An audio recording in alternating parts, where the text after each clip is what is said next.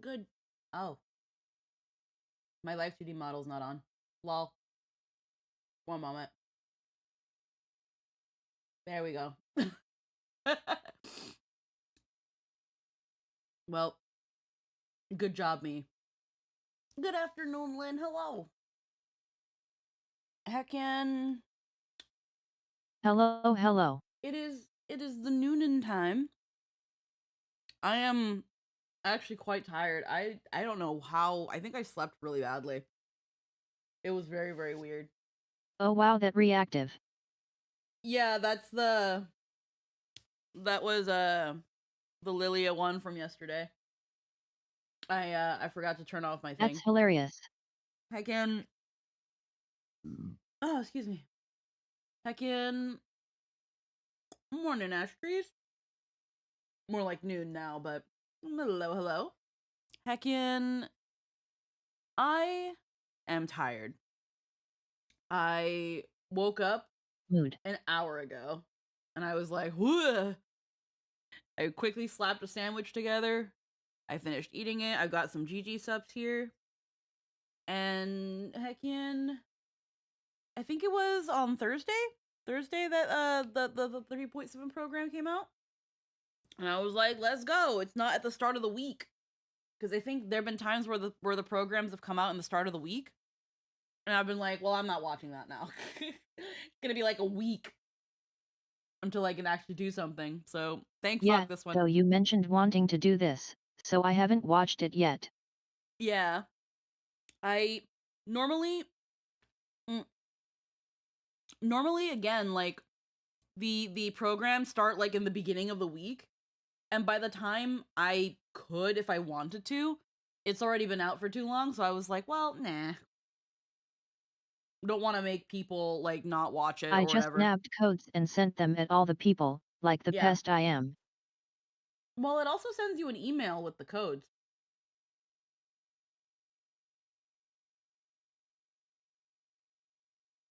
Like I get an email.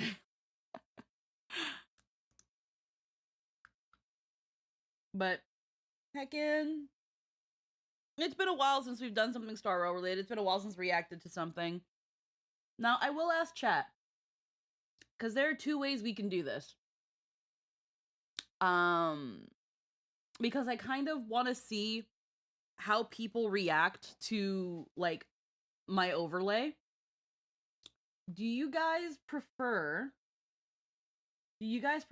this way with the overlay where the video is sectioned off, is not really interfered with, nothing covering it, or do you guys prefer no overlay, chat on top of it?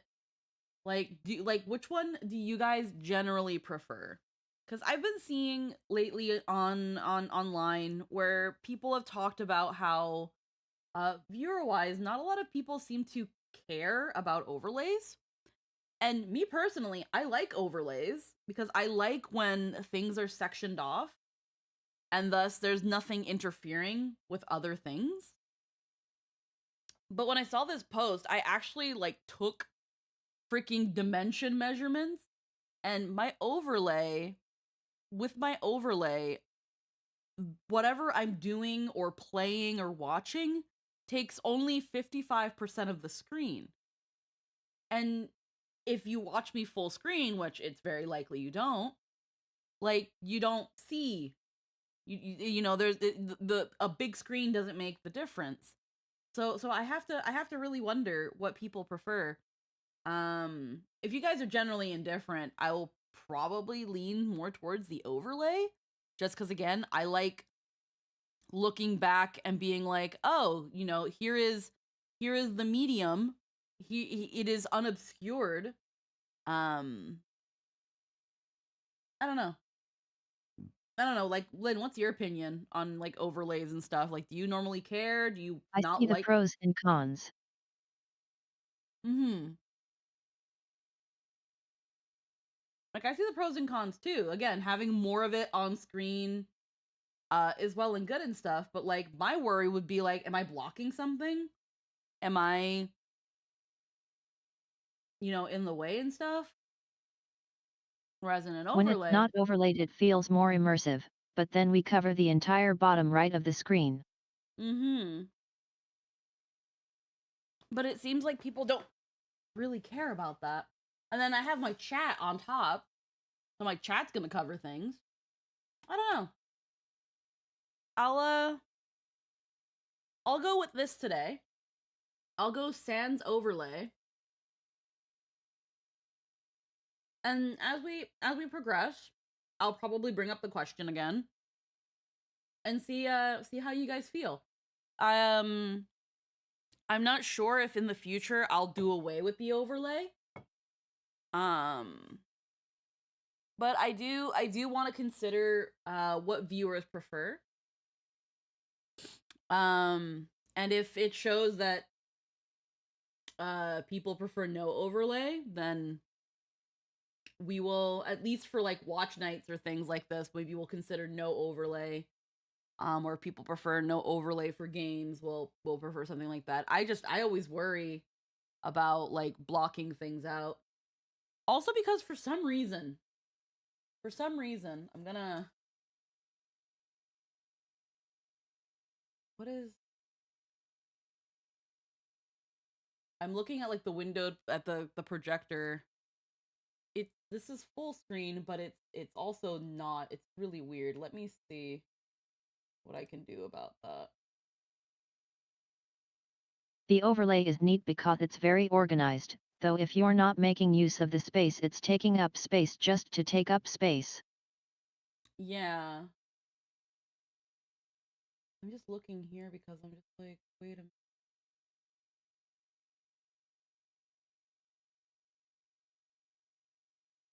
Because it's like if I was to keep my browser within the realm of like the window here, I worry that it cuts off the video. It's so weird how full screen works on this ish.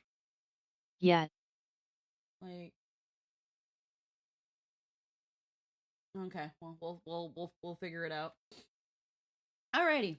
So we're gonna start with doing it like this for now. See how like people feel about it. If people like it.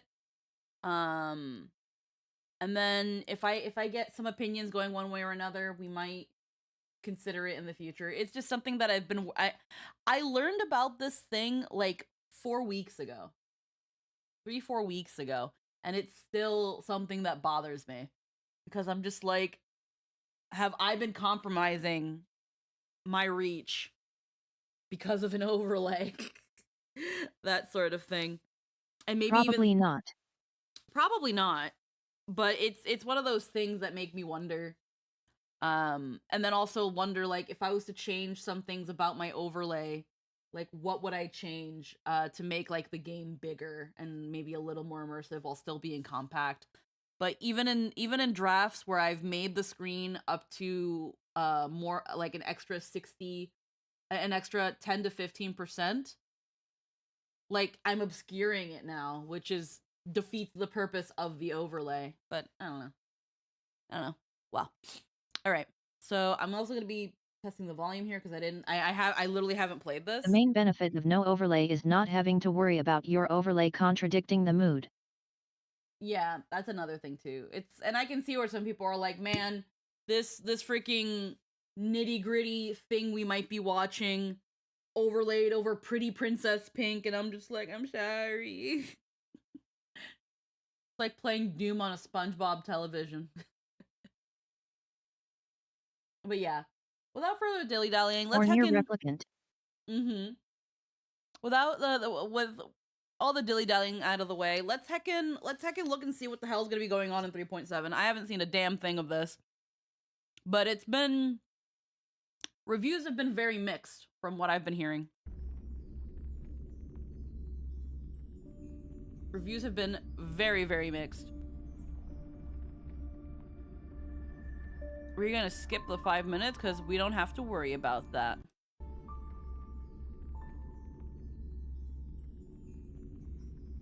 Making sure everything's coming out all right. Program is sponsored by Most of what Lady I've seen is a Aglaya. ton of people being mad about Hoyo not keeping promises they didn't make. Hmm. I like that it's sponsored by Lady Aglaya. The runes say the same thing. Yeah. Please verify your identity.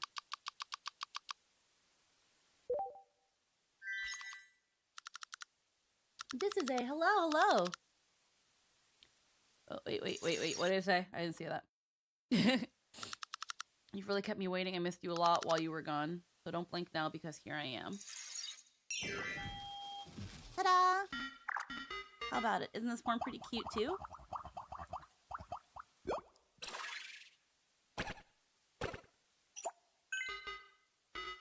Alright, let's head to the next stop. Everyone's waiting for you there. Okay, this is cute though. Yeah, that's cute. Amphorius' karma has vanished from the matrix of prescience. Unlike Panagoni's dreamscape, Hi, this Ole. place is built up God a true damn. epic measured in millennia. Yep, hi, Ollie. Void Rangers are just expendable pawns of the destruction. The real wild cards are... The Lord Ravagers. Everyone, time to move out. In 13 heartbeats, they will begin recalculating the universe. I'm just upping the quality. Welcome to the Trail of Genesis, friend. Oh, the trailer's Kalis now. Awaken the ripples? It's always had Stell. Turn over this eternal page. Countless stars, please shine for the heroes. Remember me with love in that beautiful tomorrow. Finally, the end of this journey. With this fire, I wish eternal victory.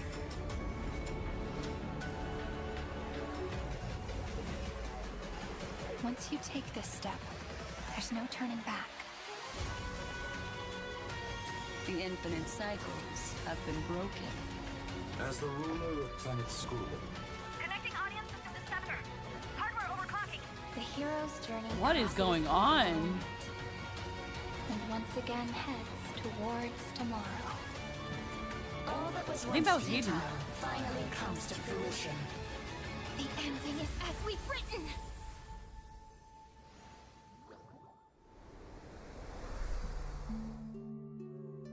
Yep. Yeah, that was like that like second to last-ish line. I think that was Hayden. So immediate thing I noticed, they completely took Stell out of this. Stell was in all the I think wasn't Stell in all of the she was in all the trailers up until now. They changed it to Kalis.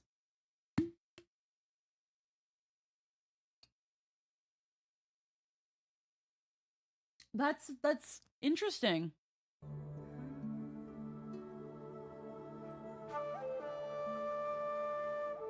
They switch between them from time to time, but Stell is definitely in most of them. Yeah. But she was like Stell was also in like the Chrysos Heirs' trailers and in a good chunk of them. They had Kalis in once, people got upset and called it waifu baiting, and then put Stell 4 in a row. Yeah. Oh. But like, I think this is the big one because this is Cyrene. This is supposed to be like the second coming of Yuri Jesus, or at least that's how some people kept framing it. And it's like, no, she's with a man. That's why I think this one's crazy, because it's like, I'm surprised they put Chaos in there this time. You'd think they know it would have been repeating it all over again with Cyrene. Yeah, like again, that's what I said. Like that's what I mean. Like there were people that were treating this like the second coming of Elysia, and you know, understandably so. She is definitely the Elysia XP, but they put her with. She's not. Now, I haven't seen much of Elysian Realm, but I know people. Also, just so people know, Yuri Jesus wasn't Yuri with the MC. She was sweet on one of the other heirs. Yeah, like when it came to Even of Gold in particular. Yeah. When it came to like again, I don't know Elysian Realm, so I couldn't say how like Elysia is there. The usual ship, yeah. Like I'm gonna be real. I ship Cyrene with Finan. I ship Cyrene with Finan. They're like the besties. They made this whole promise to each other. They're literally love and hate. They like love cannot exist without hate. They are the like the other side, like they're sides of the same coin. Um and there's something about that I really really like. Even their like big designs, even like Finan's big form and Cyrene's big form are in a way like opposites of each other. And is like a thing of the cycle. Like they are the root of all of Emphorius' cycle. They look similar, and besides the wedding theme, that's it.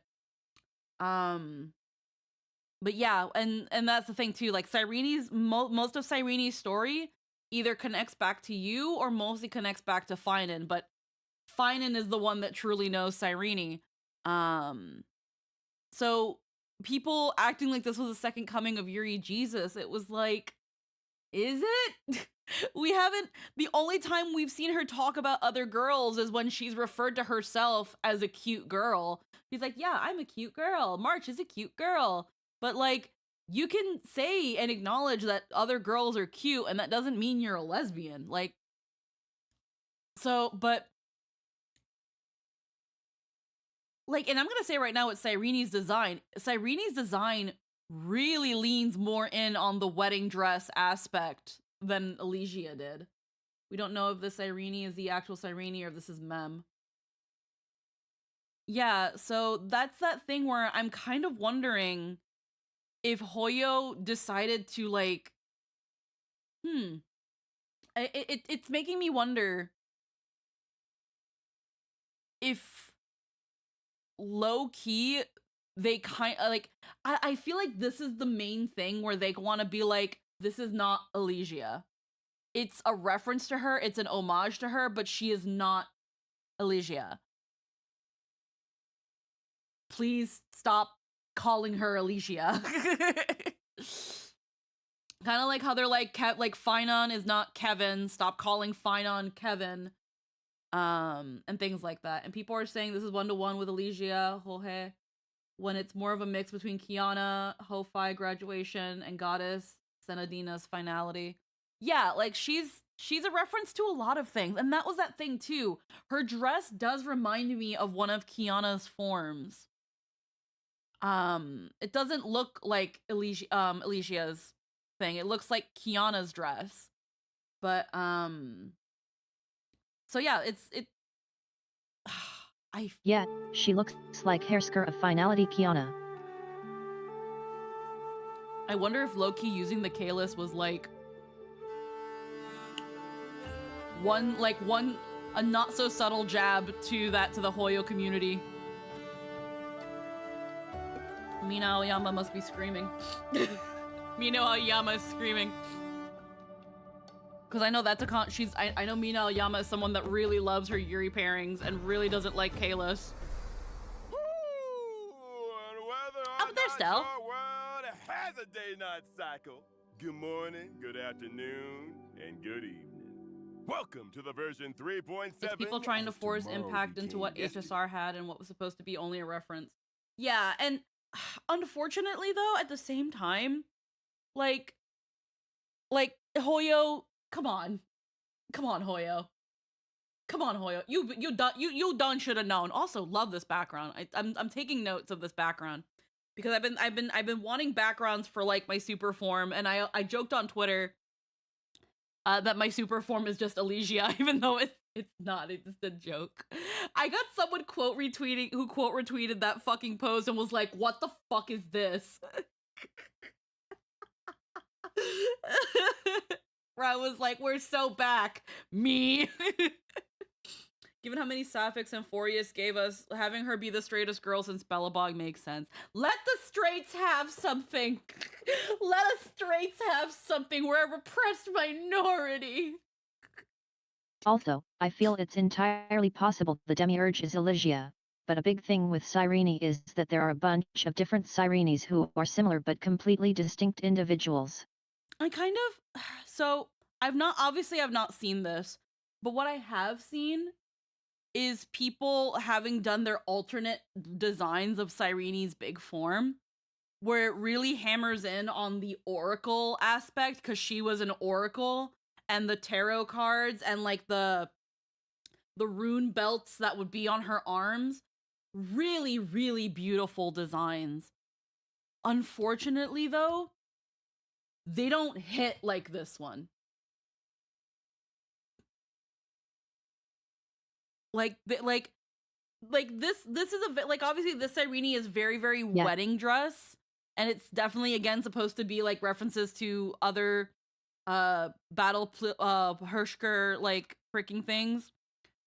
But there's also something there's a prismaticness to Cyrene's outfit and dress and design that really gives that like deity vibe. The fact that she has like the Amphorius around her wrist, the little planet on her earring, there is a cosmic entity vibe that is like a deity that she gives off, that unfortunately these just a really powerful looking oracle fortune teller just don't quite hit. She's very clearly meant to look like a goddess, like how Kozlana looks like a god. Yeah, so she's definitely supposed to be like a goddess, and there's this thing of like, again, with the wedding gown and the prismatic rainbow and white, it's supposed to look like a goddess. It's supposed to look like an icon of purity. It also includes the same remembrance stained glass crest on her chest, like Black Swan. Yeah. Like, and that's another thing. It's like when you think about remembrance, it's symbolized by this being made of ice and like the refractions of light against the ice. And again, like stained glass, Dizzy. So she's supposed to give that. So while I'm also like, they super leaned in on like the waifu aspect of Cyrene's look, I also don't think they could have done anything better. Like, I've seen so many like other Cyrene concepts, and again, they're really good, but they don't hit like this one. This one has so much more of a cosmic entity and cosmic deity that the other ones don't have. That if you were to tell me, if it turns out that this Cyrene is a cosmic deity, and then you look at those other designs, it's like, I'm not getting that. I'm not getting a goddess. I'm not getting this essentially cosmic being that has been stuck in millions of years worth of cycles, you know? She is literally supposed to be like the embodiment of love. I don't feel that from these oracle designs. You just looked at the fact that Cyrene had a book with cards in it, and you took her outfit and made her taller and her hair longer and the outfit flowier and longer. She just has a longer cloak. She just has a black swan veil. And they're nice, but they don't hit like this one. And that's the thing when it comes to creating character designs, is that like the design needs to tell a story. And a lot of these oracle big Cyrene designs only tell that chapter. They only tell the chapter of Cyrene of Ides Elysiae, not Cyrene, potentially Demiurge, Cyrene, the Keeper of Time, Cyrene, the possible ruler of Amphorius. They don't give. They don't give. Yeah, and she's the titan of love like people expect. She needs to sell love. Mm-hmm. There's some really fun ideas they could have gone with, especially considering they already experimented with translucent bodies with Electra. Yeah. I feel like, again, at the same time, if they had also leaned too much into her oracle aspect, when you look at the other Cyrene's color palette, it might have felt too much like Black Swan. And I don't think they want that. Special program. As always, I'm your host, Albert. Hello, dear viewers. I'm the Trailblazer. Hi. Also, touching on an earlier bit, there's the aspect where March constantly insists that what the others call her six-phased ice is not ice. I don't think that's a throwaway, or they wouldn't reinforce it. Good to see you, everyone. I'm Cyrene. Hello. Also, okay, I have I'm to say this. Let's once again. Yeah. She tried to do the Marina. Hi. Hi, miss me yet? Is how Alicia always introduces herself. Yep. Like, no, they're gonna still lean in on Alicia because she is what she is a reference to Alicia. And I like how Aiden Dawn tried to kind of do the Marina, you know, the Marina, like, hi. Like, hi. Yeah. Oh, wait. But she was a little too soft on the delivery. Miss me yet? Good to see you, everyone. I'm Cyrene. Hello. I'm Herda. Let's once again welcome our dear guests with a warm round of applause. Best girl is here. Time passes so quickly. Somehow, we're already at version 3.7, and we're about to enter the final chapter of the Amphoria story. Before we knew it, our Trailblazer friends went from knowing nothing about this world to forming unbreakable bonds with many people here. That's right. Our And little crying. express trio So much inherited crying. Titan core flames, gained new powers, and became bound to Amphorius' fate. Now, together with all our fellow Chrysos heirs, we will face this world's most dangerous and powerful enemy, Iron Tomb itself, as the Titans of the New World. Yes, and I feel like the importance of this battle has escalated to heights we've never seen before. Not only is this a direct confrontation between the destruction and the erudition, the forces of remembrance are also lurking on the sidelines, Also, can I just waiting say, for their chance. this art goes hard. Oh yeah, no, it's beautiful. Even saw the Xianshou generals in that trailer. With the reveal of Iron Tomb's existence, the impact of this battle has expanded from just Amphorius to the entire cosmos. According to Liget. I hear nameless faces. The beginning and end of the flame chase reaches a finale. After 13 heartbeats, the arrow of miracles will send the cosmos to tomorrow. It'll be a romantic tale, won't it? So, like, are we actually supposed to get fuel for the express? Iron Tomb's goal is to bring about the downfall of the Yes. entire path of erudition. Even though Iron Tomb itself hasn't been born yet, it contains such immense powers of destruction that the leaked Iron Tomb virus alone has been classified by the IPC as Lord Ravager level. Facing a crisis of such vast proportions, I bet the major powers across the cosmos won't just sit around waiting for death. That's right. A cosmic alliance is being assembled, thanks to the negotiations of the Astral Express and the geniuses. They are geniuses. Question. This is an insane trailblaze journey, and the train is fueled by exactly that. Yeah. Also, question. Has the Trailblazer ever been in these programs? Because this is probably the most we're going to be seeing Stell talking, aside from As I've Written.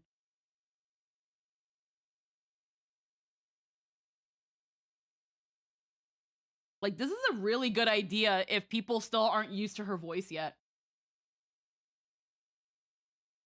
I think, like, before, during 1.0. Okay, that would make sense. I've not seen all of these.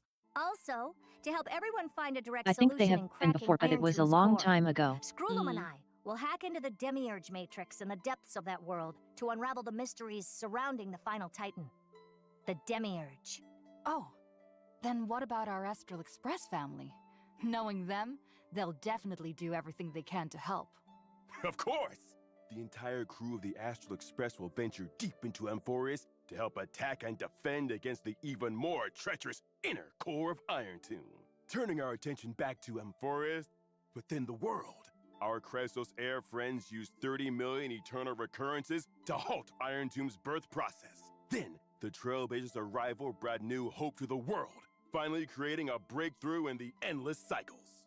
Now we have completed the final Era Nova with the 3 members of the Express and the Chrysos heirs becoming the Titans who support the new world. Not only that, but the Trailblazer has actually taken on the duties of Kefali, the world-bearing Titan. Once the Trailblazer proclaims the prophecy of deliverance to the world, the 12 Titans will embark on their final journey and advance toward Iron Tomb's inner core. Not bad, little one. You've got this, Trailblazer. As the old saying goes, with great power comes great responsibility. By turning into Kefali, the Trailblazer has literally become a towering hero, and this responsibility will motivate us to move forward. Yes, the world-bearing core flame, seized by Finan and protected by Cyrene until now, has finally been passed into my hands, becoming the hope that will sustain our new world. Cyrene, will you two be coming along with us? Of course. We've been through so many adventures across Amphorius together, so we should write this final chapter of the story together too. As for Finan, he's gone ahead of us and is already on the battlefield facing Iron Tomb. The first stop of this journey will be to rendezvous with him. Oh? The hands of time spin forevermore, and through 30 million turns, Finan not only Is she Cyrene or is she fury Mem? to scratch the arrogant I think the idea is that also she's Cyrene. engaged in a deadlock with Yes. Iron Tomb, ultimately transforming himself into the casket that would seal Iron Tomb away. In the upcoming story, we will head to the final battlefield, the Holy ruins shit. of time. Gravel fills the sky here, with an endless expanse of wilderness stretching as far as the eye can see. I can also see a giant sword piercing into the Earth's core, and a statue that resembles Finan. Are these both seals that he put in place? That's right. On one hand, Iron Tomb was too powerful, so Finan had to use every ounce of his strength to prevent its premature awakening. He set up 3 layers of seals here, waiting for his companions to come and It kind break of them, depends. so they could all step The into Cyrene we final traveled with in battlefield together. 3.6 said she was more MEM than Cyrene. Yeah. Like, the Cyrene that we've been traveling around with is Mem. But this is like the Cyrene. Like, I think this is supposed to be the original Cyrene. The one who became time. On the other hand, as a prison that Finan bound Oh, hi. himself to, I didn't even notice you Hi. jumped in. Boo. Hi Ada. Welcome to the invite-only stream. Yippee, So I'm it says invite special. only. Oh wait, I shouldn't be here? Oh wait, I'll leave. I'm sorry. Haha. Yeah. It's okay. It's okay. You don't have to apologize. We have it this way because to avoid overcrowding. So you can stay if you want. We'll let you stay. Thank you. It's You're very okay. kind. It's okay. It's okay. the ruins of time have manifested many complex We make a habit scenes of giving under its people a hard influence. time because it's funny. Yeah, no, we at this point it is low key a meme because it literally has a stop sign and then says invite only and people still walk in here. I don't it doesn't work the way like I can click, but then it's going to say like, oh shit, go away. No, Yeah. it's okay. It's okay. No worries. The sign can't stop me because I can't read, says Tantrum. Yeah, honestly. Don't call all me like that. No worries, hun. It's usually helped to kind of control the flow because sometimes we get like everybody comes in at once and then it's like, oh shit. So we end up going into long tangents like we already have. Like we're 14 minutes in and it's already been 40 minutes. Lol, not me. I don't get it even if you tell me to. Yeah, except for Din. Like Din, we don't even have to do that. That reflect his inner world. Looking Alrighty. closer, there seem to be domains symbolizing several Chrysos heirs. Finan, you must be thinking about everyone constantly, aren't you? Oh, hearing that really makes my old heart ache. Finan sacrificed himself and Yeah, paved that's the way for Keffel's this job. world to break free Yep. from the destruction. He can leave the final battle to us. Mm-hmm. After breaking through these seals, we'll face the most treacherous battle of this journey, confronting Iron Tomb itself. Let's first take a look at some footage of Iron Tomb. Hopefully, this will help everyone prepare better. Oh, okay. Huh. That's probably just its first form, though. There's Oh, no wow. way that's just gonna be that. There's no way it's Yeah. just gonna be that. Oh wow. The animation is really good. It's the boss. It's the final boss. It fucking better be. Well, yeah, it does. The reason I'm harsher about this sort of thing is because Pollo is a multi-billion-dollar company, and this is the final boss of this fucking story. If they give him, if he has fucking caca animations, what the fuck was I doing? What the fuck were y'all doing for the last fucking year that we've been playing Euphorias? So we knew like, this was coming from the 3.6 trailer, even if it was blink and you miss it. So I'm expecting like at least two forms from Iron Tomb. Wow. But yet I'm expecting something big, and I want some insane music. That's Iron Tomb. Oh yeah, the music.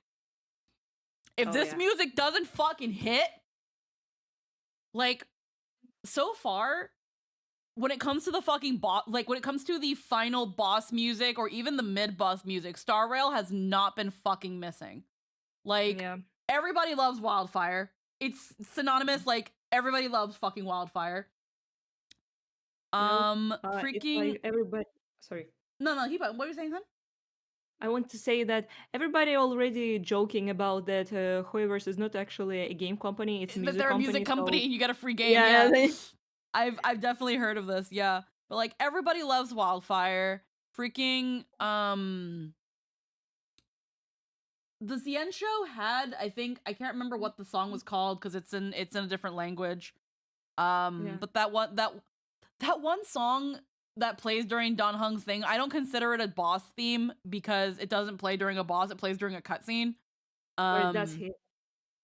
That's like his song for like Imbibitor, so I don't count it.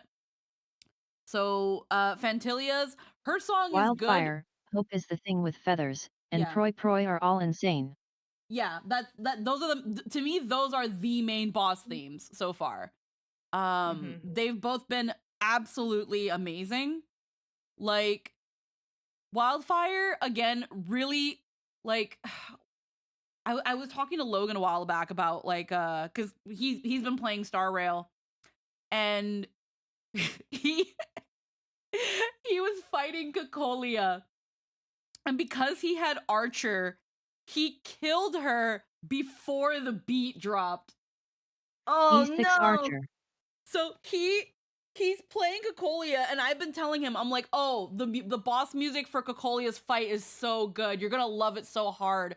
It's like, it's perfect, like, action, mecha, shonen, reclaim the world vibes. Yeah. And he finishes, and he messages me, and he was like, yeah, the song was okay, but, like, it never really, like, I don't understand what, like, people are talking about. The song is just like, yeah, it's like a nice guitar, and it's kind of sad, but, like, okay. And I was like, huh? And then a little bit later, he was like, I found the song Wildfire, and man, I wish they put this song in the battle. And I'm like, it is in the battle! And I'm like, what are you talking about? And I link him the battle, and I'm like, this is the one you did, right? Like, you did this battle, right? He's like, yeah, but, like, she never did that other part. And I'm like, she never, like, did her comment, and then we made a choice. I will never forget when he said he finished Penacony, but it was anticlimactic, and the entire call of like 8 people locked the fuck in after wordlessly figuring out he wasn't actually finished. Yeah, like, and I was like, but Cocolia never did that? And he's like, no, I killed her too fast. I killed her really quickly with Archer. And I'm like, oh my god. I'm like, you need to go fight the battle again and tell Archer to calm the fuck down. And then he did it again, and he was like, ah! My god, he fell for the Penacony fake out. But here's the thing, Dan Dragon. You're supposed to fall for the Penacony fake out. When he was like, I finished Penacony, I fought Sunday, it was very anticlimactic. Fucking, though, I can't remember the exact words he used. He was like, I could have done it myself. I didn't need Don Hung and Alejandro Saab to come and save the day. He didn't say Jingyue, he said Alejandro Saab. He was like, why are you here, Alejandro? Get out! I'm the hero. it was so fucking funny. He was like, I love Alejandro, he's a really great friend, but get the fuck out of here. He was so mad. And then he was like, hey, the ending of Penacony was really like underwhelming.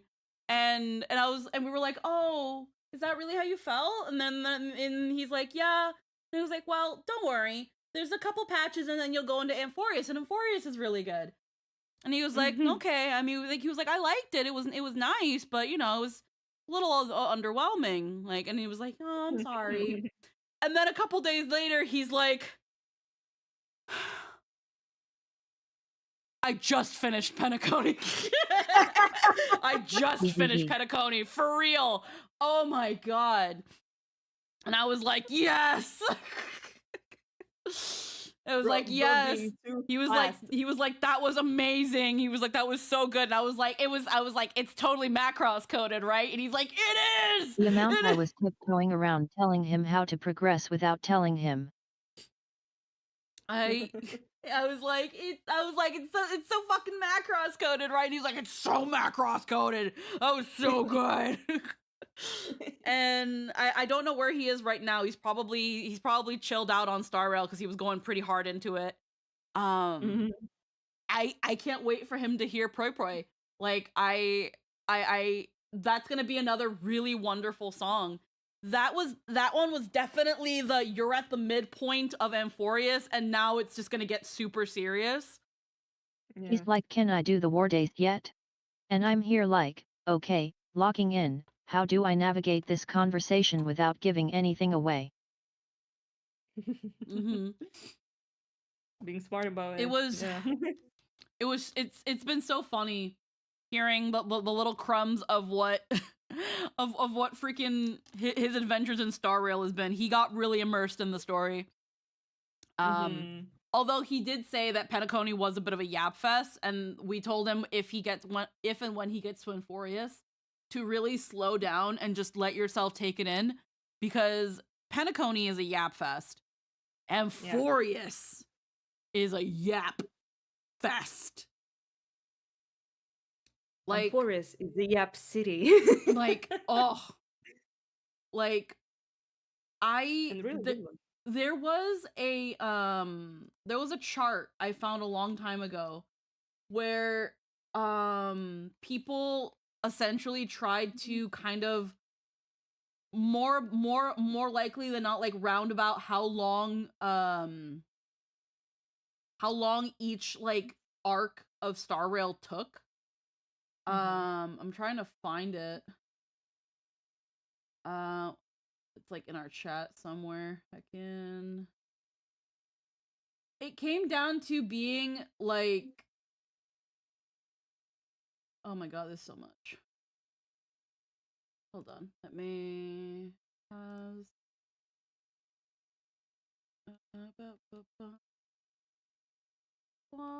nope, that's not it. Has link. Doesn't sum it up by much, but it'll help.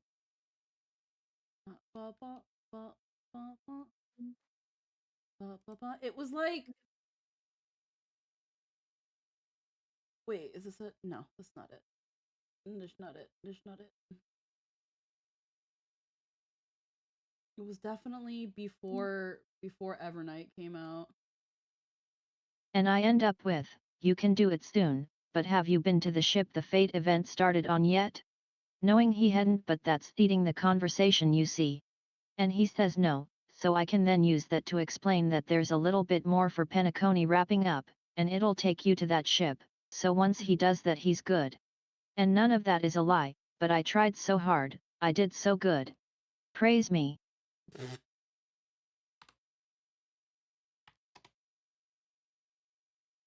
Wow. Here we go. I just looked up by fucking, because I always use the same words, yap fest. Okay. So there was this one post where it had two columns. It said, it was literally called the story if you skip versus the story if you don't. And Heard a Space Station roughly an hour and 50 minutes if you don't skip the story cutscenes. If you do, it's I 45 hate that minutes. thing so much. Oh yeah, I know you hate it. We got into a debate about it. Eurillo, if you watch all the cutscenes, roughly 6 hours. If you skip everything, an hour and 7 minutes. The Xianzhou Laofu, roughly 9 hours and 3 minutes. If you skip everything, an hour and a half. Penacony, all of its cutscenes, the main story with all of its cutscenes, and this is mostly just the MSQ. This is your Dark Orange quests. This is your Trailblaze mission, not your side quests and all that stuff. Main story. Penacony, 18 hours. Skip everything. It's exclusively gold missions. Yeah, 3 hours and 50 minutes. Amphorius, 39 hours and 32 minutes. With cutscenes, just MSQ. Skip everything, 5 hours and 50 minutes. Now, what does this tell us? Well, objectively, Amphorius is long. Objectively and as straight to the point, without giving any way and without going into any critique of the game, objectively, the game long. The game is long. Pretty big boy there. Amphorius is long. 3.8 will have us return to Penacony. The numbers on that graphic were a bit misleading because it doesn't count side and character quests. And that's fine, because that was the point. Again, the chart says specifically Star Rail main quest time. That is me to Amphorius. You're long. About the equivalent of getting all the achievements in your average. Like, of course.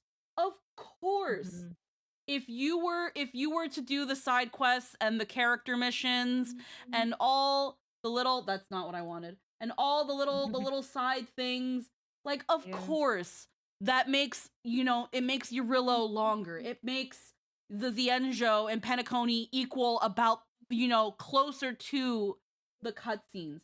Pero not the point.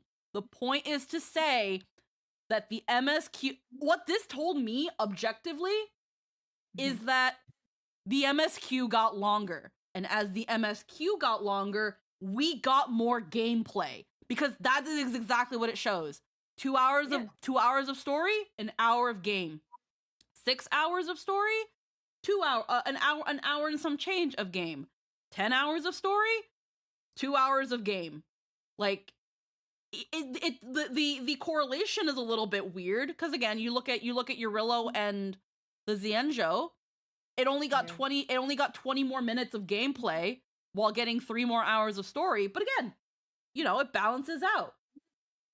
It's still not a bad thing. For me, the Xianzhou was just too fucking long, but it is what it was. But it was also coming after Eurillo, so Eurillo was like a really good self-contained story with a really good hit punch ending, and then the Xianzhou was like, you're in China. So, and then Penacony was where it really tried to tell a more in-depth story with twists and turns, and really get you immersed into what's going, along with its lore building, all that stuff. And again, you get 4 hours of game. That's a huge jump from an hour and a half to 4 hours. That's a huge jump in game. Again, story amount doubled. So did the game. It's still not a lot, but it's still a 50% increase in game and in story. And then you look at Amphorius, where again, the game has once more in story doubled, and the game almost doubles. But people looked at this, and again, if you now start looking at things in some sort of twisted perspective, well, the story's long. The story's too long. There's too much talking. It's a visual novel. And I'm a little inclined to agree. But I also don't super mind that as much. One thing I really wonder is why it when it comes also doesn't say anything about how many patches they are. it's just using one data point to present an argument in poor faith as fuel to hate on it, which is exactly what it was made and used for. It really wasn't. It really fucking wasn't. I do not agree. The one thing I really wonder is why when it comes to HSR, they don't mix an interesting gameplay like they do in the other Hoyo games and just stick to being 90% story. I'm curious if they included the Trailblaze continuance. No. So, if you were to translate this, it says, skipu shitara something questo no something. So it just says skipping the main story. The chart is just called skipping the main story. And again, when you really look at it, and some people might be inclined to disagree, when it comes to the overarching of, well, how many patches did it take? It doesn't fucking matter. Yeah. It doesn't matter. The patches is just so that is because it's a live service game, so it has to update in batches. That doesn't mean like, well, it was more patches, so it's a longer story. No, because 3.0 was 10 hours and 3.4 was 5. It doesn't matter. At the end of the day, the time is the most objective measurement. And again, it's not counting the side content because not everybody does that. Most people are, in one way or another, have to do the main story to progress in the game. That is the measurement that matters. This person didn't put, look how long this fucking game is, guys. It literally just says, length of the Trailblaze in Honkai Star Rail. That is all. If other people turned it into an argument about good story, bad story, less is more, blah, blah, blah, that is on them. This is just a chart of data. This is just data. Like, when I showed this to Logan, I said, hey, you're about to get into a story that at this point in time, October 5th, is 39 hours.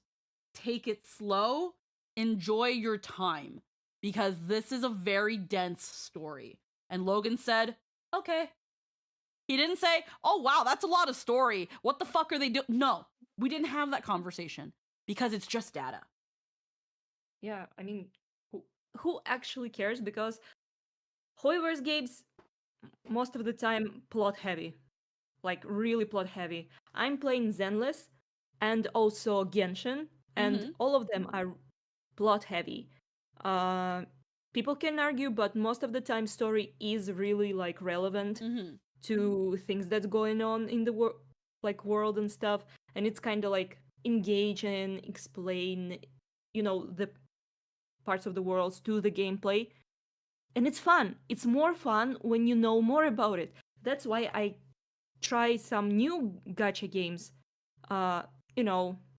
Before that, maybe some Japanese gachas.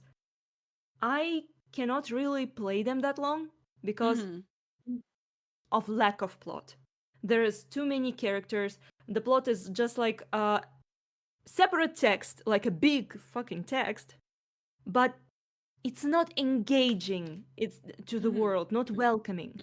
These games welcome us to the world. They explain everything, and I think this is wonderful. Okay, you can skip it if you want, but that's the sauce.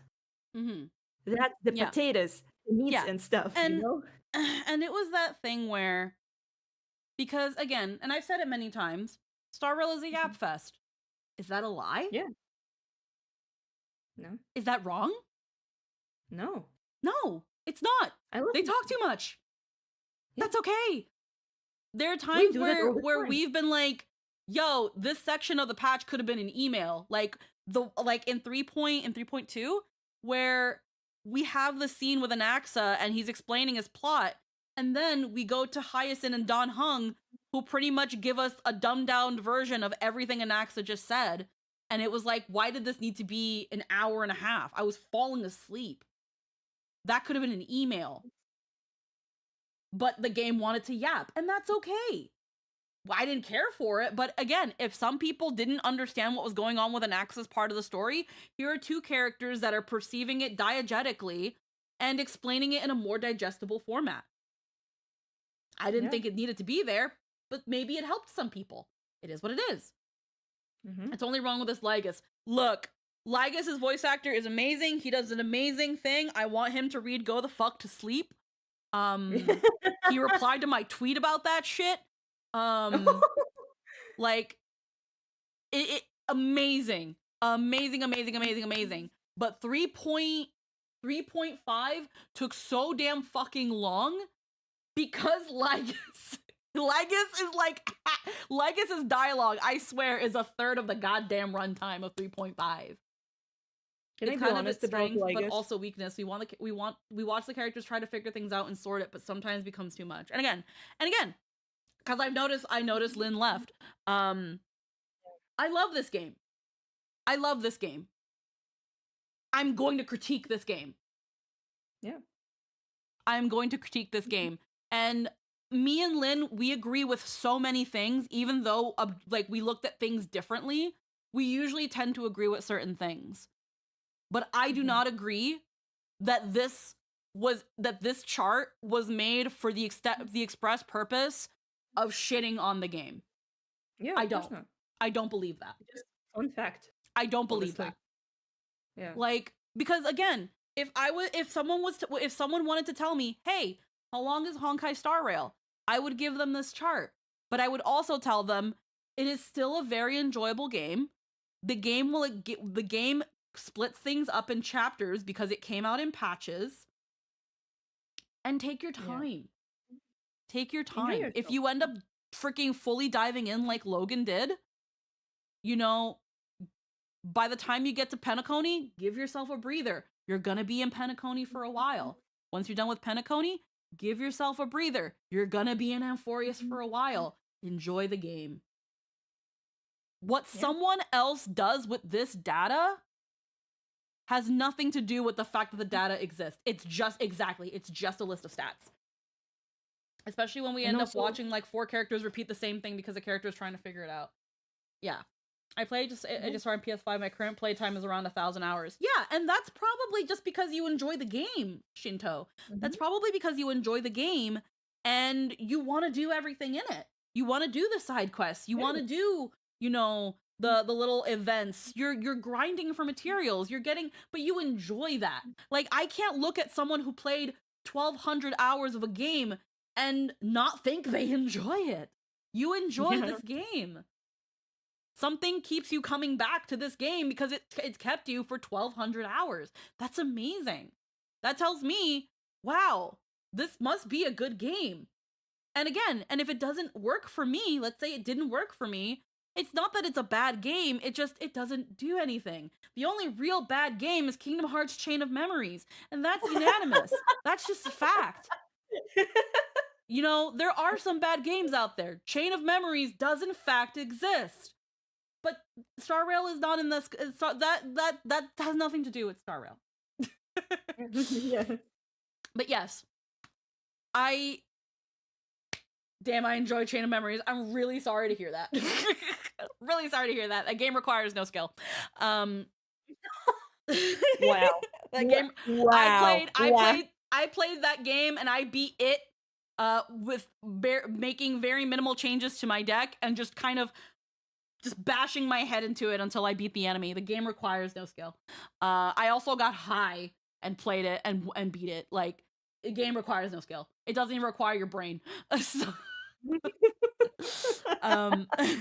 but yes, that all being said, tangenting over, if Lynn is still around, she is more than welcome to jump back in. The mean chart's gone. Because unfortunately, I am aware that she does not like that chart. Unfortunately, that chart is where me and Lynn agree to disagree. Why? I just it's like she said earlier. She feels that the chart was made in an attempt to essentially attack the game, but I don't think so. I don't think so. Because the comments people are using the chart to attack the game doesn't mean the person who made the chart made it for the express purpose of being like, look how long Star Rail is, guys. And it's like, wow, a live service game that's been around for 2 years is long. Holy shit. Like, what do you mean? Come on. And again, yeah, Star Rail is a yap fest. That's true. That's not. I mean, that's a plot-heavy that's game. not a fact. Like, You don't want your waifu to talk? Why? It's that's the best thing. And again, I couldn't tell you. It also doesn't help that Lynn did leave. We did try to have a conversation about this. But most people still enjoy the story with the big player base. We just hate their monetization choices. Yeah. I just remember when I linked it, again, she had said that the point of the chart is to suggest that it's way worse than it actually is. I said, no, not really. The post literally translates to time it takes to do MSQ with and without skipping. And, you know, like comparing how long it is with cutscenes and if you skip, if anything, it shows how much content you lose out on if you choose to be a story skipper. You lose 80% of the game. So if someone was to ask me, okay, but how long is HSR? I would give them this so they could roughly how long it would take and how much content they lose if they were to just, quote unquote, want to get to Amphorius. I think it's also a matter of perspective. I don't see also, this chart. I'm saying, also, don't forget about speedrunners. They really care about those things. Yeah. I said, I don't see this chart and think, oh, they're trying to say HSR isn't a game and it's just cutscenes. Or HSR is a yap fest, and if it did, is it lying? I don't think so, but I would say the first take is more reductive to it than the second. Who cares? Again, Me happy. Yeah, it's that thing of, again, that chart does show, hey, if you're a story skipper, you just lost like half the game. Like you lose like 80% of the game if you're a story skipper. That's why I've also made the joke. You want a story skip button? You've had it from the very beginning. It's called uninstall. Like, it's called delete the game. But I don't know. Games like that. I don't know. Maybe Lynn and I will get into a more in-depth conversation about it if she ever is open down to it. Because again, I am more than willing to talk about like why we have why we reach the conclusions we reached. I would really love to hear more about why she thinks the chart is strictly made in bad faith. I don't see it as such, but yeah. Discussion. Just a Twitter post. Yeah. Discussion truly over. If she wants to come back, she totally can. We will now be going back to the special program. Yes. Story skippers when they're handed a paperback book. Ugh! I don't. I will say Star Rail's the closest I've gone to reading an actual book in a long time. Yeah. it's kind of crazy. You all right? Holy moly, it's... Oh my goodness, this is terrifying. That's Iron Tomb, all right. Holy moly, it's so intimidating. And there are way too many attack patterns. With the overwhelming torrent of destruction, and that spear that seems capable of piercing through the universe, I think I'm starting to understand what they meant by the real wildcards are the Lord Ravagers. I remember the Cienjo folks mentioned earlier that Amphorius' causality disappeared from the Matrix of Prescience. There was no way to tell its fortune. Against an opponent like this, we'll really need to give everything we've got. We sure will. Though the path ahead remains uncertain, where there's a will, there's a way. Oh, Albert believes that with so many companions working hard both inside and outside this world, we'll surely seize that precious chance for victory. Yeah. The Trailblaze will never submit to the destruction. Yeah! And in this final battle, the Trailblazer will also undergo a unique transformation. Oh? The flame-chasing epic is almost complete. The quill, and even as I've written, are both the Trailblazer's secret weapons now. If Dr. Ratio saw this, he would probably say, well done, you finally grasped the true essence of knowledge is power. So each time I look at the... Does the Trailblazers animations change once you reach this part then? Yeah. I think so. Picture of us That's a good show of progression. I've written. I recall the first time I met Mem. From a little fairy to a rosy girl, then to the new face we now see. What kind of growth and transformation did Cyrene undergo along the way? Then, without further ado, let's revisit Cyrene. Even as this tale approaches its conclusion, we will always remember the very first encounter.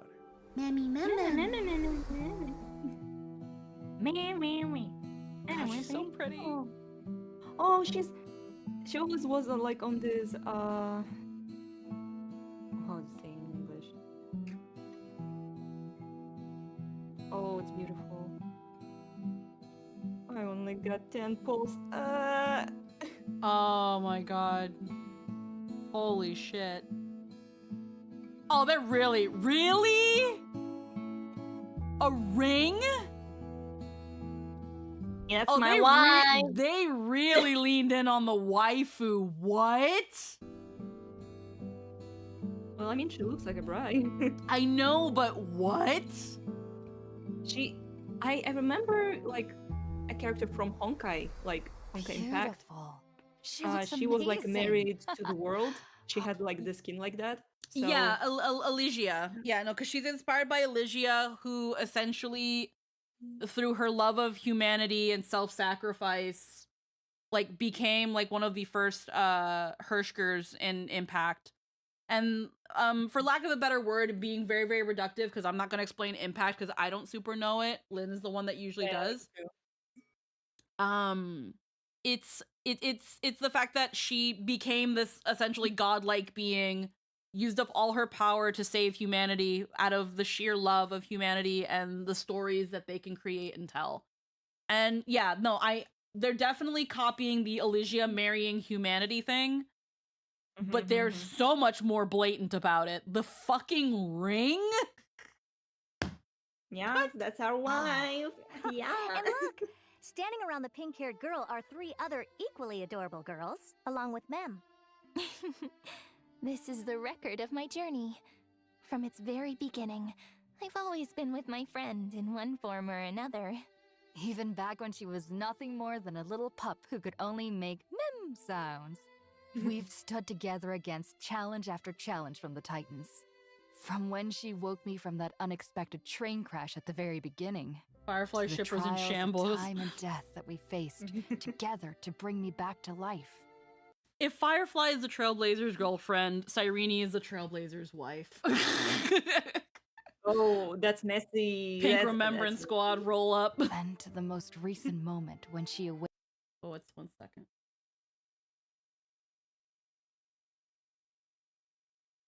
Yeah.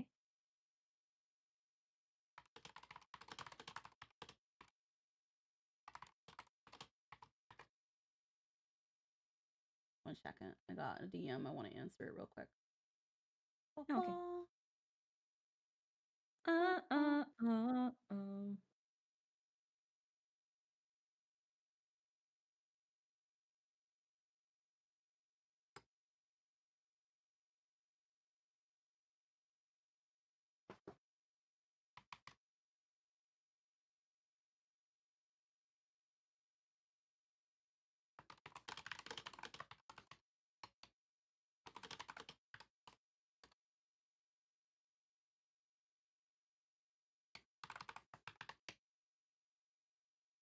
Okay, 1 second. Now I'm understanding what they want.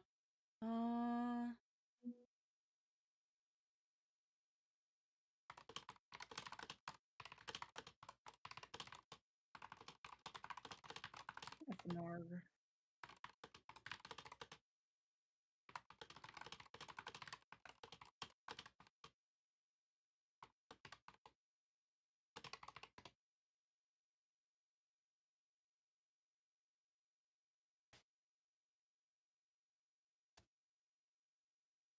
Alrighty.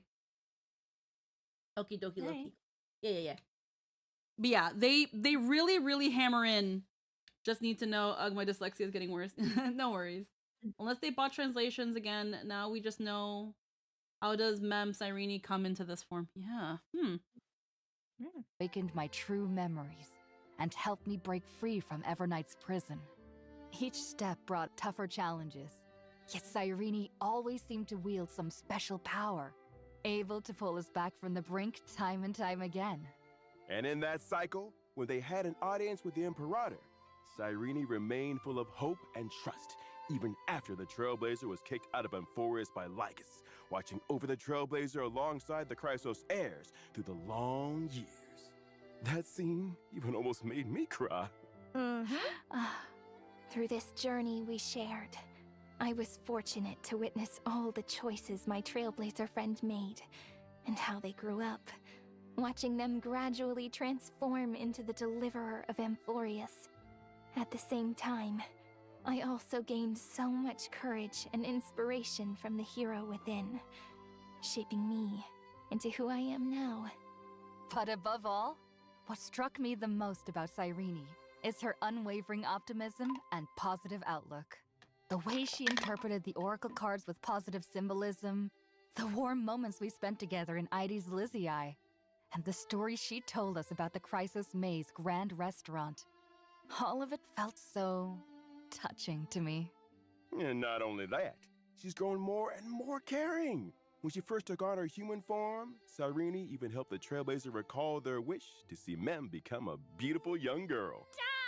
It's so embarrassing to be caught by the person you made a wish for. But I've always wondered, though the journey through Amphorius held both gentleness and cruelty, What's the figure in her dress or the side? The figure? So if you're talking about her splash art box time, in Cyrene's splash art, the ones closest to her are Cyrene, like Ides Elysiae Cyrene. So we're just gonna say young Cyrene. Then there's Mem, and then on the outer edges are her, like big Cyrene. So it's like reflections of her. Gentle side. That's right. Even at the very end of the 3.6 story, deep within the cold and lonely Great Tomb, Cyrene remained the same as ever, brimming with hope and remaining gentle and steadfast. It's like she's already gotten used to coping with all those lonely moments. After learning the truth about this world's endless cycles, Cyrene found herself drawn to gazing at the stars, hoping that something unknown out there might be able to smash destiny. In her heart, she was sure that one day this small glimmer of hope would sparkle like starlight and catch the universe's eye. But speaking of cycles, Cyrene said many times she doesn't have the memories of those 30 million cycles. So what's the true story? Surely we're not talking about two Cyrenes here, are we? Ooh. Right. And just like Owlbert said, those records we saw in the Great Tomb of the Nameless Titan were super fascinating. It really felt like Cyrene was telling a story to someone the whole time. As the story moved forward, a lot of Amphorius' secrets cleared up. But there's still something about Cyrene that feels mysterious. All Albert knows is that in version 3.7, Cyrene is going to share her little-known past with the Trailblazer, whom she trusts the most. And all these questions will be finally answered. I see. All right, then. Let's see how she's changed and what she looks like today. Alrighty. I follow the path of remembrance, and I can provide my team with a variety of support effects. While I'm in the team, all allies' damage dealt increases. When I use my skill, I create a zone. While the zone is active, each time an ally deals damage to an enemy, an additional instance of true damage is inflicted. After using my technique, all allies gain a speed boost, and I will create a zone at the start of battle. Oh, that's not bad at all, Little Speed Pink. boost. I really like the look of that zone. Little Pink. Each time an ally target takes action, I gain a special charge point called Recollection.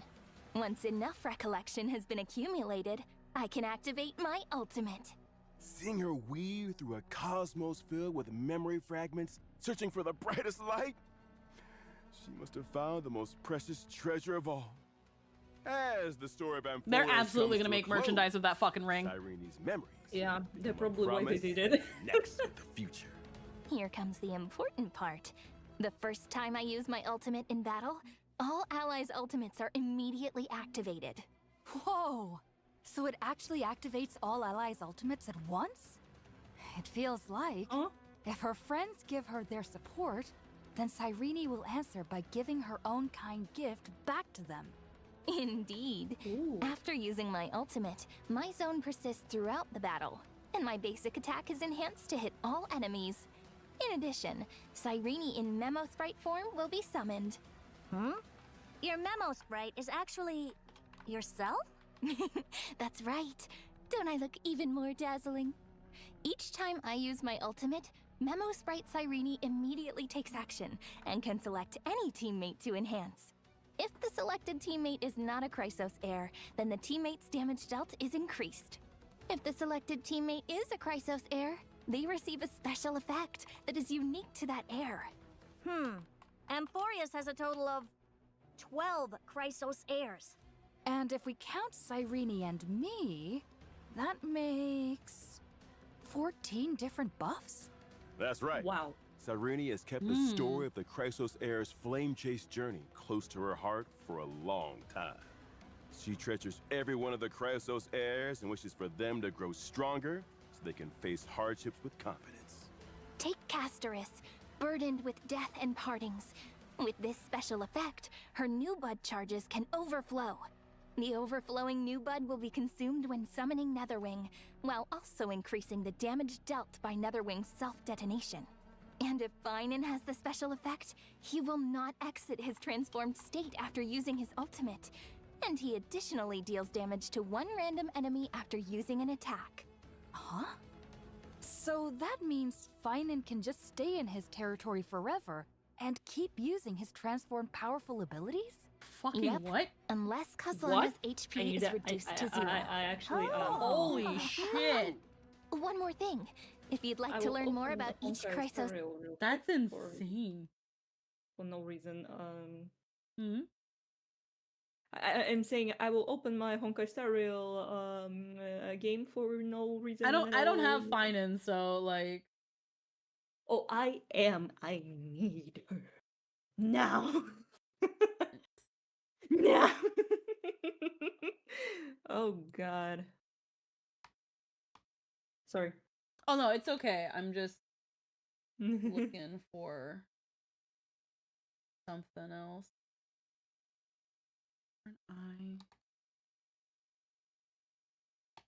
She's really damn good for a number of the heirs. If you don't care about 0 cycles. Yeah. I mean, she'll be useful for every character, I think. Like, even every character from Amphorius. She's got a different buff for each character. Yes.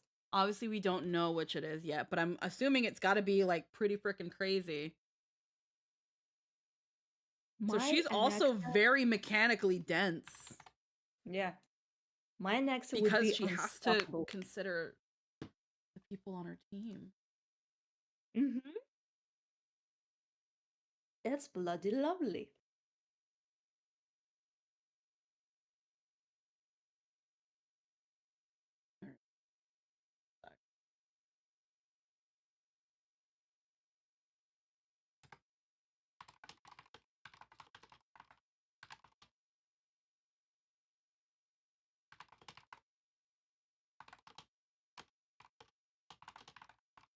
Bloody nice. I will donate to Honkai Star Rail because I'm weak.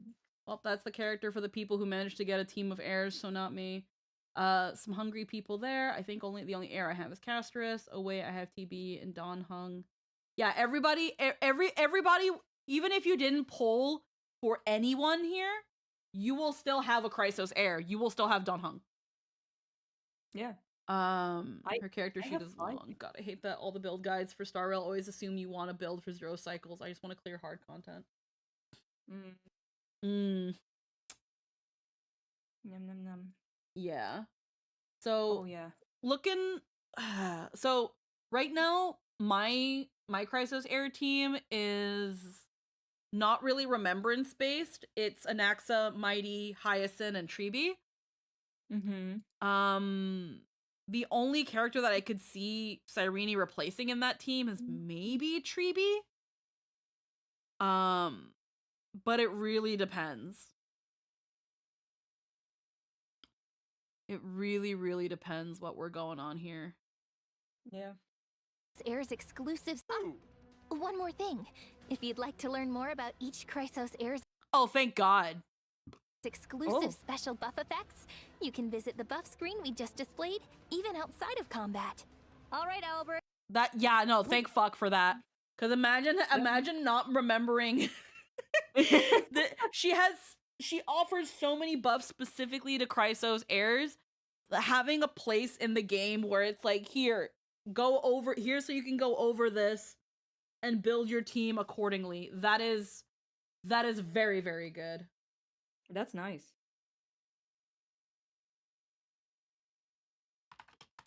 I need that. Oh my goodness.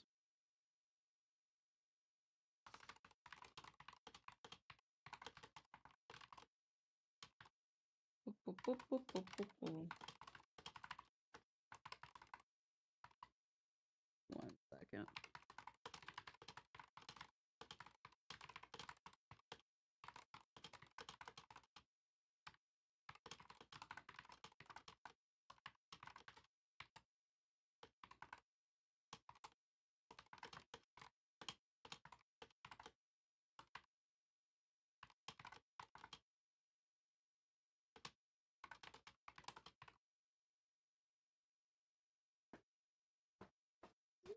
Holy moly.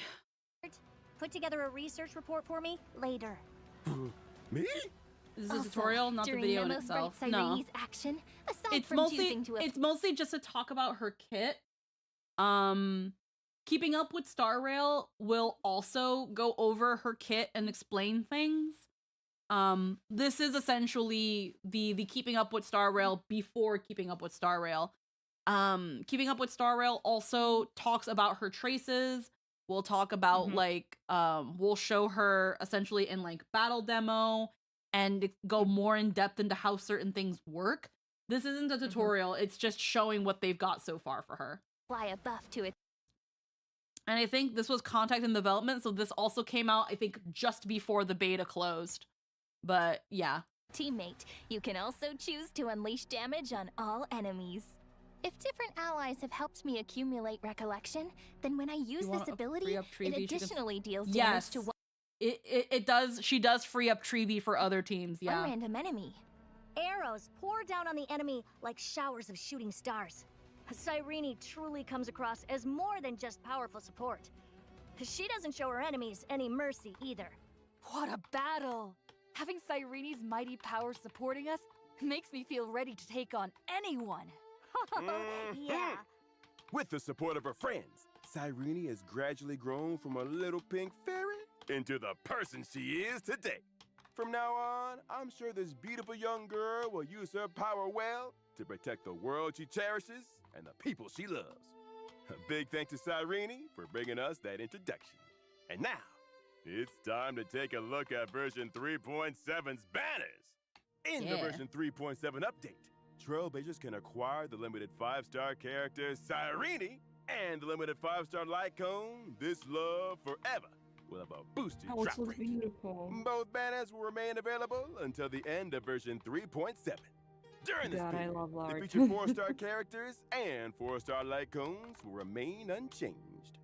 In the first half of version 3.7, there she is. Oh my god, I was fucking right. Limited 5-star. Hold on.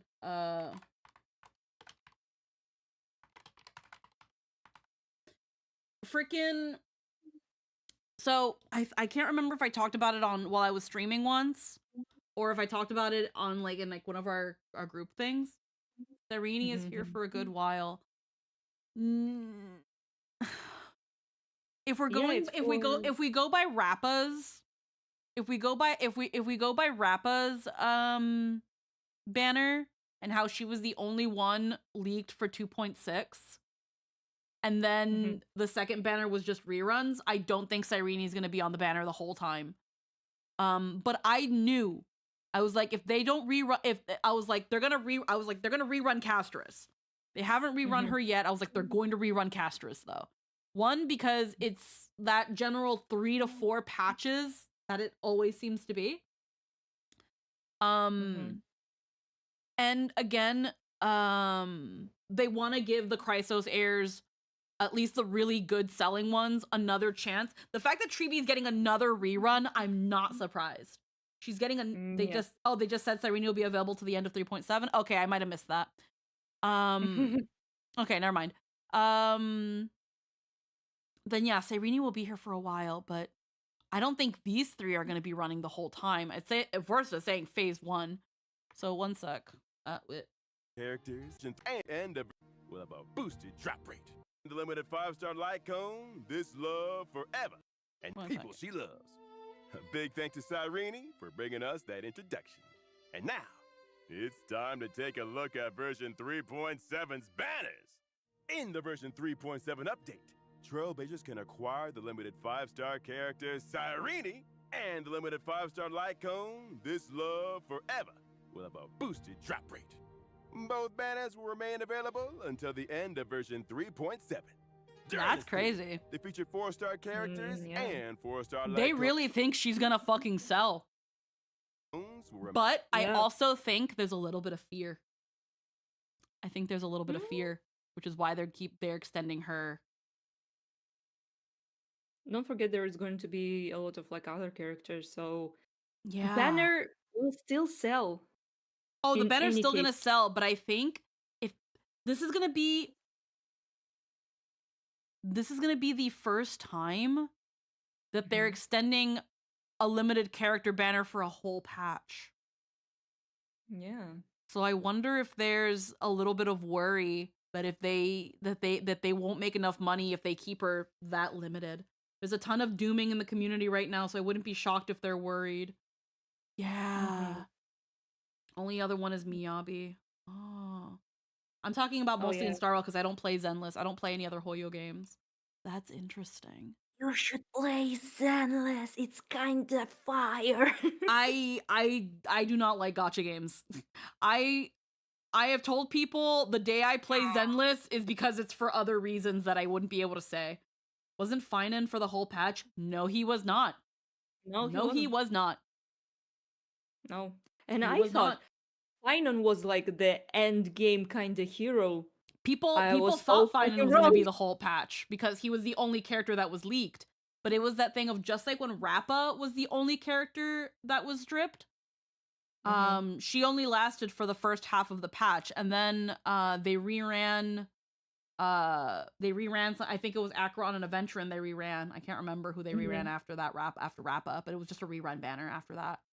And then Finan, he had his phase 1, and then the second half was just reruns. I say Miyabi because it seems they were hoping people would come back to ZZZ for Miyabi, and they had her run the whole patch. That's the thing. I'm wondering, and this is a little bit of the doomer in me. I'm wondering if they saw a drop in players during Amphorius because it took so long for Cyrene to come out. Oh no. And they're doing this in the hopes that it will bring people back and give them as much time as possible to get Cyrene. But because they're going to have her run for this long, she might not rerun for a while. Oh, probably. So they really want to hammer in the FOMO. We gave you more time to get her, and if you don't, too bad. Oh, too damn bad. Because again, at the end of the day, gacha games really rely on the FOMO. So if they give you a longer time to get something, it's because they don't plan on giving you another chance for a while. If that's the case, it backfired because you see the if you see their monetization with what you will see. Oh, rerun timings don't make any sense anymore anyways. Yeah. The Chrysos heirs for me were the most obvious that a rerun was gonna happen every 3 to 4 patches. They did it with Treebee. They did it with, Anaxa. They did it with Aglaya and the Herda. The only Chrysos heir that didn't get a rerun or hasn't gotten one yet is Mighty. Yeah. He's the only one that hasn't gotten a rerun. Finan hasn't gotten a rerun because he was 3.4. If he gets a rerun, not only would it be absolutely fitting because he is the bestie and they are like, again, the whole two sides of the same coin thing. This would be the perfect. I have said it before. If Finan is to rerun, he is going to rerun with Cyrene. He is going to rerun with Cyrene. It is again, it's within that 3 to 4 patch. That is the optimal time for him to rerun to get two big characters. And if Cyrene doesn't make the money, which I'm gonna be real, she absolutely is gonna make the money. But right now, Hoyo's got a little bit of doubt. There's that little bit of doubt. There's that little bit of worry. There's that little bit of, we really just want to make sure we can make the most out of her when she comes out. She's gonna make the money. But let's also offer Finan, because he made us a lot of fucking money. He made us a lot of fucking money. Yeah. Hoyo's rerun timings haven't made sense since Genshin stopped doing reruns, depending on who was going to show up within what time frame. Doesn't help that they tease constants for the next patch. I wonder how many people are saving. Mighty's just now getting one? Oh, is he gonna rerun? Main unchanged. Yeah. In the first half They're of gonna version rerun all 3.7, the a special warp like, event will be launched. The limited 5-star guys characters, from Emporius, Hyacinth, like most of them. Hyacinth, Castrus, Castrus, and yeah. Tribi will return. Yeah. I knew they were gonna rerun. I knew they were gonna rerun Hyacinth. She's too fucking good. I knew they're gonna rerun Tribi again. She's too fucking good. And again, Tribi, that is within the 3 patches. She reran in like 3.4, 3.7. She's gonna rerun. Yeah. Castrus. Did Castrus rerun before? I didn't think it was her first rerun. I don't think she had a rerun. She hasn't had a rerun. Yeah. But she came out in 3.2? 3.2? Yeah, I think so. She's another outlier. Five patches for her to rerun, but she was also like the anniversary character, so they really wanted you to feel bad for not pulling her. Okay. Lycones, long may rainbows adorn the sky. Tribi and Hyacinth have a stranglehold over the support build. Yes, they do. Time were a flower will be rerun in the second half of version 3.7. Tribi, another round of. Oh, there he is. Oh, and Cypher. Yeah, it's her. Tribi and Hyacinth have the meta community by the balls, bro. By the balls. Special warp event. Yep. Featuring reruns of the limited really sad because I really the bestie. Gotta rerun with the bestie. The limited 5-star Lycones. No rerun for Saridra. They just came out. What the fuck you mean no rerun for Saridra? They came out yesterday. What the fuck you mean? Of course not. They just came out. No. No, of course not. They might also not going to be here. If they do rerun, at the earliest, Saridra and High Sealins will rerun with Constance. And you're gonna wish they hadn't. I'm gonna say it right now. I'm gonna put the record down. I'm gonna put my predictions down. I gotta start doing this because I'm a fucking psychic, bro. I'm a fucking psychic. I can't remember if I said it on stream or when I was freaking chatting with the peeps. I was like, Cyrene's gonna drop.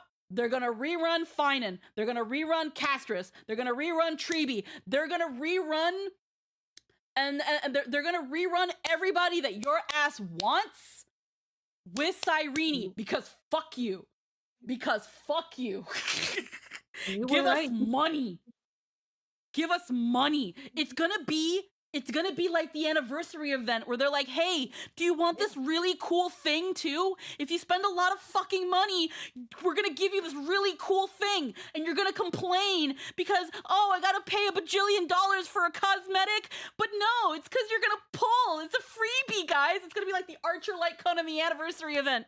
But it's probably gonna be worse. Oh, God. Oh. Where's the premium cosmetic? I'm waiting for it. They're gonna do what they did with the anniversary event. They're gonna offer a premium cosmetic. They're gonna be like, if you put money in, you'll get this thing as a bonus because you put so much money in the game. They're gonna do it. They're gonna do it. No, they're gonna do it. Hi, Mighty. I already have you and you're like, thank you, Mr. Owlbert. Now that Amphorius' story is nearing its end, the meaning of the Trailblaze feels heavier than ever to me. If fate truly guided the Astral Express to this deadlocked place, then our encounters with each Crisis heir, with Cyrene, and with this land were all destined. That's right. Everyone remember to head into version 3.7 and experience the final chapter of the story for yourselves. Now, let's take a short break. When we come back, the project team will be here with I more didn't pull exciting for content. Cypher, and I slightly regretted it because I love Cypher, See you in a bit. but I wanted Hyacinth more. And after getting Hyacinth, What are you up to? I wanted to get I wanted to focus on Anticipating what's coming Cyrene. next. And I want What a really want memorable Hyacinth night. now. And it's not over yet. Cypher's light cone is also really good too. Can I Yeah, sit with yeah. you for a while? Unfortunately, it's really good for freaking I feel like you're different from Freaking, usual, friend. Is it Kafka. because the story's Cyrene, about to end? Stop breaking the boundaries of reality. At times like this, I just wish time would slow down or come to a stop. In that case, how about I give you a present? Ta-da! Look, an oracle card. Incredible. It looks like you. So, would you interpret this card for me? It's a no, is there promise. gonna be- We'll stick together till the end. I believe, no matter what lies ahead, as long as we all write the ending, it'll be the most romantic one. Right? Oh yeah, they're super leaning in on the waifu. Parasocial 各位开头者好， relationship 我是烧鸡，好久不见。大家好，我是阿成，很高兴又能做客前瞻。上次跟开拓者见面呢，还是在周年庆版本呢。没错，一晃眼半年时间过去了。记得那时呢，我们还在为开拓者介绍，翁法罗斯 Trailblazer, 是一 of 个 course, 寂 is 寂无 sealed, 名的封 unknown, 闭世 world 界。 unknown to the 没有， cosmos. 我说的是 No, 它和 I 银 said 河 it's 系 closely 相关。 connected to the 没开玩笑 cosmos. 吧？ Are you 你刚才 serious? 说的是 You said you 不知 didn't 道 know. 我说我不知道。 I said I didn't know. 哦，那我确实不知 Well, 道。 guess 哎呀， I 开 really 拓 had. 就是这样充满 Hey, 未 that's what 知 the 的。 trailblazing is all 相 about. 信 Filled with 现实中的 unknowns. 开拓 I'm 者 sure 们 every 一定也能 trailblazer 感 out 同 there 身 can 受的。 relate. 我们来到这个 We've 全新 arrived 的 in 世 this 界， brand 和 new 黄金 world. 们从 From 陌 being 生到 strangers to 熟悉， becoming 接 champions 触 of the 并深入 Chrysos 了解 heirs, 世 we 界的 delve 真 deeper 相。 into the truth of 回 this 望过去 world. 7个版本， Looking back 这 at 一 the past 路有 7哭有 versions, 笑。 it's been 现 quite a 在 journey of 相 tears 信 and 1年的 laughter. 旅途 Nearly 终 a 于走 year-long 到了尾 adventure 声 is。coming to an end. 这无疑是值得 It's 纪念的 undoubtedly 一 a 刻。 moment worth 所以， commemorating. 结局前的 So, 最后一 these 段时 final 光， moments 我们也 before 想 the 献上 ending, 更多内 we'd 容 love 和 to 开 bring 拓者 even 们 more 共同度 content to 过。 share with you all trailblazers. 首先是千星纪游故事。 Shaoji, when I get my hands on you. Oh. Kafka, yay! Let me know, chat, if you don't want me reading the subtitles. And I'll just let the funny Chinese guys speak. No, read for me. Please. I First can't off, read. Kafka. What are we? First up, the Myriad Celestia Exotale Scene 8之外，第8场将在近日 will 上 be 线。 released soon. 是卡夫卡。 It's Kafka. 果然，星河 As 猎手 expected, 也 the 在关 Stellaron 注翁 hunters 法 are 罗 also 斯。 keeping tabs on 还有这 Euphorius. 只黑 And this 猫 black cat 也是咱们的老 is an 朋 old 友 friend of 了。 ours 有星 too. 河猎手在的 Whatever the 地方， Stellaron 它就会 hunters 悄悄 appears, 登 it 场。 quietly 看 shows 样 up. 子，他和 Looks like 卡 both 卡 it 都 and 很 Kafka 关 really 心翁 care 法 about 罗斯的结 Euphorius' 局。 fate. 紧随其后的 Following that, 是 we have 黄 the 金史诗 Chrysos 再 epic 见谢人。 Farewell 等会儿 Cyrene. 怎么还 Wait, 没开 how 服 can we 就 say 要说 goodbye 再见 before 了 the？ version even 再 starts? 见再见， Until 再 we 次 meet 相见 again is 单 also 纯的 kind 美 of a 好祝 meeting, 福 right? 了。A pure and heartfelt TV blessing. 将以系列的 The 视 trailer 角 will 展开 unfold 无 from 名泰坦大 Cyrene's 陆中一段线。 POV, revealing a little known past within the great tomb of the 没有 nameless 人知的过往。 Titan. 此外， And of 当 course, 然还有新 Cyrene's 人的角色 character 之一。 trailer as well. 而在11月5日 Then 开 on 服当 November 天， 5th, 会 when 有 the 一条 update 重要 goes 的动画 live, 短 an 片。 important 你好， animated... Wait. What? November 5th. Oh, yeah, that's in a week. An important animated short, Hello World, will be released. Oh, it looks 世界 so fucking pretty! 听起来像 Sounds 是 like 结 an 局 ending 动画。 cutscene, huh? 这个不太能剧透， I 只 can't 能 really 说 spoil 它会 that. 出现 All I 在 can say is 分 that it will 期 appear 开 at the 拓 end 任 of 务的 version 结尾。 3.7's 短片会 Trailblaze 在当 Story. 天 The 较早 short will 时 be 间发 released 布， later 建议 earlier 体验 that 过去 day, 先后再欣 so we 赏。 recommend 当 experiencing the 然， main 就算 story 提前 first. 看到了也不要紧。 Why not just wait? Why release it at the same time as the patch? Like, wait a day. It's gonna be all over fucking I Twitter. won't watch it then. It's gonna be all I over won't- Twitter. Come on, why are you doing this? Just stop it. Stop releasing shit. Don't worry, guys. We know that you guys are really mad at Twitter and people on Twitter like showing the ending. So we're gonna do that first. Why? I hate you. Same reason they're hoping it'll make people who dropped the game come back. I know, but this is why I don't follow. I'm not subscribed to the Honkai Star Rail channel. I don't want this shit on my feed. 先短时间发布，现已说它会出现在3.7 We 开 can 拓 come 日 back 的结 next 尾。 week. Yeah. The show will be released earlier 没有会在 that 当天 day. 较早时间发布，现已体验过主线 We 后再 recommend 欣赏。 experiencing the main 当 story 然，就算 beforehand. 提前 That 看到 said, 了 it 也不 doesn't 要 matter 紧， even if you 先 saw it 短片后主 beforehand. 线 Watching the 同 short 样是 first 一 and 种 then playing 独 the 特 story 的 can 体验。 also offer unique 我真的 experience. No. No. I do not agree. I do not agree. If I had seen the Don Hung animated thing and then played the story, I would not have cried as hard as I did. Yeah. I would not have cried. Yeah. Like, Don Hung, that fucking cutscene near the end made me fucking ugly cry. Because it after you see everything Don Hung goes through to get you back, and then you see it visualized and turned into like this beautiful cinematic. Like, it just hits so much harder how much this man fucking loves you. I am a Don Hung stan because of that cutscene. Yeah. I was never team Don Hung. I was like, yeah, he's really neat. He just sits on the train and is very Chinese. Now I'm like, this is our husband. No, he's our husband. Yeah. For sure, I agree as well. See cutscene in game. They prepared a good date place. Well, unique is definitely a word for it. Don Hung did nothing wrong. He did everything right. Are we rizzing? They're fearing to be forgotten. To beat people who rip data from the pre-patch. Oh, fucking. Ooh, I fucking hate people that do that shit. Freaking. When I was playing 3.6, when 3.6 came out, and I was doing real good, not getting spoiled. I was literally reading, I think it was the drip marketing for Cyrene. It had come out because 3.6 was live and the drip marketing for 3.7 came out. And I think it was like a fan art of Evernight. And on the more posts for you, someone had one of the fucking CGs from 3.6, from the very end of 3.6, just right there, just freaking wide open like a fucking platter. Just like, here you go, here's that spoiler, yeah, take it. And I'm like, no! Oh, that... Why? Right in front of my salad! What? I was so upset. Understandably so. Why the fuck they're doing this? I was like, it's not even live yet. I was like, the patch wasn't even live yet. It was on pre-install. They pre-installed it and then they cracked that bitch open like a nut and took all the CGs out. And I was so upset. So fucking upset. Oh, I was so upset. Oh. I fucking hated it. Yeah. From there, I was like, guys, Hoyo, take away pre-install. We can't have nice things. Take it away. Take it away. Yep. It's only a matter of time.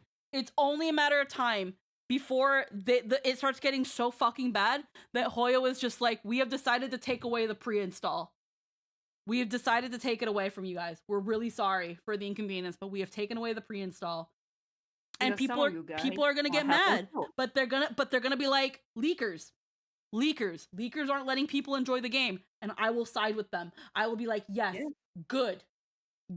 We can't have nice things. Yeah. Also, the people who play the beta leak all the info, though they're not supposed to. Yup. And unfortunately, I don't think they're gonna end the betas. And even if they try to restrict how people can get into the betas, that's not gonna solve the fact that there are definitely leakers within the company. There are leakers in the company. Because the fact that there are people talking about 4.0 up to 4.3, there are leaks. That shit's within the company. Like, what can you do? Cry. Oh, God. 作者们按照自己的想法。 In the end, we encourage every trailblazer to explore at your own pace. We've also prepared a song for the animated short, Ripples of Past Reverie. Chinese singer, English singer, Cassie Wei from Melee. Oh. It'll be released on music platforms at November 6th. Of course, they're liquor in the company. Yeah, they're leakers. Yeah. I wonder if this will play in the game. They're releasing a song for Cyrene and like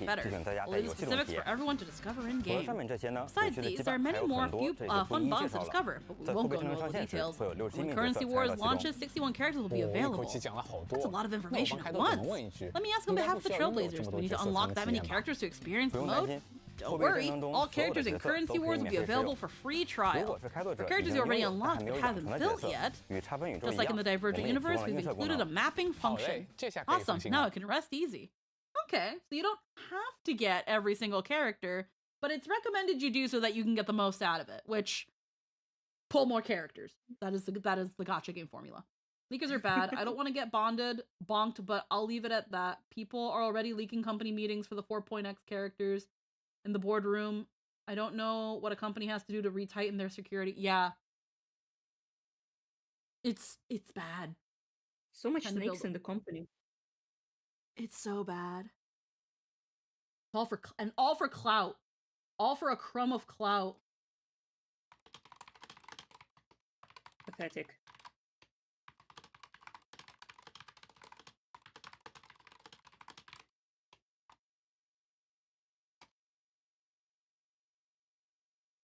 They'll answer your suggestions in a minute for this game mode.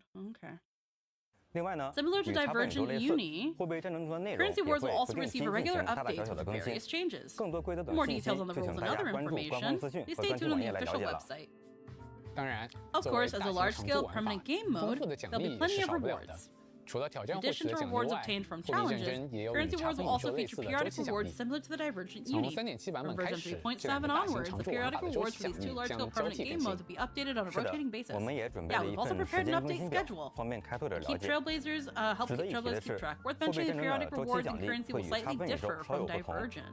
比如这个看 For 起来像 example, 是 this 沉浸式 item 的 that 道 looks 具， like an 叫做深度 immersifier 沉浸器 called the Deep 使用它 Immersifier. 能无需 Using it 战 allows 斗， you to 直接 exchange 兑 for 换位面 planar 饰品。 ornaments 奖 directly 励 with 中还 no 有助 combat 人券， required. 在刷取各种副本 Grinding 时，使 various 用助玩券 trades, 消 fuel 耗对应体 voucher 力，就 to 能直接获 consume 取多名奖励 corresponding 了。 lets you claim the 哎， rewards. 我好喜欢这 Oh, 个助燃券，好 absolutely 用。 love these fuel 有的 vouchers. 这些 I'm 道 using them 具 like 日 crazy. 常也更加 These 轻松 items' 了。 daily routines 是 become 的， much more 不 convenient. 仅如此 That's 呢 not all. 其他的副本也会从 Starting 这 from 个 this 版 version, 本开 other 始 raids will 优化 also 连 receive 刷的功能。 optimizations to the continuous farming 开拓 feature. 者在挑 The 战 challenging 力战影 Echo 响、 of War, 侵蚀 Cavern 推 of 动、 Erosion, 凝 and 视虚影 Stagnant 时，也 Shadow. 可以一次性 Trailblazers 连 can 刷 also 了。 grind them all in 而 one 之前 go. 能 Oh, 连刷6 fuck 次的 yeah! 米泽花鳄，现 Mechanics 在 which 可以一 previously 次 allowed 性 6 连刷consecutives 24 can now be 次了。 farmed 24 times. Let's go! Genshin, can you fucking do this, please? Mass Learn farming, something. yes! Make it easy. Lest I click another button the same time.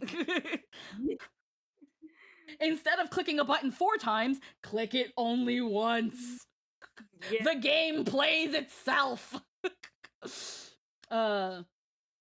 Let's see. Leakers can be a form of ads. It's crazy that people will take losing job security and risk getting fined soon for just internet clout. They're making the vouchers available for everyone, not just the returning players. Finally, 24 times for real. I can see what you mean, Vox, by saying that the leaks can also be a form of advertisement. But the problem with this also is, like mentioned before with Dizzy, it also compromises the security and integrity of the company. And also, leaks are never final. How many people are still freaking screaming for Screwlum because his light cone leaked back in 1.x? Okay, let me dream. Okay. Oh no, I'm not saying he's never coming out, but there has to be a reason why he hasn't. Yeah. And I think it's because they're probably still figuring out mechanics and stuff before they properly release him, so they have a kit that really does him service. Right now, Yeah, where 1.0 was at the time, having a character like Screwlum with who he is probably wouldn't have done him that much service. So I think they're finding a really good moment to get that in. It does suck that it's taken so long. Yeah. But also maybe a little bit of a redesign, maybe a little bit more fancier. Yeah, maybe. But because this dude's the king of a whole planet. Yeah. They gotta make it hit. But I don't want them to make him have a human face. No. Let him be silly. I love him like that. We've not seen a lot of Intellitrons. At least story important Intellitrons in Star Rail. But at least with what we saw of Pearl and what we assume Pearl is going to look like, it's possible that there might be more human-like Intellitrons. We'll have to wait till Pearl eventually comes out. I do wonder if they give us Pearl and she looks like a pretty lady with robot features, then yeah, be very scared for Screwlum. Be very scared. No, he was already pretty. I don't want him yassified. No. Not the pretty anime boy Screwlum. Like, Screwlum anime boy is not real. It won't scare you. Screwlum anime boy. We'll see. But yeah, at this point, let's see. I've never been asking for a sweep, bro. I've been asking for a sweep forever. Depends on what you leak and how you do it. The leaker community themselves don't even try to stand behind a fine line. Whereas Salbon, you ain't getting Salbon. No one cares.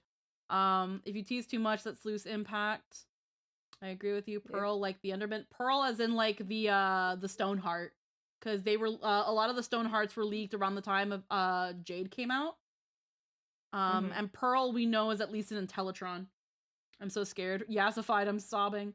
Look at when they teased the Annihilation Gang and how long it took for us to get a playable character. Exactly. Screw already has a model, so he's safe from yassification. That doesn't mean shit, Eclair. It doesn't mean shit. That doesn't mean shit, Eclair. What we have learned from Star Rail is just because an important character has an overworld model does not mean that when they become playable, that is the model we're going to get. Learn from Zenless. They recently released like a trailer or something like that of a playable big robot man with no human face at all. and it's the hottest shit I ever seen in my entire life. So kudos. I just hope. The reason I'm also kind of worried the longer it takes Screwlum to happen is because, again, perfect examples. We have March, where we have her 4-star, and now we had Evernight. We had Don Hung, and then we got 2 other forms of Don Hung. And the most fitting one for this for me worrying about Screwlum is Cyrene herself. We already had an overworld Cyrene sprite, but we're getting a whole new model for actual playable Cyrene. Another wonderful example, Sunday. Yeah. Sunday had an NPC model all ready to go, but is playable, completely different outfit. Yeah. So just because we see them one way in the overworld doesn't mean that when they become playable, they're going to give us that model. The modders will. The modders will do it, but not the longer we see Screwlum and we haven't seen anything done with him, the more I feel like, not that they're going to yassify him, but that when we do get playable Screwlum, it's going to be very different than the Screwlum that we already know. It's gonna be something to really bring home that this is the not only a genius society member, but the king of an entire planet. He is the king of planet the planet's named after him, bruh. Like right now, this as we have Screwlum, he doesn't look like a king. He just looks like a really dapper robot. No, he's just oh no! Again, this is not a bad thing. This is just a robot that is very dapper, rizzed out with the sauce. He looks great. I love Screwlum. I love him, but I don't look at him and think a king of a planet. Yeah, it will be like with Herta. Maybe he will be like more like they'll give him something where he will have a more dapper regal, like a more dapper regality. He might have like the LA Noir looking like mafia boss kind of look. Because again, they're already going for a very dapper gentleman, but this is a man with power. Yeah. And you gotta at least put a cape on that shit. Oh, yeah. Like a fur trimmed cape's gotta be on that shit, and a bigger top hat. But yeah, his cape already resembles like kind of insect wings, and I want like more. Yeah, more. They're gonna they might probably even lean on that, the more insectoid king sort of thing, because at the same time with those wings as well, you don't want to get too close to Firefly. So, well, yeah. I send it in the stream chat, the robot from the Zenless. Oh, I think I know which one you're talking about. He looks like Zenyatta, but buff. Yeah, and also with hair. Because he's also kind of like a tyrant, which is kind of an animal. Like animal human, you know. Furry. Yeah. Like an ant king? Maybe. You can see, if they try to go for like an ant king, or like the king of like, of something, it's hard to say because bugs don't really do kings, they do queens. Imagine. Sorry. No. I'm just. It'll be very interesting to see what they do. Just imagine if they go to the damselfly with like this. Oh my god, I forgot how to speak words. You know that the larva of a damselfly, like the antlion, it's again, it's grabbing. Imagine if he will be like his ultimate, and he will like summon the big freaking giant robot insect that will come from the earth and eat someone, and that would be you know, something that I kind of thought of, and I don't know if it's a good idea, but it's something that I thought of with like King Screwlum. If they try to go for like a Fae, like King Oberon kind of thing. Ooh, yeah. Oh, like a Fae king. Oh my god, they are robots and fairies. That's the base. Tekna. I need Tekna there right now. I need to know. I looked at like, again, like the dapperness, Now, Screwlum doesn't have that like that normal trickster King Oberon vibe, but I still feel like you can still take inspiration from the Fey realm and just how different it is from ours, and give that extraordinary weirdness to a planet of robot intelligent people, Give me and make 10 it like right technological Fey. Oh my god, that's I love it. Take note, Also, because when he comes out and he becomes this, I told you. I don't even work for Hoyo. I'm psychic. Yeah. I will totally listen to you when you say I said so, okay? And I will clap. Let it be known. If Screwlum somehow ends up being a robot Fey King, I said it first. I kind of want to draw it. Oh my god, you give me inspiration. Do it. Get the clout. Get clout. Okay. I believe in you. Let it let it all just bleed onto the canvas, Ada. I know you can do it. Also, Runaway, hi. Mr. President of Pink Thing has railed the stars, and I will rail it harder than ever before. Farming has become so much easier. Back on topic. Yeah. Screwlum's alt is going to be called the Clanker King. 在这个版本呢，我们还会更新一个有趣的功能——开拓穿搭。What the fuck is this? Hold on, what? 24 times, that's sick. That's right, in this version, we're also launching an exciting new feature, Trailblaze Fashion. Is that a cake cat on the head? Isn't that from the Trailblazer's room? Yeah, from now on, it won't just be appearing in rooms anymore. You can wear it on your head, take it out for a stroll, and show it to the world. It's like a cupcake cat. Yeah, and put 7 in the event, Trailblazer can get it for free. It's so fitting for the Trailblazer. So besides cake cat, what other perks are there? After finishing 3.7's main story, Travelers can also get the Deliverer's Reef headwear for free. Finally. Here's our old friend Gift of Odyssey. Check in to obtain 10-star. Okay, yeah. Starting from this version, Topaz and ain't nobody want Topaz. Added stellar. Okay, give us another token, but ain't nobody wants Topaz. Ain't nobody want fucking Topaz. I need the buffer for my boot heel because he kind of sucks right now. Okay, so 1 second, bro. Fucking really? Hoyo, are skins too hard? Yeah. Let us have skins, please. I just want to be pretty. For main character. You literally took the cake cat model, made it smaller, and just glued it to our head. Yeah. They literally I will take Topaz. Her ass is fatter than the liver of a type 2 diabetes, man. Topaz great for follow-up teams, though. I know, I just don't care for Topaz. Look, I'm just happy because it just means that Topaz being here, it's like, if you want Topaz, you can go get her. Like, I don't know. I don't like Topaz. I don't know. There's no need for rerun. Yeah, I guess that just means they're not going to rerun Topaz, guys. We're in the ZZD team when we need them. Also, again, look, okay, my main point. Fucking really? Yeah, it's just even breathing. It's alive. Like, it's literally just the K-Cat model just on the head. Yeah. Yeah. Are you kidding me? Trailblaze Fashion? I can't have a skin? Let us have pretty dress. Like, we changed the I know y'all can do it. I've seen what the modders have done, Hoyo. And also Zenless Zone Zero in their own freaking game, in their own company. Oh my god. Like, guys, is this so hard?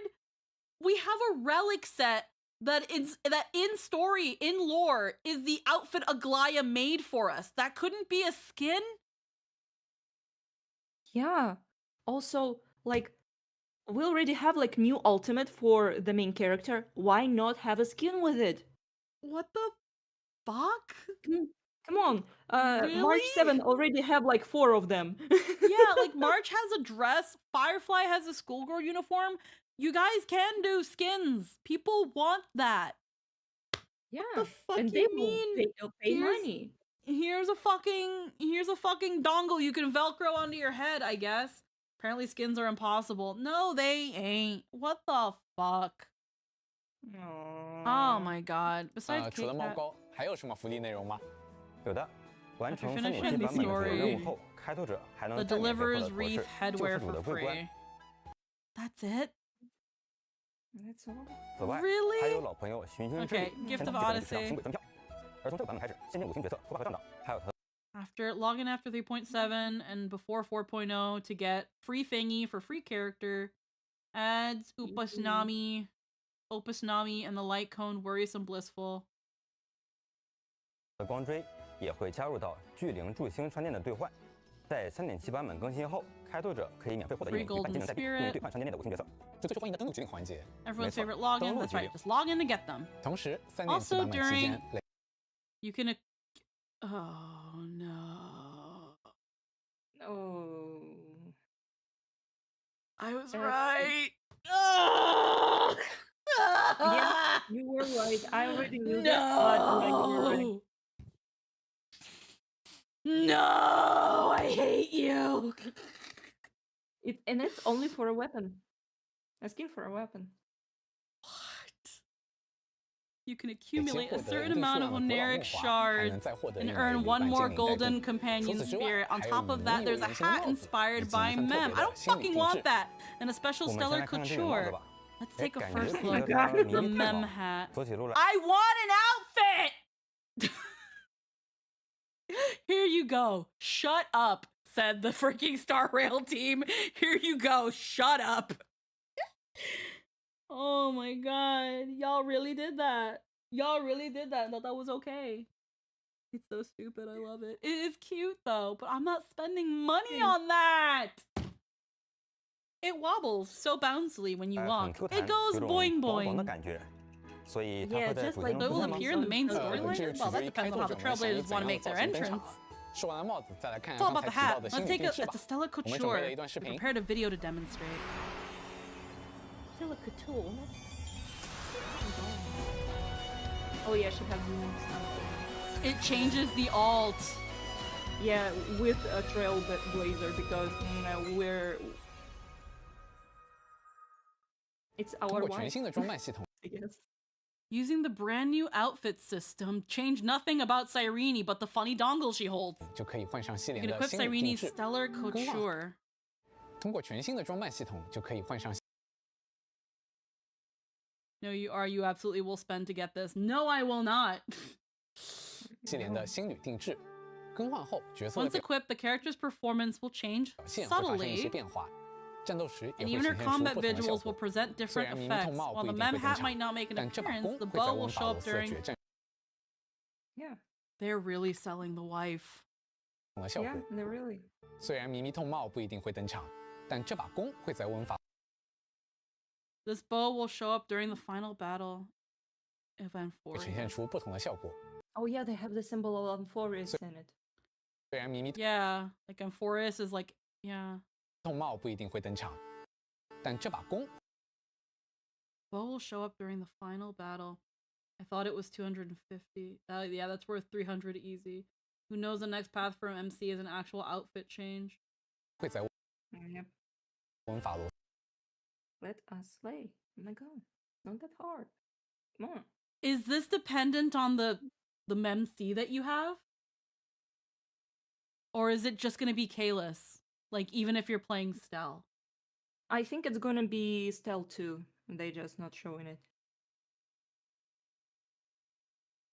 I don't really like. I don't do the whole Yuri Jesus ship with Cyrene. I ship her with Finan. But if you're play, it changes with your Trailblazer. Okay, it's both. Okay, I like Cyrene. I think she's nice. What has she done to be wife? Well, you remember your time spent with Mem. Spend 250 to see them in her alt. 斯决战中亮相，敬请期待。 Stay tuned. 而在游戏之 And 外 outside the 我有 game. 费尔 Naxa. Oh, this is so cute. I saw this picture of Anaxa, and I was losing my shit over his little Dromus pen, but I didn't know there was actually a chimeric. Look at my dude. Oh, it's Hoyo Fair. Fan art Yeah. program, Chimeric 同 Park. 人特别节目 coming 《 soon. 新 Look at 野 my 狼公 day. 园》也即将 Oh my 上线 god.。没什么能比在奇 I 美 am a Yo, heart, Mighty in try to overalls. cowboy. Oh my god, Mighty. I Ride a didn't know you could be cowboy. hotter with a shirt on. Fuck. Yes. Also, is Runaway, I it think I get overalls it. on him? It's overalls on him. I know. That's why I was like, Runaway, I think I get it now. The overalls. Oh, the overalls and the wife beater. Oh my god. Oh my god, you little slut. He looks so good. Oh my god, yes. It's so slutty. What the Nothing fuck? beats a Chimeric Park holiday. Nothing beats a Chimeric Park Nothing beats a Jet 2 holiday. And right now you can take 50 pounds per person. No, that was the translation. They did not say that. 同人特别节目《奇美拉公园》也即将上线。没什么能比在奇美拉公园度过假期更好的。经培育的巨型奇美拉。 Listen, the new bred giant chimeras are getting out adorable roles. It's an adventure 33.55 million claws in the making. You know what y'all did there. Also, our collab event with Crunchyroll is about to begin. I don't give a fuck. 本次特别节目 Special program will appear on Crunchyroll in early November. Watch Hoyo Fair and complete designated missions for a chance to earn amazing rewards. 那么到这里，我们的分享 With 快接 that, 近 our 尾 sharing 声 is 了。 almost at 还 an 有最 end. 后10多天， There's slightly 就 more 是 than 10 3.7 days 开 until 服的日子。 version 3.7 更多内容 releases. For more 就请 exciting 大家期 content, 待 stay 3.7 tuned to the 版本的 official 正式 release 上 of 线，让我们 3.7. 一同启程， Let's embark on 为 this 乌 journey 法罗 together. 斯留 We 下 leave 最 the 温柔的结 gentlest 局吧。 ending for 我们列车上 Emphorius. 见。 The Only Express. 拜拜 The Only Express. Bye. Bye-bye. Bye. Alrighty. They've embraced the meme. Yes, overalls are top tier. Jurassic waifu, lol the meme, clever girl. Someone already made a fan art to make that joke. Oh my god. Darling, hold my hand. Irene Boskin alt for just MC is whack when there could have been shards of memory.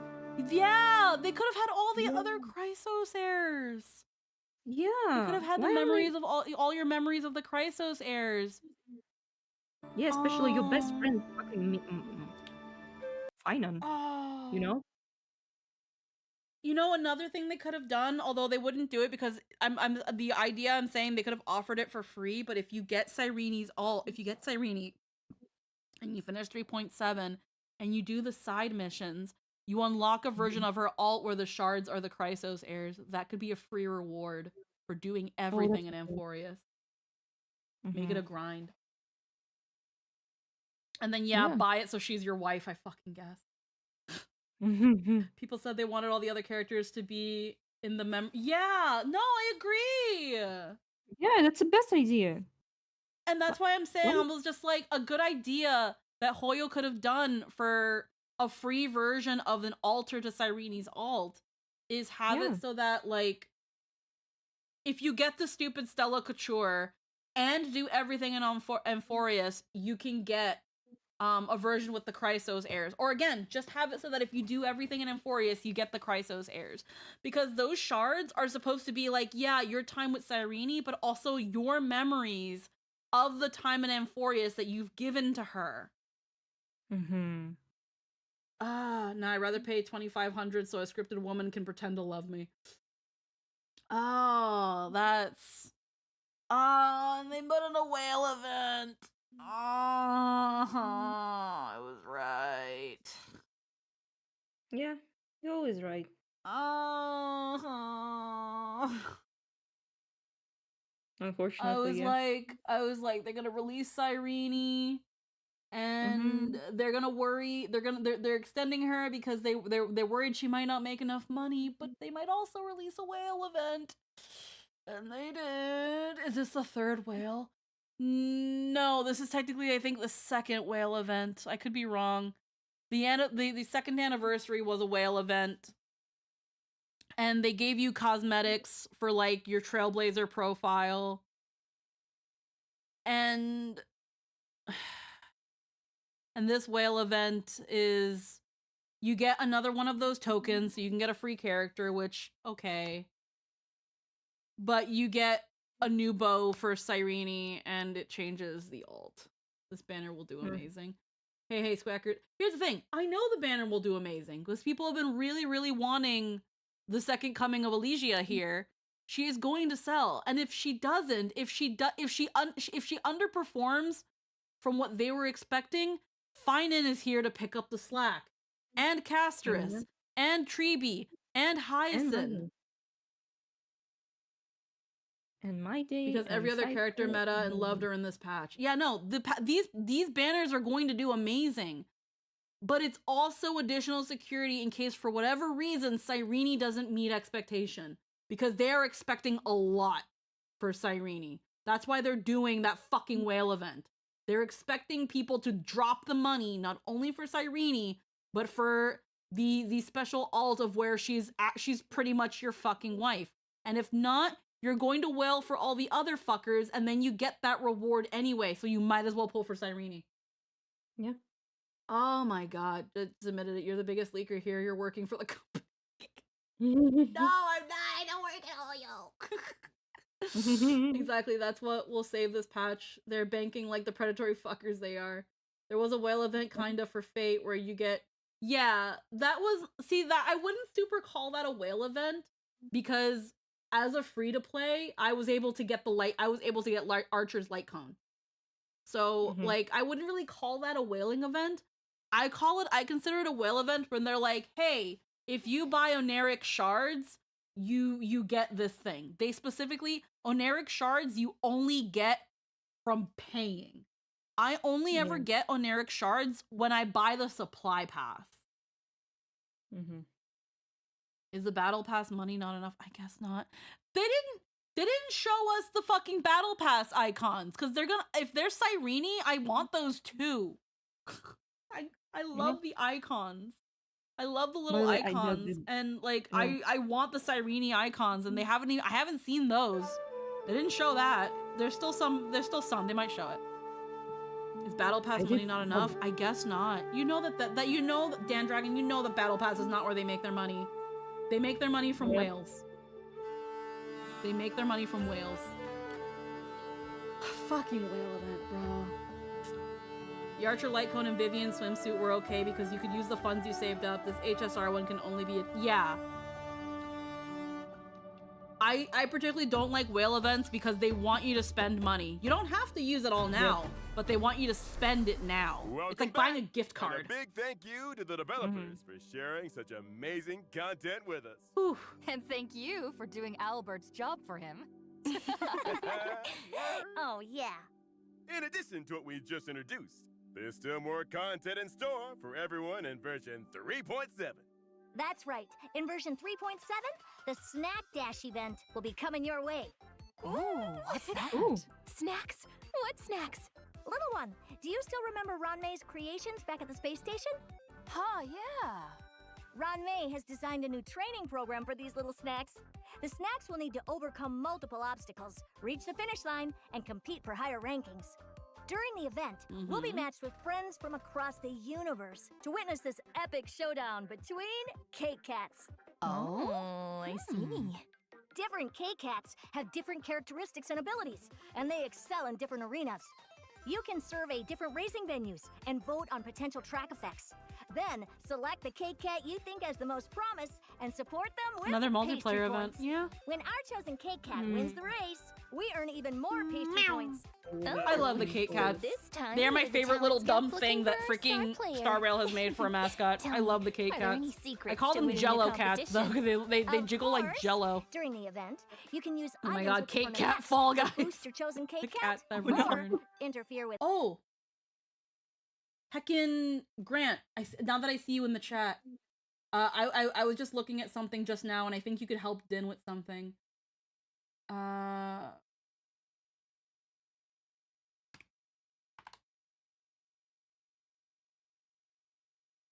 Also, if you like Cake Cats, I think you will like Bamboos and Zenless on the Okay, I'm just kidding. I'm just teasing. I sent you a thing, Grant. Apparently Din is saving things. Her laptop memory is pretty much gone. She might need memory help. She might need memory help. I'm actually in antisocial. I'm gonna tag Din, are you in the chat? Din, are you in the chat? Oh fuck.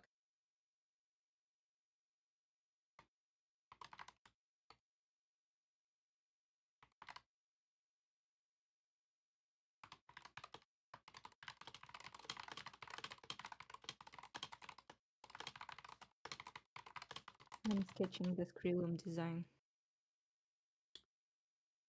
Call them couch rats. The cats. Let's see.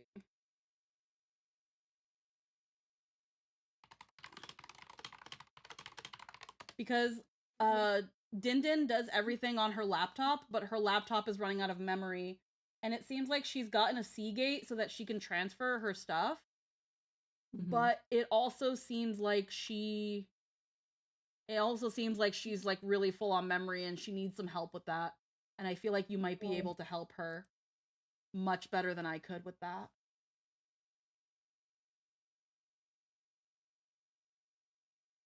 Like, this is I put it in our corner, Grant. This is the issue she's having. She wants to the memory, she needs help with like being able to clear up memory. And I think you might be able to help her better with that than I could. Because the only thing I could say is anything that isn't program files, just throw it onto the Seagate, since that Seagate is 2 terabytes. But I feel like you'd be able to guide her much better with that. So yeah, so Din heckin' hit up Grant, and see if he can help you with that. I'm so happy I know people. I'm so happy I know people. That's really helpful. Other cake cats. Hey, how come you're allowed to influence the results with these tricks? Isn't that kind of unfair? No. You've got it wrong. If everybody can use tricks to get ahead, it's like nobody's using tricks. Besides, it's all part of Run Maze designs.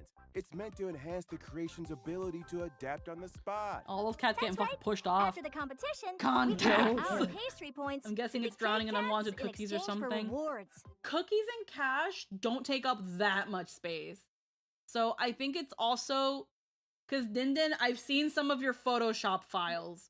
You like use all the layers that Photoshop lets you use on a PSD. It's never been formatted. Ever. Yeah, Grant should be able to help you with that. Grant should definitely be able to help you with that. Here's the thing. Disk formatting, or disk defragmenting, nowadays, it's still a good thing to do, but it's not as required as it was a long time ago. But I also think, again, I've seen your PSDs, Din, you use like all the layers, and that makes your Photoshop files fat. Like, fat. Yeah. You don't delete anything. You're like me, you're a data hoarder. That can sort of be fixed. Yeah, so I think he'll be able to help you with some of that thing, but I also think it's going to be and those are saved in external. Yeah, it's gonna be a matter of, I think he'll be able to help you sort that stuff out, and I also think it would help to do a little bit of just in general cleaning and optimizing. I think he'll be able to help a lot with that. But even just taking old stuff and putting them in RAR files just to archive them, but to save space, will definitely do a lot. I have a few ways to make it visibly presentable instead of command line. Yeah. I'm gonna be so good at this. Also, in version 3.7, we have a special event for See, you see this here? This was supposed to be our outfit. Aglaya made us this. This thing right here, Aglaya literally, I think lore-wise, this relic set was the outfit Aglaya made for us. It's gray, it's got a thing here that's reminiscent of the Astral Express path. Like, this was supposed to be, like, this could have been a skin. Relic Recon. I never wanted to format it since it was gifted with programs I don't want to lose. Oh, yeah, no, but Din, disk fragmenting and disk formatting are different. Disk fragmenting is kind of like tidying up and reorganizing things. Formatting is deleting, and you don't want to always be deleting shit.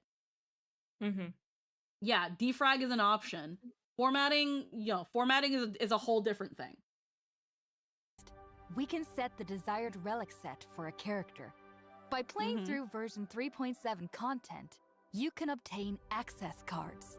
Using these access cards allows you to get fully enhanced 5-star relics from chests. Holy shit. During the event, you can obtain a complete set of relics. Later, if you get a relic for the same slot, you can choose which one to keep. Oh, so by continuously opening chests, we can obtain better relics. In other words, through this event, we can get a nice set of relics without spending stamina on domains. That's a big boost to our leveling up efficiency. Watch them all be garbage rolls. Absolutely right, Miss Irene. Yeah. That's great. I'm gonna be real with you guys. Ever since they released that fucking die that lets you shuffle around the stats when you fully roll a relic, ever since they released that fucking item, my relic pulls, my relic farming has been abysmal. Ever since they released that fucking item. And then they released the other one where it was like, oh, you can choose the substats and blah, blah, blah. It was even worse after that. Now they've combined them into into just one thing. They've made it so that now it's just one item again. And that's fine. But my relic pulls have been abysmal. It made me completely fall off farming for relics. I would literally just farm relics for the dust and then make what I needed. That's how frustrating it got. When I got, I think it was when I got Hyacinth. I think it might have been when I got Hyacinth. I'm trying to think because I didn't pull Finan. I skipped Finan. I didn't really pull anybody. But yeah, I ended up making, I think, relics for Hyacinth and then remade some relics for some other characters because it was just horrendous. My luck was horrible. What do you think about Lily Garden? I don't know what that is. Watch them all be garbage. They're gonna be garbage rolls. That's how they justify for you to play more. And I get it. I like playing this game, but the farming, at least they're streamlining it a little bit better, but God. Sweet. Version 3.7 also introduces two new sets of planar ornaments. Amphoris, the Eternal Land, and Tengoku Livestream. The relevant planar fixture and Gardener Planet events will return for a limited time too. Complete the challenges to earn double rewards. Oh, I know what's next. We're reaching the end of our show, and it's time to say goodbye. Mr. Albert, is there anything you'd like to say to everyone? Me? Can I see the battle pass icon so that I can get them anywhere? Words. After all, you've been the special program host throughout the whole Emphoria story. Why am I getting all choked up all of a sudden? And I won't decline. Although I never expected to be kidnapped. Invited by Madame Herta to Emphorius. I, Albert, have stood alongside all you heroes throughout this whole year's story and witnessed one stirring heroic tale after another. How as this journey is coming to an end?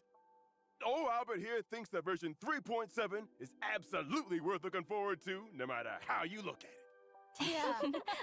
Definitely. Well, there's no need to get too sentimental. I hope everyone enjoys this story and experiences all the moments of wonder and joy in version 3.7. I wonder if we're ever gonna get playable Albert. Stay brilliant. Bye, everyone. Bye. I want Albert. I'll pull for Albert. Well, and it's done. Okay. Yeah. Whew. All right. Will Albert go back to the IPC? I don't know. Albert, anything you want to say? Yeah, this game needs a reality check and stop being greedy pile of vulture. Ooh, you can't say that. I wish they had showed us the little battle pass. I think they did that, didn't they? Don't they do that in past live letters where like they give us a little preview of like the battle pass? I guess it doesn't super matter. Also, I just want to put it. I just want to go back here because I love this background. I love this fucking background. I'm probably gonna put this in my mood board, for when I commission a background for stuff in the future for like my big form because it's really the vibe. Lordy, a fucking whale event. I mean, I haven't expected less. Like, is this actually out? No, 3.7 isn't out yet. November 5th is when it comes out. So we are 1, 2, 3, 4, 5, 6, 7, 8, 9. 10-ish days. It'll be a little bit. Um, so like another week and some change, but it's not out yet. Okay.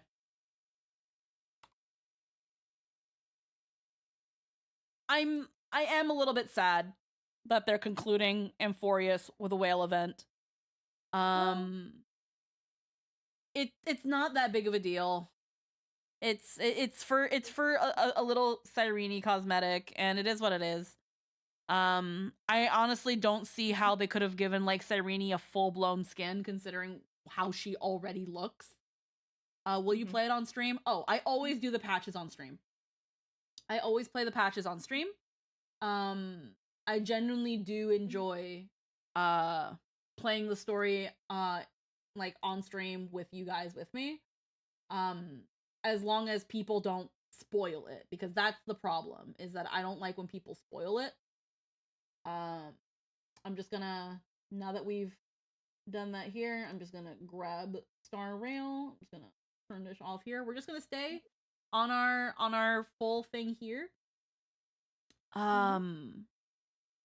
It's, we'll see where things go. What do you think of the story? How are the memories? You want to pay to watch them again?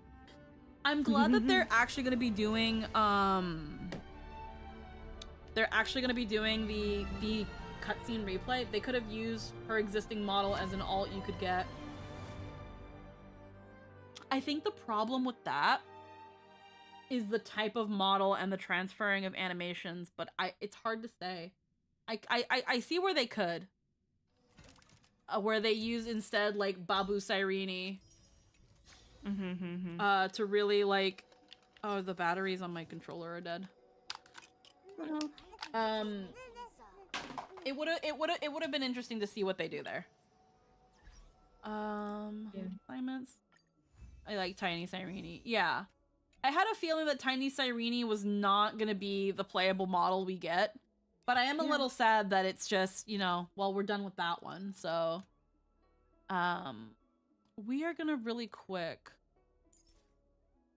we're gonna try to get some of her level materials. Are their body types different?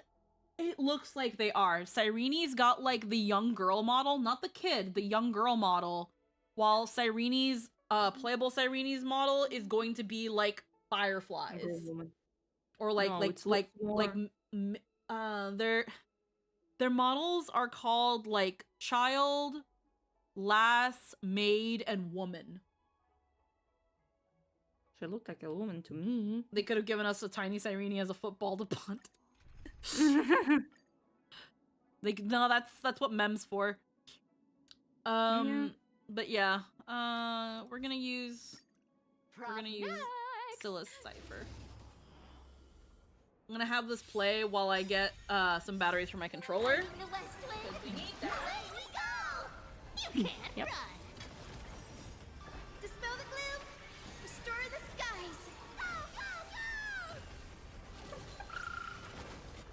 Show me the way.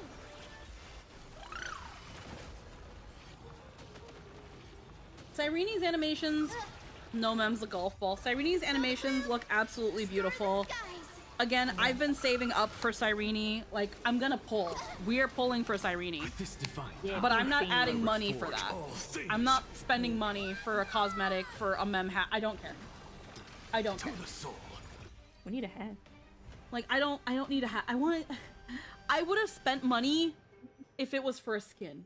If they were like, hey, freaking Trailblazer skins. We're giving you the fucking...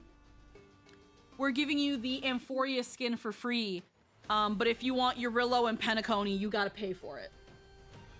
And throw that into your fucking whale event. If you really want to. But so I'm a little sad.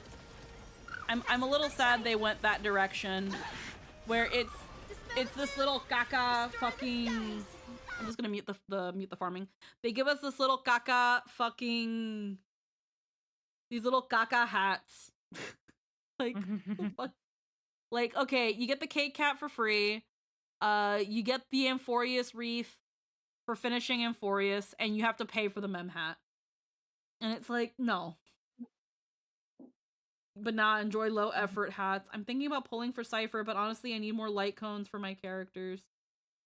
Even if you don't pull for, even if you don't really want to pull Cypher, her light cone is actually really, really good for many other Nihility units. I think Lynn had said that Cypher's light cone is better on high ceilings than her own fucking light cone. It's a very good universal Nihility light cone. So if you're doing Nihility units or dot or things like that, apparently Cypher is really good for that. Hoyoverse sings their TF2 with the hat economy. Fun fact, Hyacinth's alt changes when you fight the boss. What she says, yes. What she says changes the alt. The alt itself doesn't change. It's Gaga, but a Gaga that costs money. Exactly. It's Gaga. I'm sad. Okay, I sketched Skrillum 5-star design would say that, King Skrillum. Yeah. I still trying to, yeah, it's no color right now, but ooh, let's see. Stream chat. I see. Oh, okay. A little bit more regularish. Yeah, I see where you're going. I see where we're going here. Yeah. Yeah, kind of like a steampunk fae. Yeah. That's the idea. Yeah. It is for Kafka, Also, but not high ceilings. Too hard to hit 120 with ciphers. Okay.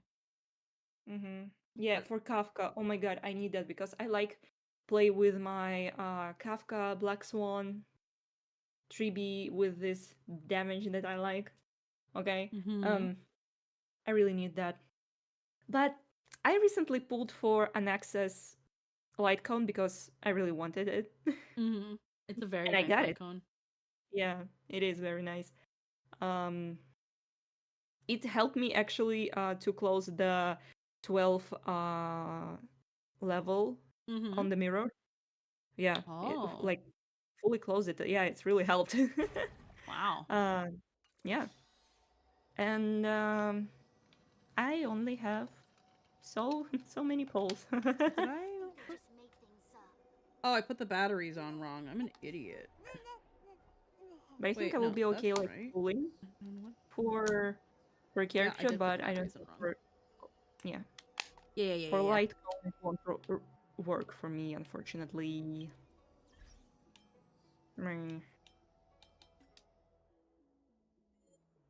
Oh, I will be BRB. Yeah, of course. Let's lower the volume a little bit more on the game's end. I heard Kafka wants the 4-star Silverwolf light cone from her to shop. You've been told a fib. Yeah, I don't know about that. Daily's done.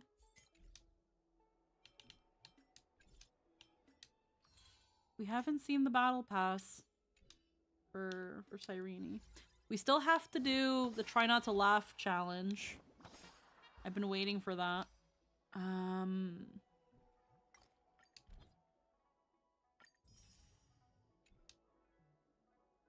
Kafka wants a Trailblazer and Blade on her bed. She just wants to sit on Blade's face. She needs her chair. Alright.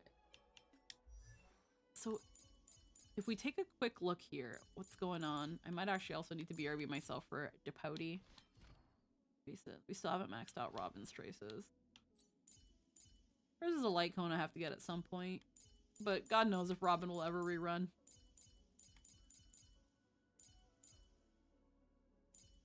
Okay, we have Hyacinths, we have an Axa, we have Treeby, we have Mighty, Boot Hill, Argenti, Herda, Sparkle, Sunday. Last time I pulled was for Sunday and Sparkle's light cones. And I double pulled Sparkle's light cone. So it was like, welp, good to know. We need to get a Venturin's light cone. He needs to rerun.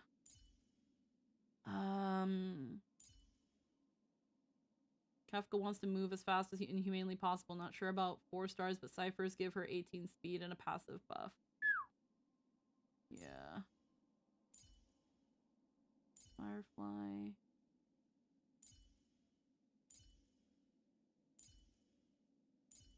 Right now I've got her with this one.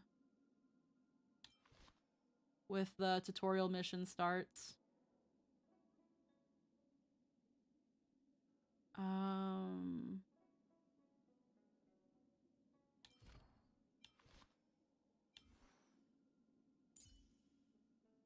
Got Archer's Cone.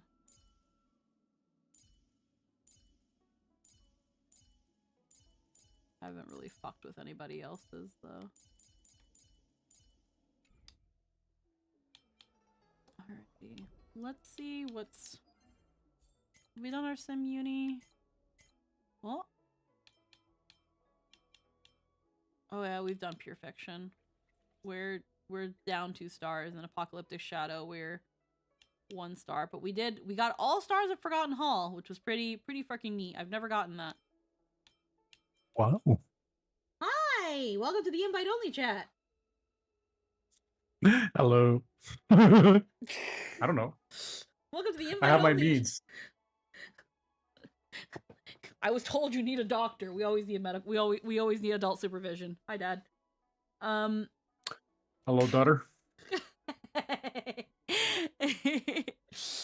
Heckin', how are you, Runaway? I'm okay. Yeah. That's Okay. about it. Just That's. okay.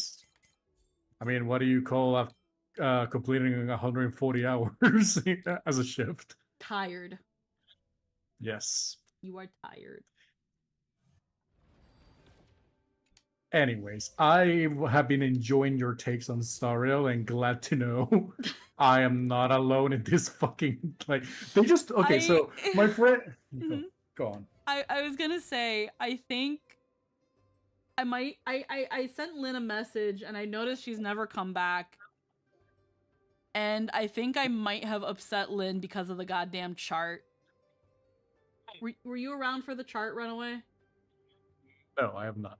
So I'm gonna show it on stream again. Okay.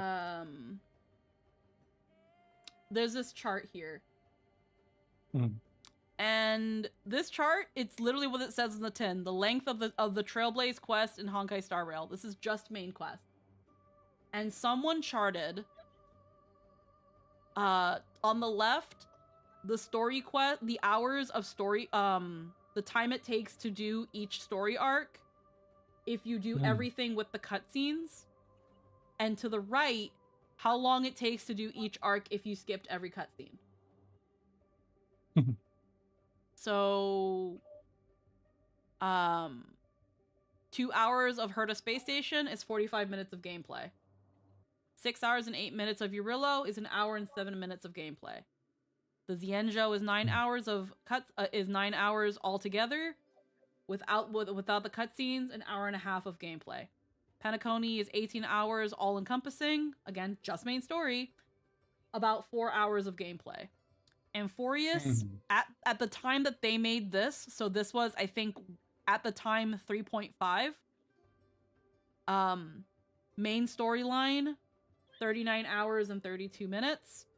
If you skip all the cutscenes, 5 hours and 50 minutes. What the fuck? And me and Lynn have disagreed on this chart, because to me, this chart objectively just tells you how long the main story is with and without the cutscenes. And I would show this to somebody if they wanted to play the game but wanted to know how long it was. And I would tell them, with this in consideration, these are where I suggest you take a break. Lynn, it seems, thinks that this chart was made in bad faith to shit on the game. But it's just data.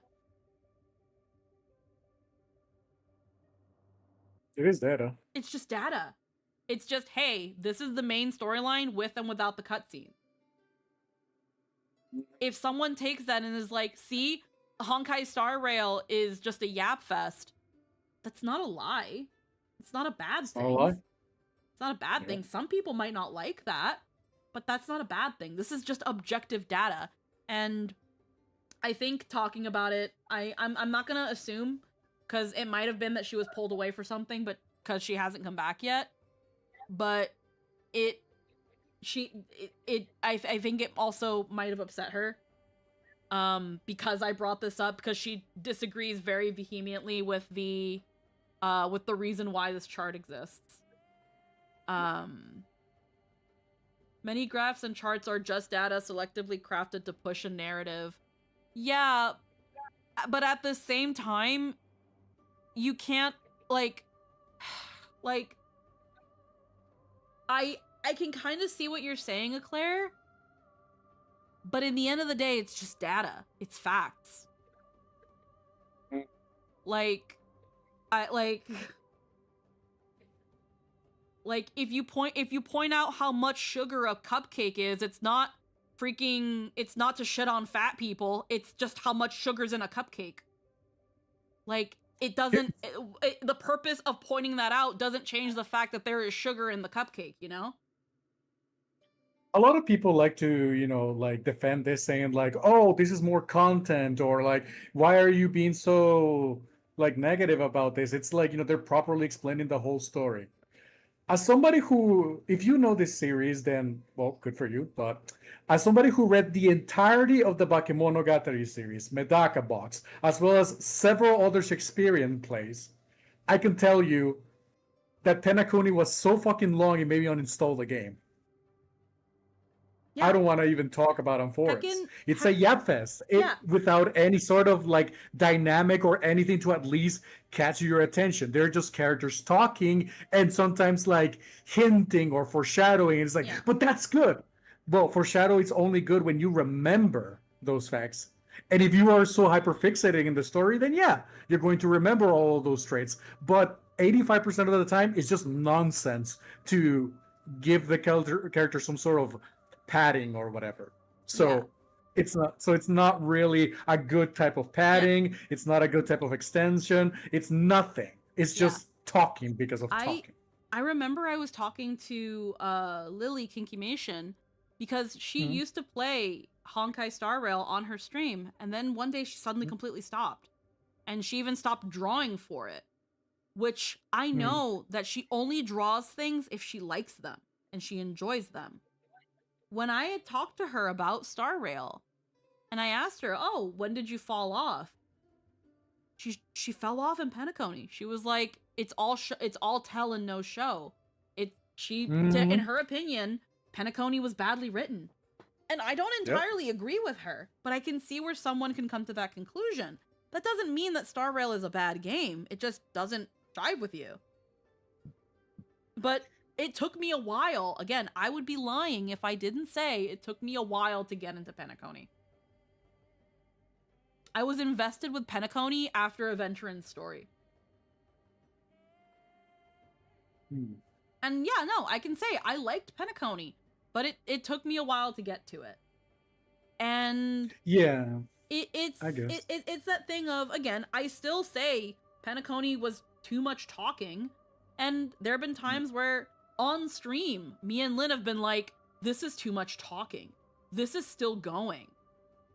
And yeah, that has to be pointed out. Again, this chart, you can easily see it as, wow, the game sure did get more in depth.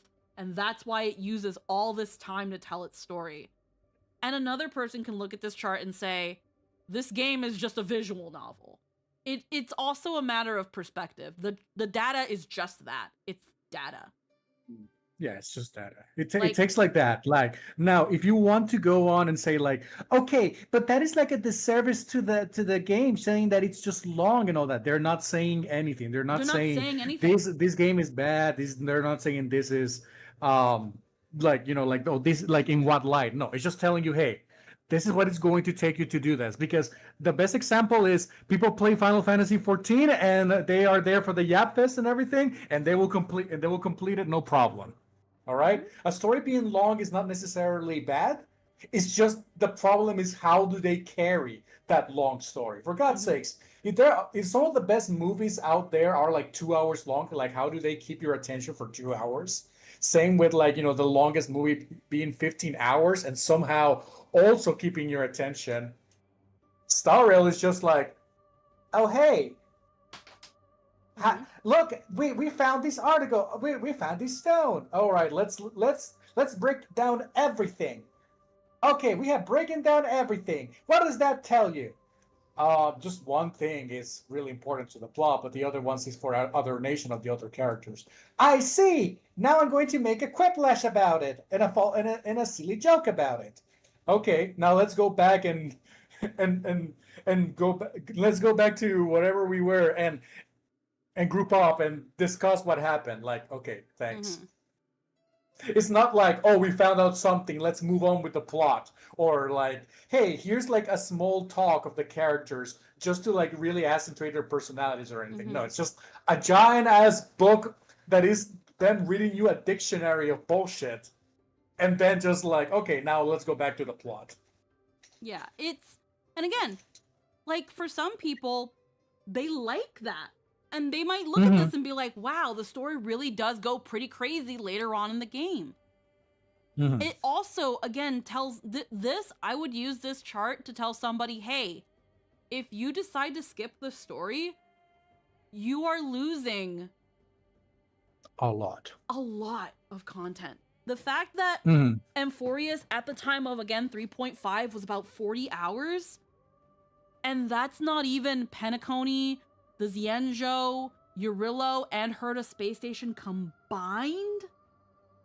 I'm like, you are losing what is at the moment half of the story of Star Rail. Please do not skip.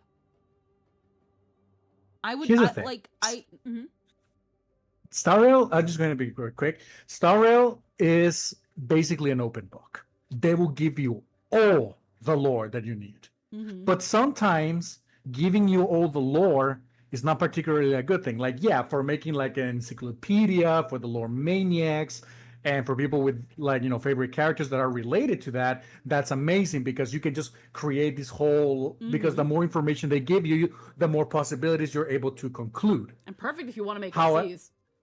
And perfect if you want to make OCs. It's perfect. But the problem is when you're laying down all that, it's like they're not telling you a story. They're giving you a class. Yeah. And again, some people like that. Some people like because again, something that Lynn mentioned a long time ago is that Honkai Star Rail, what's really good about gachas and how they do things is that it's perfect for telling an epic. Yes. It's a perfect medium for telling an epic. Because it's a story that just keeps going and there's stories within the overall story. They're all pieces of a puzzle that make one giant tapestry. But because of that, there is so much information. And the longer it goes, the harder it is for a new person to get into. Because there's just so much. I will always relate this to the Canter Border Tales. Just a bunch of collection of stories that overall make a world, a setting, and all that. The problem is a lot of the times when you're just getting all this information is info dump lore that is just like, oh, and then there's this whole thing, and you didn't really need to know that because it's not conducive to the story or the main plot, but it just exists. And, you know, some people can go and explore that.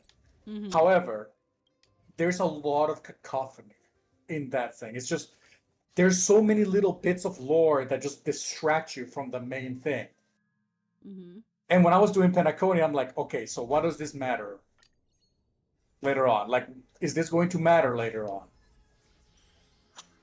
Okay, do I need to remember all this for when they reveal? Answer is maybe. Maybe. And then they go to the last thing and they say, all right, here are the correct answers to the lore that we just dumped to you. 95% doesn't matter. It's just there for textual reasons, and the other 5%, yes. And now here's the cool song to end the series. Yeah. To end the show. I got a bit about it when we were playing 3.6. When Evernight appeared and she said a couple buzzwords, and I was like, oh, and Lynn was like, there's a confirmation that that she's Enigmata. And it was like, wait, what are you talking about? And Lynn was like, yeah, they said this already. And And I'm like, fucking where? And it was like in Golden Gears. And I was like, I don't count that shit. That's extracurricular activities. What the fuck? Exactly. So much fucking like, oh, you can, but then some people, okay, and I heard this with like a lot of the Souls community. Oh, but here's the thing. This is the type of game that just gives you the lore. And if you are brave enough to go search for it, it will reward you. And it's like, yeah, I can see where some people like that. Yeah. Like, again, to be fair, like, knowing Golden Gears and not knowing Golden Gears didn't affect that revelation. But you have to scratch your head and wonder why the dialogue box highlighted this term. And it's like, oh, well, you've seen it in Golden Gears. If you've done Golden Gears, now you know what this is. Now you've just got an additional amount of breadcrumbs. And that's great. And if you didn't, well, you know that was an important term. Maybe there's a reason for that. But for the moment, you don't need to know what that is. Mm-hmm. And that's fine. I'm not gonna say that that's bad. No. But it's that thing of like, I don't know. It's a lot of the breadcrumbs times that trail elsewhere, and it comes down to being like supplementary content. Mm-hmm. And a lot of it is useless until the devs decide to confirm this. But there's also like a phenomena. I don't remember what it's called exactly because it's been a while since my mom and I had this conversation.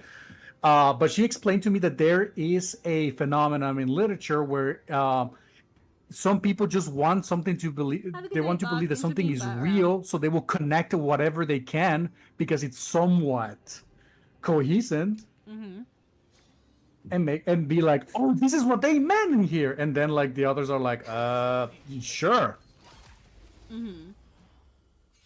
Also, Astral ask what better Lycon or E1 yeah, is better. So it says, is it better to get Finans, Treebees, E1, or Cyrene?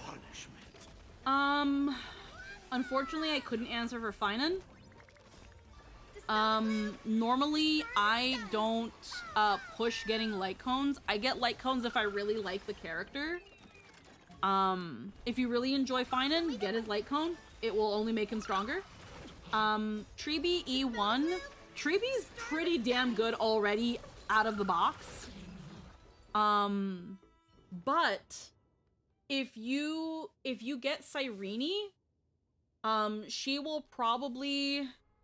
You've got Finan, Saridra, Sunday, and Dan. If you get Cyrene, you can probably replace Sunday. Because apparently one of Cyrene's buffs for Finan is that his field lasts forever. So you might want to get Cyrene and then take out Sunday. And that frees up Sunday for a third party. If you want to get into end-to-end content where you need 3 teams. So I would say right now, if you've got Treebee, then you don't need to really pull her E1. If you have Finan, he's already going to be pretty good. His light cone will make him better. But Cyrene will not only help all your other Christos heirs and help you experiment with more parties because of her buffs, but if you throw her in with Finan, he's going to be even crazier. What is Cyrene? Cyrene is a character that's going to be coming in the next patch of Star Rail. I think it would be easier if you were able to access the encyclopedia with the story playing. Yeah, but the problem is that you don't get access to the encyclopedia unless you play the other things. You don't learn about this stuff unless you play Golden Gears. And I'm not going to say, and that's the problem, because the problem lies with me. I don't have time for that. Some people do, though, so it's not a problem. If anything, it's a reward. Play this thing, you get extra information, extra tidbits of lore, so that when those breadcrumbs are thrown in the main story, you get so much more nourishment from them than someone who hasn't. Instead of, you don't, where everyone else sees breadcrumbs, you see a snack. You see something you can actually, like, have. Mm-hmm. And again, not bad. not one of the ways I would prefer to consume media, but I wouldn't call it bad. Just like, again, I look at that chart and I don't see, oh, this game is a long fucking, like, I don't look at that chart and I'm like, wow, you sure don't get to a lot of gameplay for how much story you're getting. No, that just tells me it's a story heavy game. It's an RPG.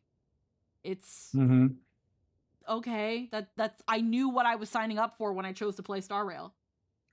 Also, I do not know what kind of like gameplay heavy game you expect from a turn-based game. Yeah, like this game is turn-based. Like you're not here for gameplay. Yeah. So again, people thinking that the chart is at least in my opinion, people who look at this chart and immediately assume bad faith, I think are too defensive over this game. Yeah. And the moment you get defensive about a game, it's the moment it cracks down that you know it has issues. Yeah.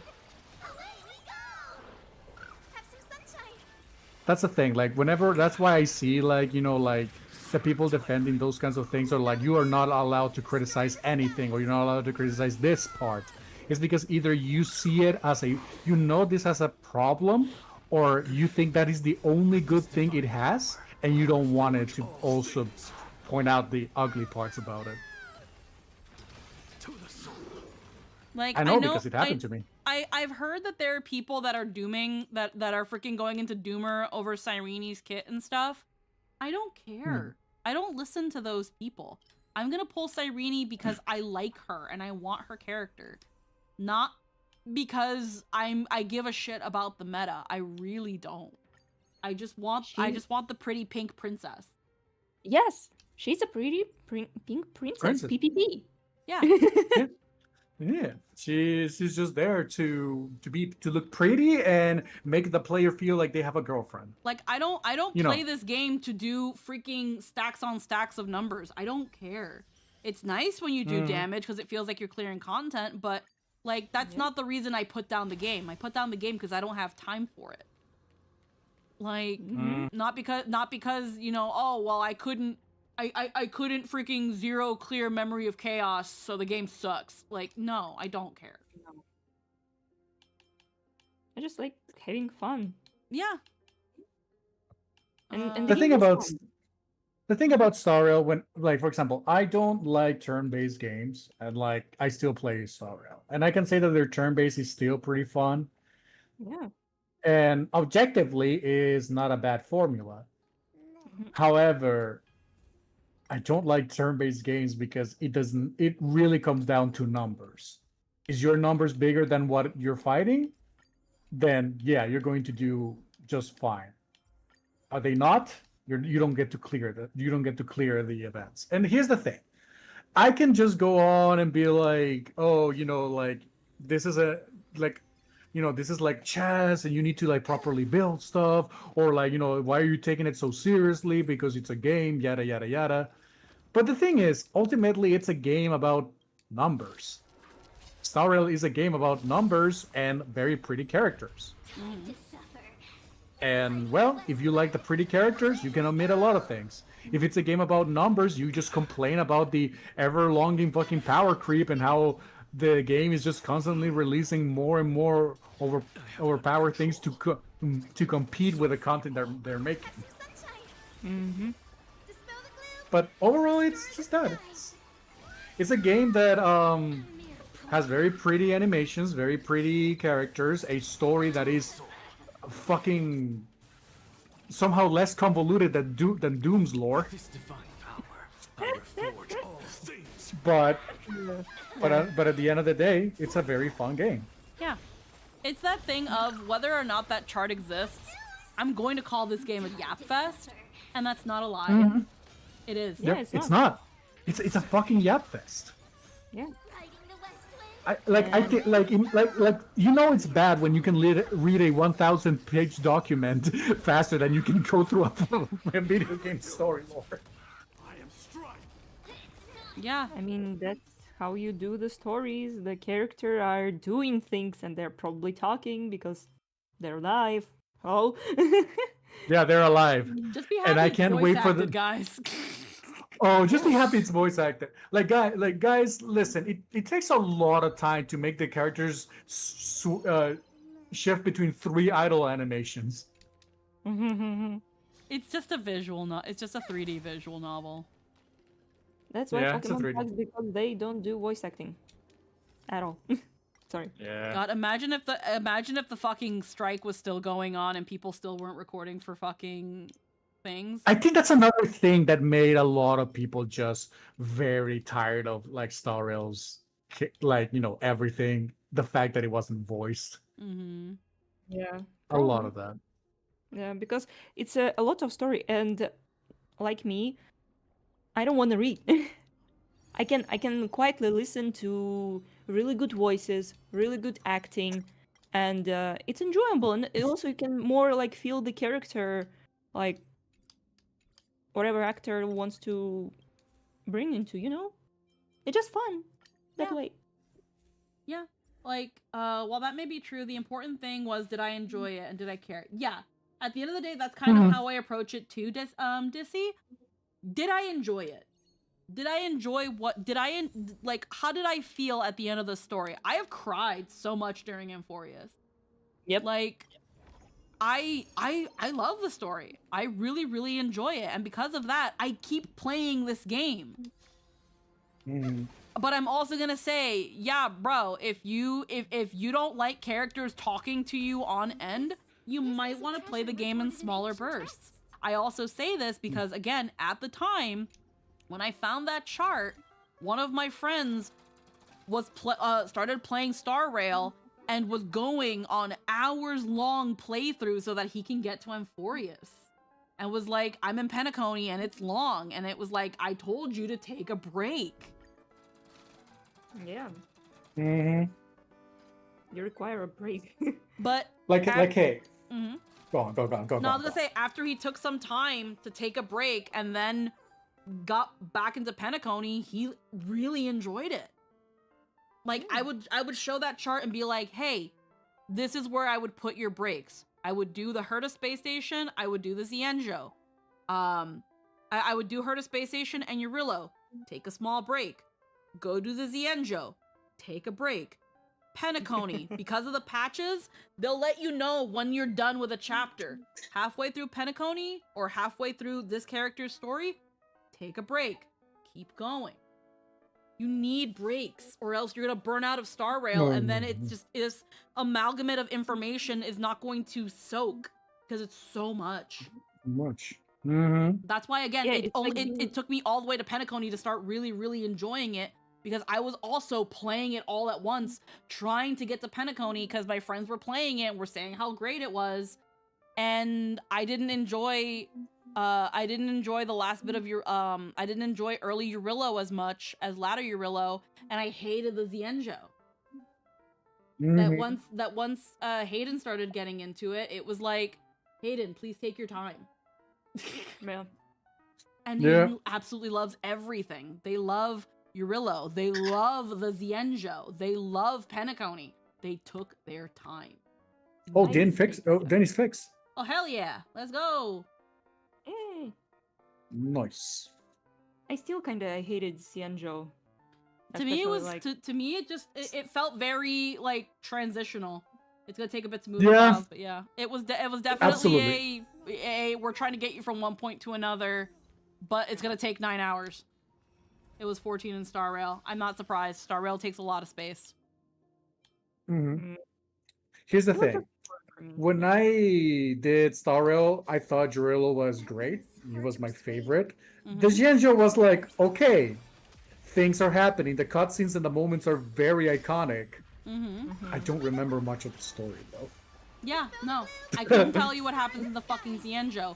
We're in China. Alejandro Saab is in charge of China. Yeah. This freaking little angry pink thing wants to be in charge of China because Alejandro Saab keeps sleeping on the job. She also wants to fucking suck him dry. And yes. And Don Hung is Dragon Daddy, but the second iteration of Dragon Daddy, and a lot of people and 3 other people specifically hate their lives because Dragon immortal. Daddy version 1 really fucked up, and a fox's Also, neck Lucky was gets there. snapped, and a Lord Ravager comes in to fuck everything over, and we fought a deer. Yeah, Like and then we fight a deer, and then it turns out it was none of the things we thought. It was an alien. Like, I'm sorry, what? Yes. Yes, that is the. I have summed up the Xianzhou for you. Yep. Yeah, that's the only way I could remember the plot when you were explaining it, because I don't remember what it was because all happening. these the Xianzhou was all these little storylines that they were trying to weave into a braid, but they've never done a braid before. No. Also, Tinyu died. Listen, I don't care about anything that happened in this Yanjo. I just wanted to see Alejandro and the pink thing fuck. Okay, I only care about that. That was my entire I do ship focus. some Jingyuan and Fuxuan. I do love me some size difference. Absolutely, the fucking size difference of that bitch. Goddamn. Goddamn. That's like perfect full Nelson size.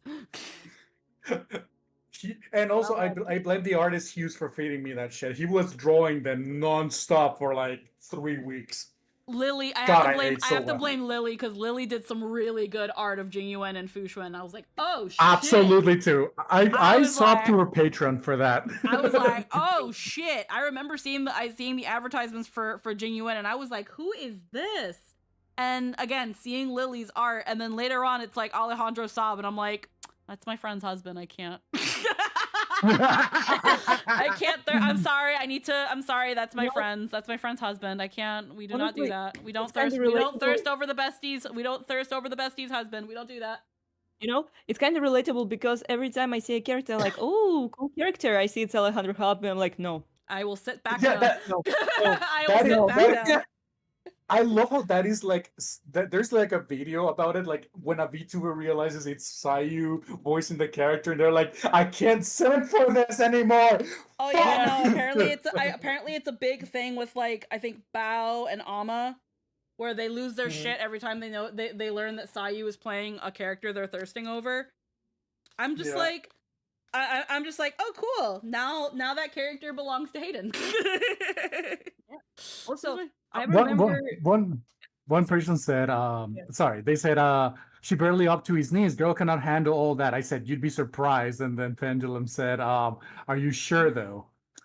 Whoa. Listen, as somebody who goes into the ER and has seen people shove things bigger than their entire torso, I can tell you, you'd be surprised by the resilience of the human body.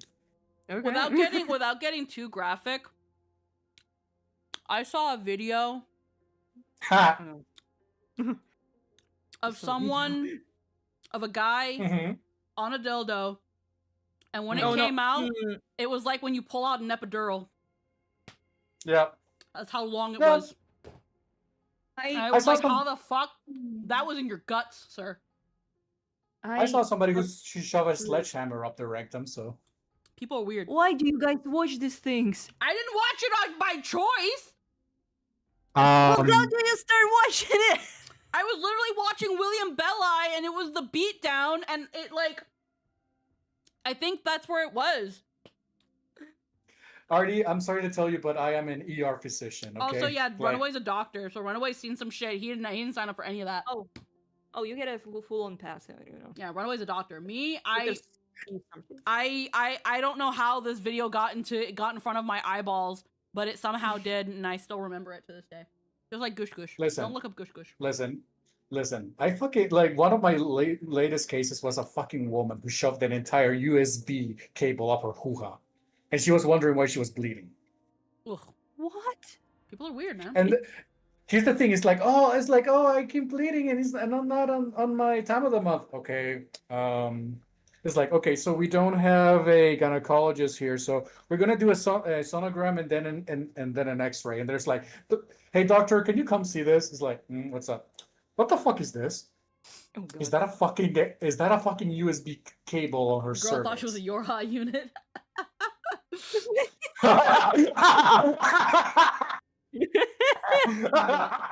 That is not Girl was USB low on compatible. energy. That's why. It's bad. It's bad. USB-C stands for USB cervix. Oh no. The C doesn't stand for cunt, guys. Don't put it up there. So yeah, and then we was like, "What is this?" He's like, "Oh yeah, I did that, didn't I?" Well, Like, no you fucking forgot? shit. You And he's, forgot? why? Why? And why? Okay, so I didn't have like tampons. I'm like, Why? So you okay, stuck I don't a want. USB cable in there? Yeah. So I don't know, and I don't care. I stopped listening. My memory's like, okay, you know what? We're gonna put you under, and we're going to remove that. Okay. Y'all mind if I So mind if I scream? Y'all mind? Hold on, I'm gonna put it in stream chat. I'm gonna put the meme. I'm gonna put the meme. Yeah, y'all mind if I scream? Yeah, that's me. That's me every time I go to that stupid fucking room full of people who are sick. Y'all mind if I scream? I can't, but please let me. I sent my whole reaction like image like That's- how it look like right now, like listening to this information. Yeah, in stream chat.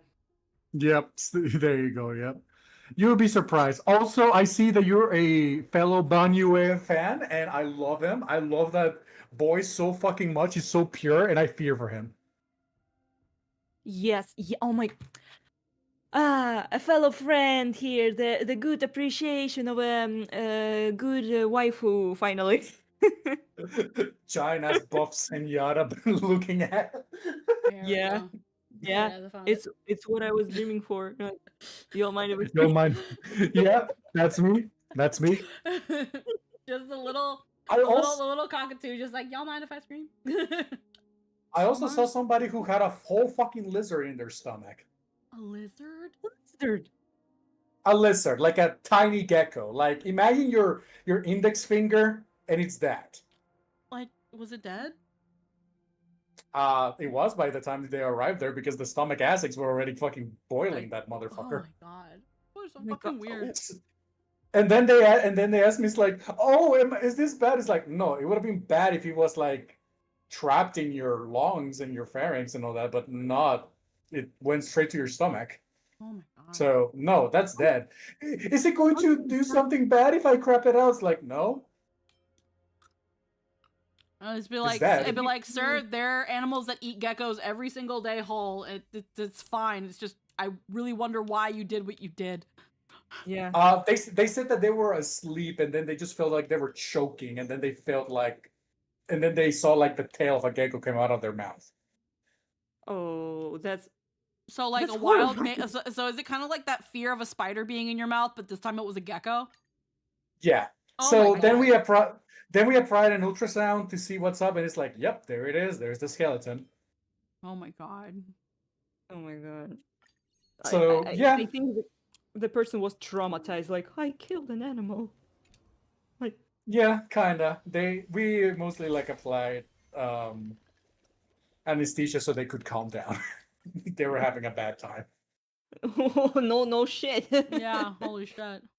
Yeah, because honestly, the Casey was less about us treating that because there was nothing to treat, and more so like the trauma of it. Yeah, it's he got like emotional damage from that.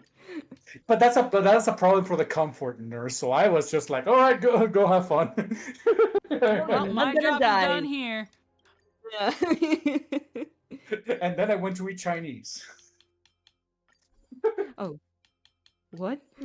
Yo, And Chinese then I went to food eat sounds Chinese. so good right now. Chinese food. I was like eating Chinese people. No, What? no. And then I have not ate yet and then I indulged ate in. Shaoji. I have not yet indulged in cannibalism.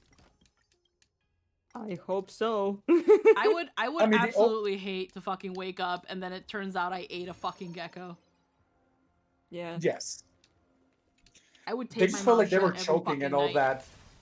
Here's the thing: they were like choking, and then they spit like the tail. And then they went because they were choking. They went to grab water and swallow it down. That's how it happened. Basically, Ugh. that's how they told me. Oh. Because they felt like that. They needed to pass it. God. That's a horrific. Yeah, it is. It's not as bad as the fucking guy who swallowed a whole fucking like phone charger. Why? I don't know. Listen, I have licorice. Listen. People just do the most absurd things. Just to give you one of the funnier ones, one of the less what the fuck. A man ate 40 slices of cheddar cheese. Yo, cheese is good though. No, like legit, they just like grabbed like the Kraft's fucking pack and they just started like eating them one by one. And they said, "Bro, I was so high, I needed something to eat." And then I had that cheese, so I was just like eating it like it was chips. And now I'm vomiting everywhere. Oh, no fucking shit. And I'm just there like, I see. Alright, clean his fucking system. I just, Alright, apply some serum to clean him up and also apply an anti-swelling medication. Let him pass all that. And also give him a gastrointestinal aid. Alright, I'm done. Bye. I was like, I'm not touching that. Their stories remind us how easy it is to succumb to intrusive thoughts. Oh yeah, the ER is 75% intrusive thought patients. Because, you know, as a surgeon, I go by with like, I'm here to save people. Somebody breaks their bones, they have their organs out, there's a rupture, there's something happening. That's why I am there. Yeah. But then I get like cases like this motherfucker. I was so high and cheddar cheese everywhere. I was just like eating it like crap, and then I felt like shit, and then I started vomiting, and I thought, oh, it's not so bad, but then I vomited again, and then I started vomiting for like the 4th time, and I said, I should call a doctor. This is why my OCs are all tired, and my body is also very tired. Because I have a de facto tired phase all the time. Oh yeah, I haven't pulled for Don Hung's light cone. Oh, you have to pull for the boy. The man. I don't. Well, he's given to us for free, so I already have him. It's his light cone I don't have. But hold on, but you can have it. I'm looking at where my pity is, because I think what the plan was is that I was gonna pull for the light cone, and if we're only at 2 fucking pity, and if we lose the 75-25, that at least means that Cyrenes is gonna be guaranteed. Oh my god. I just got reminded that was the last thing. I had a surgery like 3 days ago that I had to conduct on somebody. Yeah. It was mostly just like removing some cysts from someone's liver. It was not at all like a complicated thing, and it was not life-threatening. The problem was, you know how like sometimes you just remember stupid shit or like you have intrusive thoughts? Like at the most random of times. I was like opening this man's liver and removing everything, and all I hear is Hashire, Hashire, Huma Musume. Good job. and I'm trying my best not to like sing it or laugh because it's brain rot. And the nurse was like, "Doctor, are you okay?" Yeah, I'm okay. I just want you to draw a picture of your bunny persona over a surgery table, and you're like sweating while you're doing this thing, and then it zooms in on your face, and then a thought bubble, and then just the video. Hashire. Okay, do you want what stupid fucking video it was? It's not even like funny or anything. It's just brain rot that I was watching with my friends here in Steam Chat. This is the stupid fucking video that was playing in my brain while I was operating someone from cysts in their fucking liver, saving their lives. Yeah, the best thing. What can I say? I'm doing cute things while watching some of the most horrific criminal cases. What a wonderful time. I've heard the call. But there it is in stream chat. Oh yeah, I'll check it out in a sec. The Uma Musume. Yeah. The girly pops. The My Little Pony for a grown man, yeah. Wait, it already is. Like the other one. Satono Daimon. Underestimating us will cost you. Yeah. My purpose is to protect. Like, that was what was playing in my fucking head while I'm like trying to save this Stackable man's life. shield effect. Okay, so his skill is just Aventurin, and then designate a designated status. Okay. Do not let this moment slip away. What's your alt do, hun? Try the shield. Just remember this, and you're laughing right now, right? Dragon Yeah. action. Okay, so what was happening is I was like opening up the organ, and here's the thing: we don't use a scalpel to open it. We use like a sort of like plasmid thing, and it was like pa pa pa pa pa pa. So I was like pa pa pa pa pa pa Uma Musume. And then my brain just got that.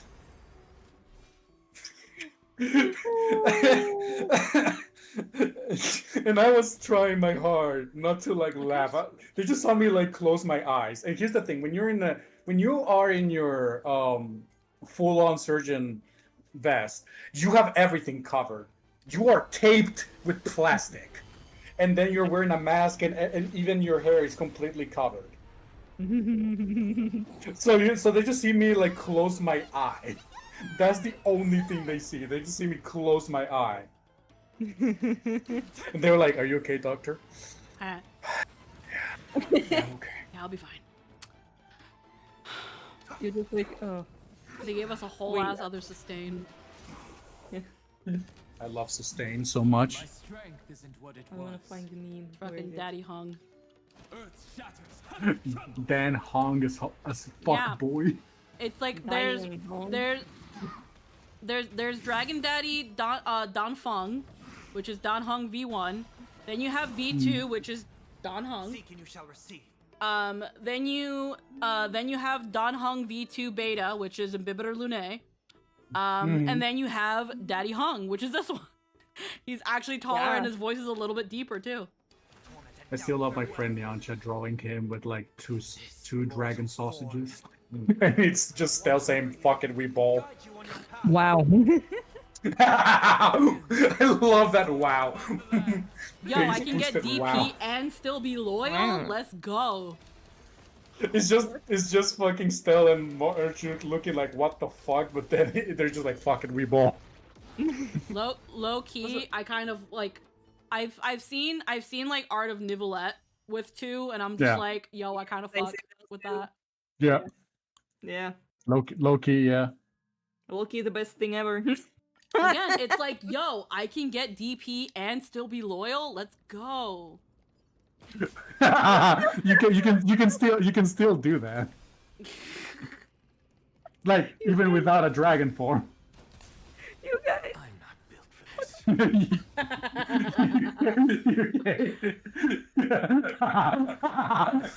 Me and Runaway are both degens, but Runaway fucking makes his degeneracy manifest in fucking art. Yeah. Yeah, I do. I love it here. Forge all things. Uh, Above the lands. This is permanent. Oh, I even just noticed. I was like, wait, Dan Hong, why are you here? I'm doing an Axis. He's just here too. I'm down to get his light cone. Swept away by the wind. Yeah, I know. It's just, again, I have to see how many pulls I have. You have so many. We'll also be Not getting enough. like another 100 pulls in 3.7, so... And if Cyrene's gonna be around the whole 3.7, then it's like... I have plenty of time to try to get her light cone. Hi, Wandering Hero. Hello, hello. I get the Anexa's like instead because I really need it because he's my DPS. He's surprisingly like really strong. I didn't expect that. I love Anaxa so much. Yeah. Yeah. Is that why you are always making the comparison that him and me and Vero are the same? He is just a tired. He is a tired, angry, very smart man, and he hyperfixates on one animal that he thinks is very cute. Yes, he is you. Yes, he is.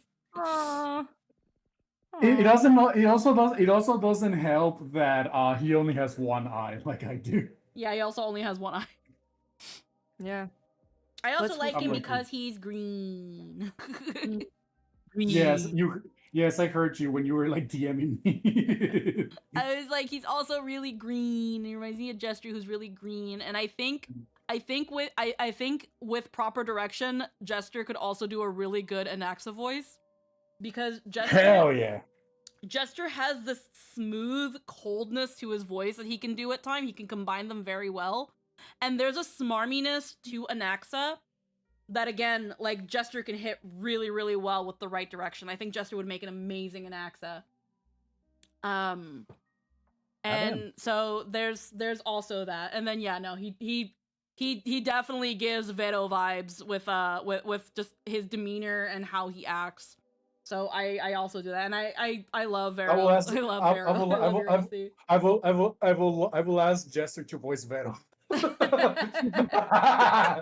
There's gonna be so many weird layers to this onion, bro. Hell yeah! Like, I posted in stream chat. I've joked. I've joked with you before, Runaway, where I wanna commission Ada for more Star Rail designs of my friends, and I do want to get one for Vero. I do want to get one for Vero. And Anaxa is going to be on that. Anaxa is going to be on that mood board. Okay, girl, just give me. Yeah, I gotta get money first, because right now I'm like, fair. So no, because I'm going to pay you, girly pop. I'm going to pay you. So okay. You're getting paid, and I have to make the mood board. But like, okay. Because it would just be really fun. I want to see Star Rail designs of my friends and their characters. I had to make a Star Rail design for Vero. Yeah. Or just let Ada work her magic. She's done beautiful Star Rail designs. She made mine. So I just let her. I was like, here, just follow your heart. And yeah, I did. So, yeah, also, there you go. I got a bit better, and now I can draw a bit better too. So. Oh yeah, no, you've been learning so much. You've been holy shit. I still also need to like commission you for like my Adolins, because I want Adolin art as well, because I want to do stuff with the Star Rail design so much. I haven't finished which one? I know you're doing. I haven't Nightshade. finished the Nightshade. Yeah. I'm making it. I haven't shaded yet, but I already have the colors and kind of the background. Oh yeah. Already. Yeah. No, Nightshade showed us some of the drafts. It's looking so fucking fire. Yeah. Stop teasing me with those drawings, Ruru. Stop it. No. Stop it. How dare you? Oh my god, that like, you haven't shown me that many things of Vero, but I fucking love that image of Vero. I just imagine him walking with that fucking smile, and I don't know what the fuck's gonna happen when he snaps them fingers, but I'm ready. Yeah. Like, he's gonna snap and he's gonna fucking call on a black hole. He's going to snap and he's gonna snap. And behind him, it's just going to the ground is going to like freaking just rise and break all around him, and he's just gonna stand there being like, "Yes, I'm here. I did this." Witness the stars. Witness the stars. Like, that's his fucking ult, bro. Like, he's that popping is his skill. ult. That is his skill. Like, Finan's gonna be on that mood board too. Yes, that fucking drawing that I made of Vero. When did I agree to be your friend? Like, it's so fucking good. I love, like I know early on I was just like, oh my god, Vero, oh, but now I'm just like, no, I just really love this fucking character. Genuinely really love this fucking character, and I love when you fucking draw him. Well, thank you. I'm glad you like how I look. Are you finally admitting you're hot? No. What do you mean then? I'm just glad that you like how I look as a disheveled fucking doctor tired of his fucking life. And you look good, bro. And you look good. Slay queen. Slay. No. Like, yes, you. Oh, yes, you will. I can. You do Where's slay. It's my no choice. Where's my buy runaway folder? Here we go. Bye. Yeah, I save the art that my friends make. Like you share art with me, I'm probably going to save it. That is the initial fucking Vero design that I made. Yeah, but when I asked you for his colors, this is what you gave me. You were like, I like cyan, teal, and black, and I was like, noted. Yep. So, do you have the colored version? Asking for a friend. I don't think this is the only colored anything of Vero I have. Yeah, I have not done a full Vero illustration yet. Just know that I want more too. Just know that Vero and I are basically the same, and we're tired of everything. All I would say, and is that when it comes to our little dumb collective, our own little freaking express group, he is our Wild Yang. He is our tired daddy. He is our tired of our shit daddy. Wait, do you have the chibi one? Yes, I do. I do have it. I do have it. Yeah, so I can see it. Yeah, there you go.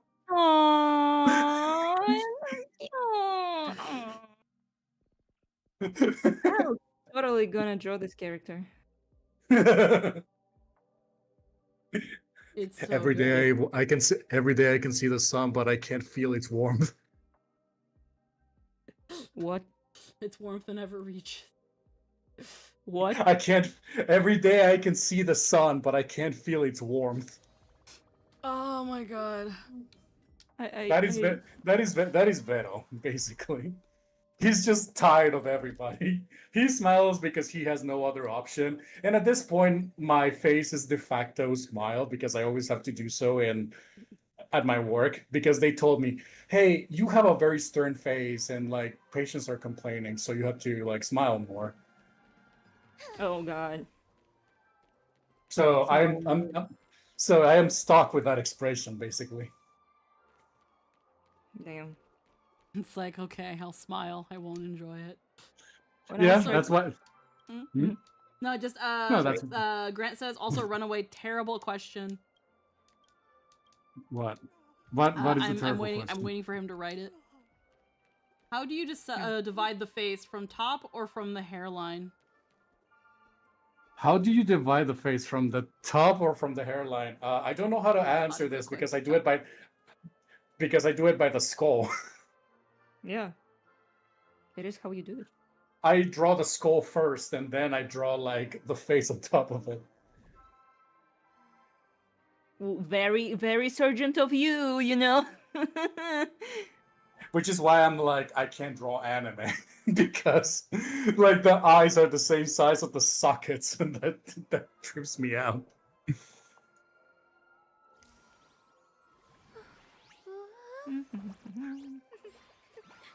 By the way, that somebody asked me to like draw Vero and them as a married couple, and I hate it.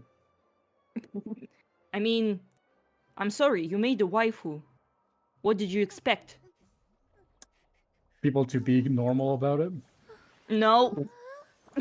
Very naive of you. People are weird. Let's have a break.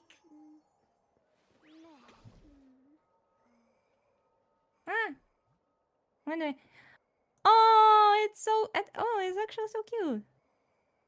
Weird, but cute. Yeah, it's very weird. Yeah. It's squishy.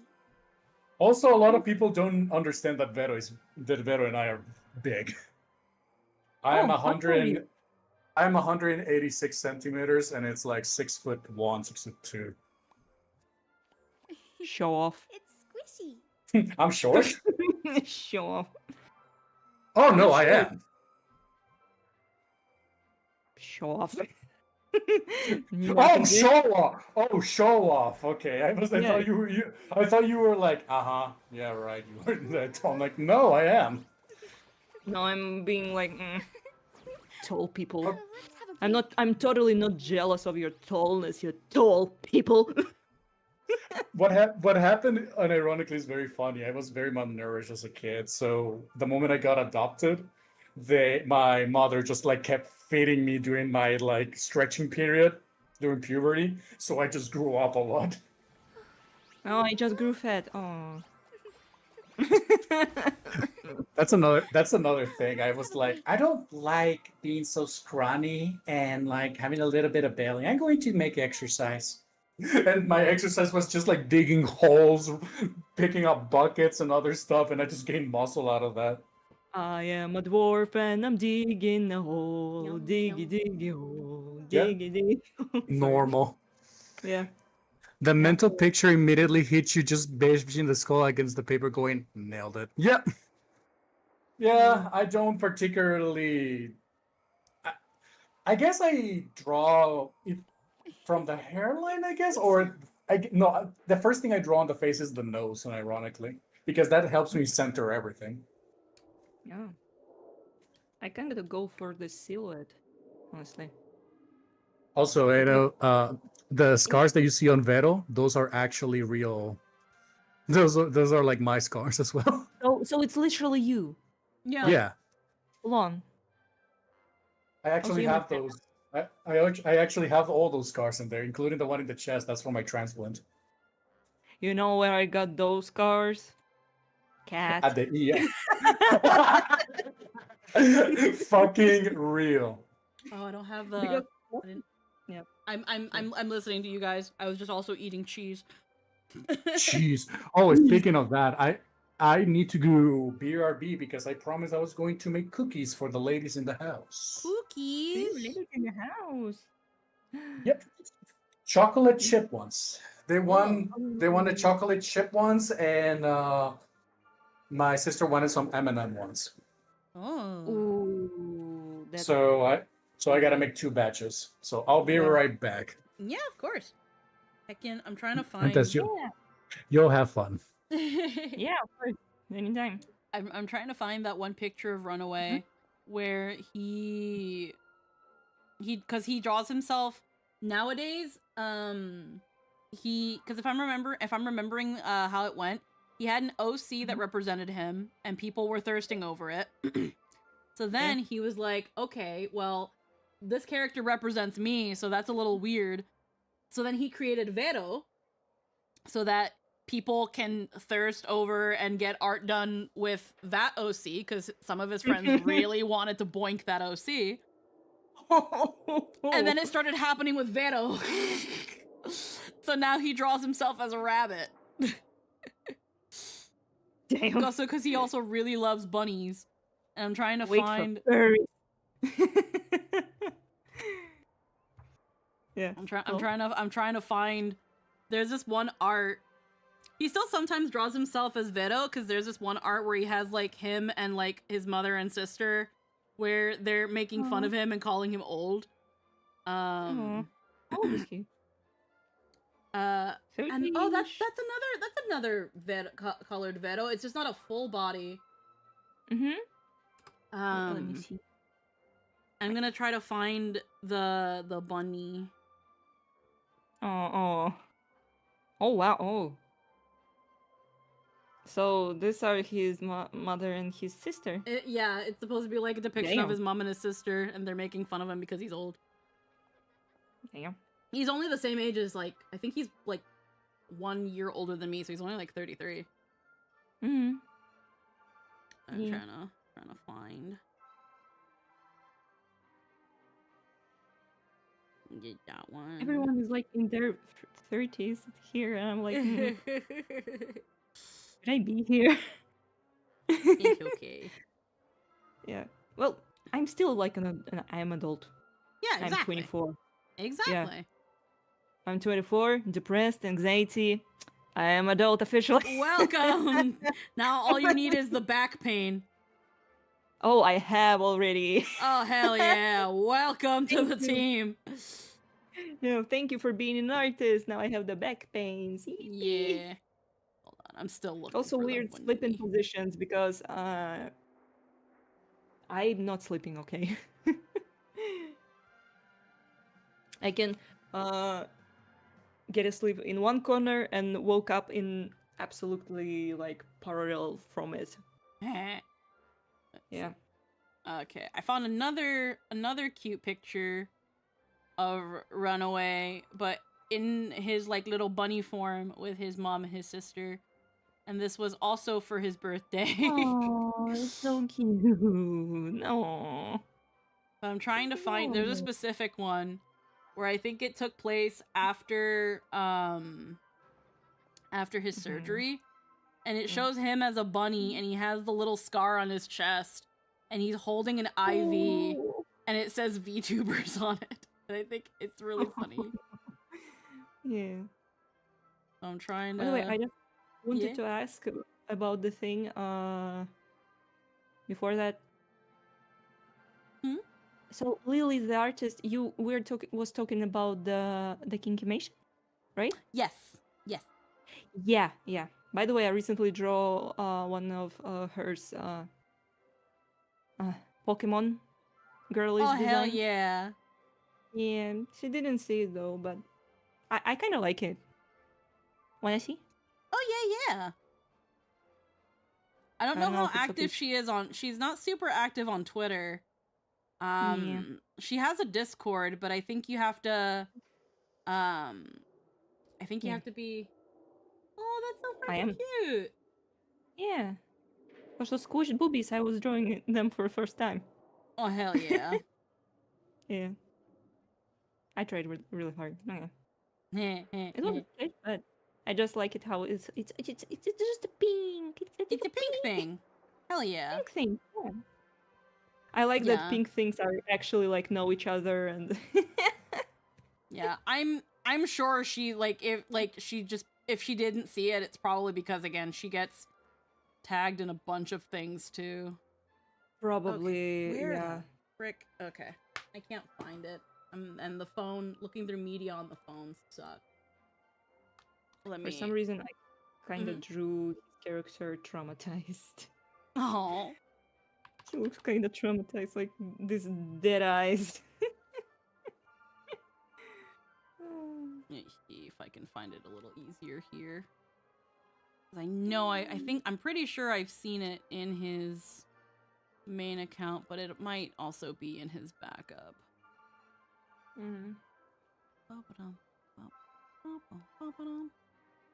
So Kinky have like the account like in the Discord?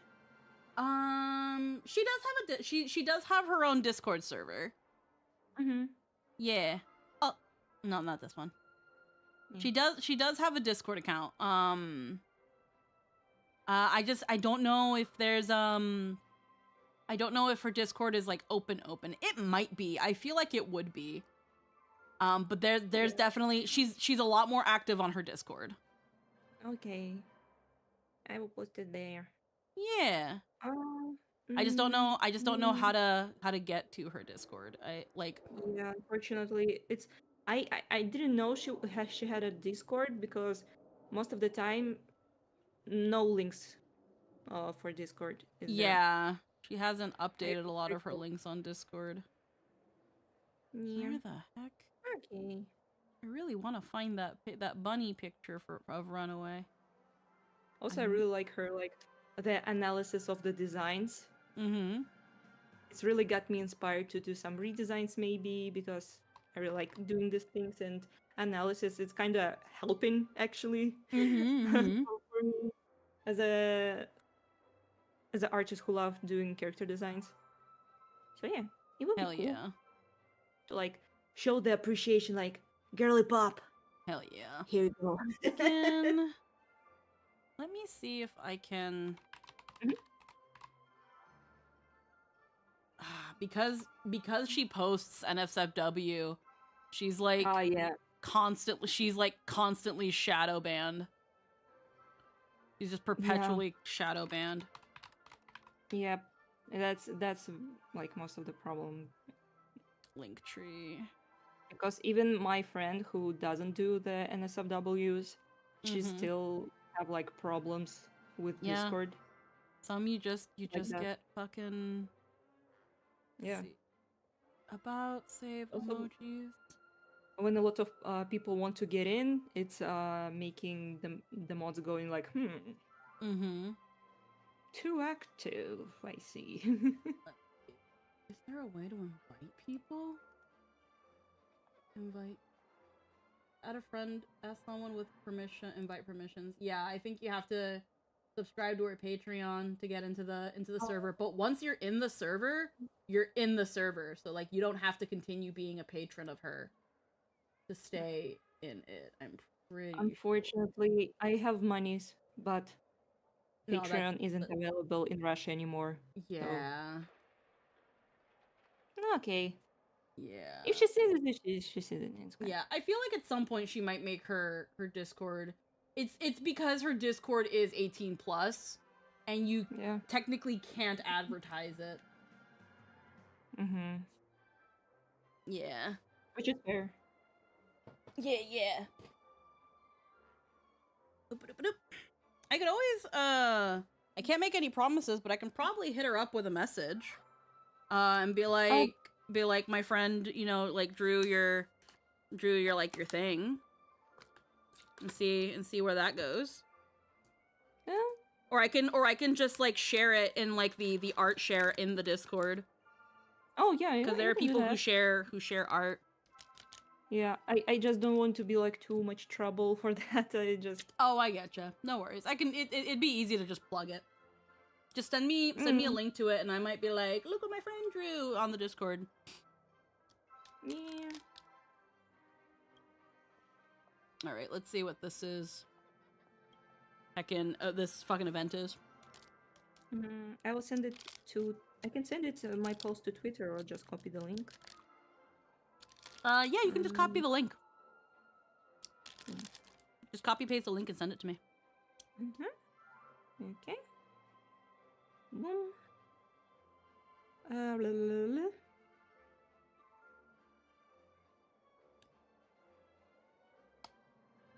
I also kind of like don't want to be too noisy about it. Like, no, you're fine. There's an art sharing channel in her thing, so it's like,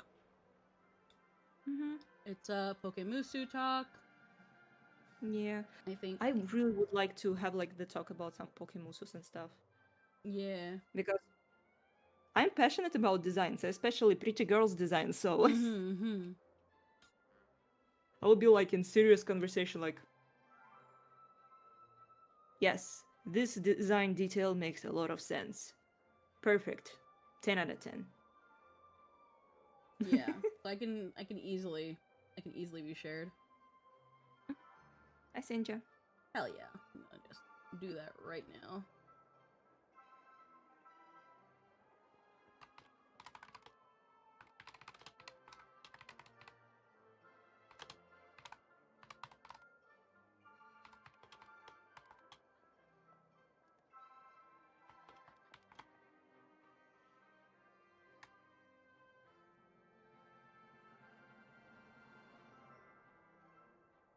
Yeah. There we go. Thank you so much. See where that goes. Yeah, of course. I'm always open to help friends with visibility. Thought on the live stream? Oh my goodness. So I'm excited for Cyrene. And I'm excited for the story. I'm not excited about the whale event. I hate that I predicted it. I was right about predicting the Fine rerun, the Castris rerun, the Hyacinth rerun. That was the time for it. I pretty much predicted all the reruns but Cypher and Mighty.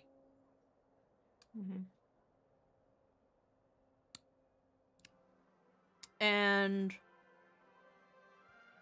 I'm just really sad we're not getting any skins. Especially for Trailblazer. And that's why Cyrene is E2 bait. You say that, but they didn't even talk about her Eidolons. So I don't think she's a Dolan bait.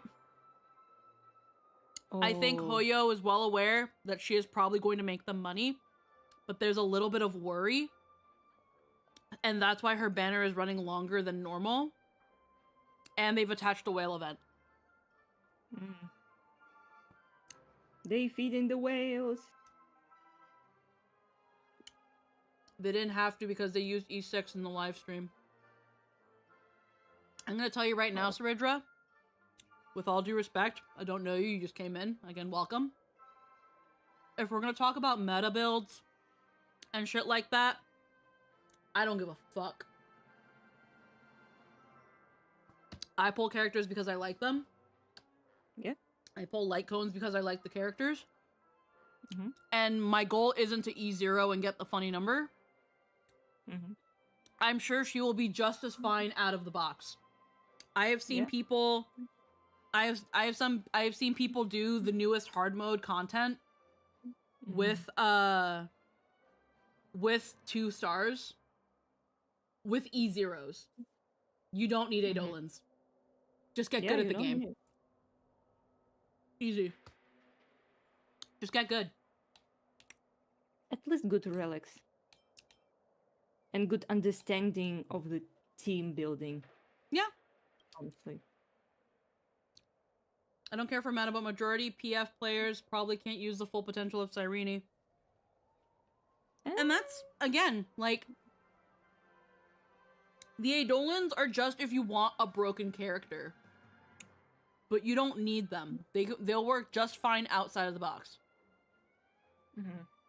What Cyrene is, she's not Eidolon bait. She's waifu bait.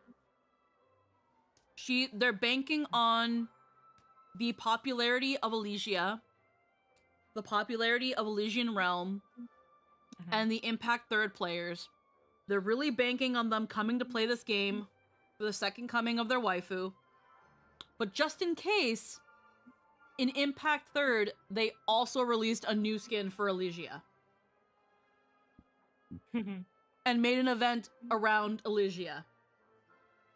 So they know what they're doing. They absolutely know what they're doing. The fact that they really hard leaned in on Cyrene being like a bride. The whole thing with her alt and the wedding ring and the veil and everything, they're really banking on that waifu.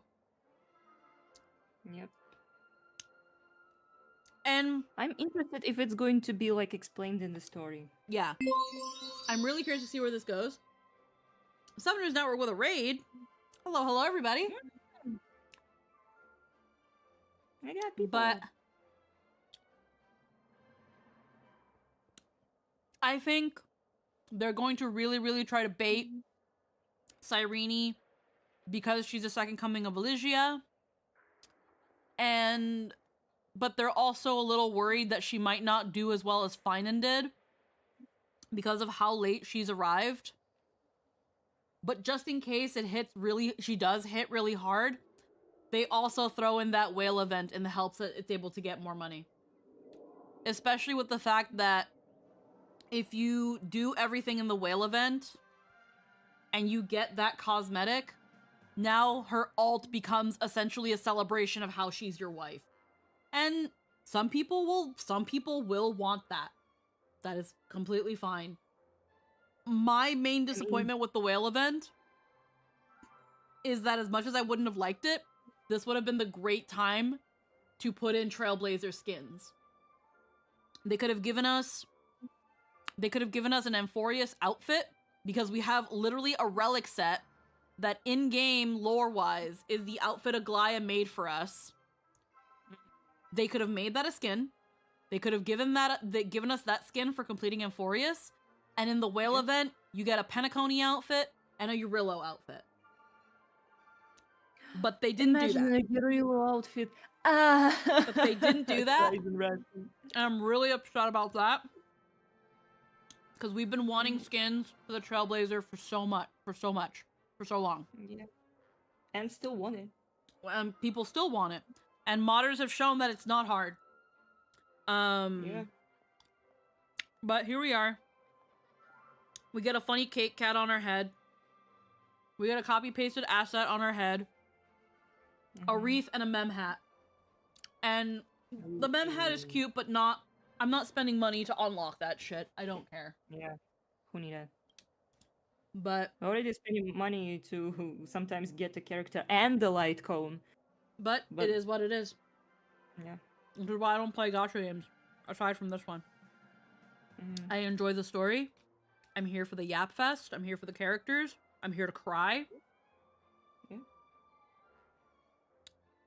And that's it. I do take time to learn how to build my characters. I'm not the best at it, but I'm able to clear content. And if I can clear content, that means I'm doing a good job. No Eidolons required. Yeah. I don't even try to get Eidolons because even if I get like the... how's it called?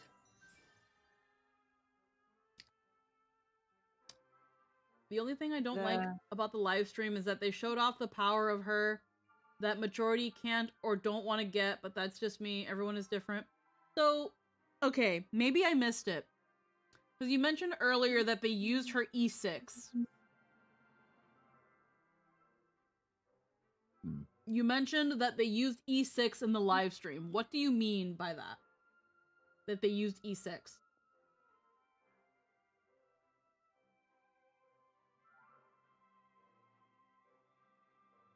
Because I might have to look back at that part.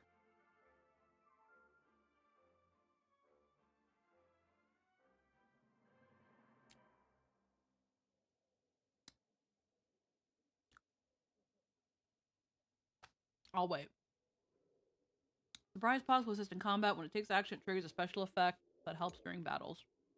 As you unlock more stages, more comedians will join the show. A comedian in your team will put surprise gifts into the box, providing various benefits. Comedian can charge this box by gaining giggle gauge. The higher the giggle gauge, the stronger the effect of the surprise box. Okay. Sparkles, form shifting math. Chingchui's deep sea tiles, Aventurin's comeback chip, Feishao's drinking flask, Ridra's winning piece, Sampo's love bomb, Comedian's lucky bag grab. Interesting.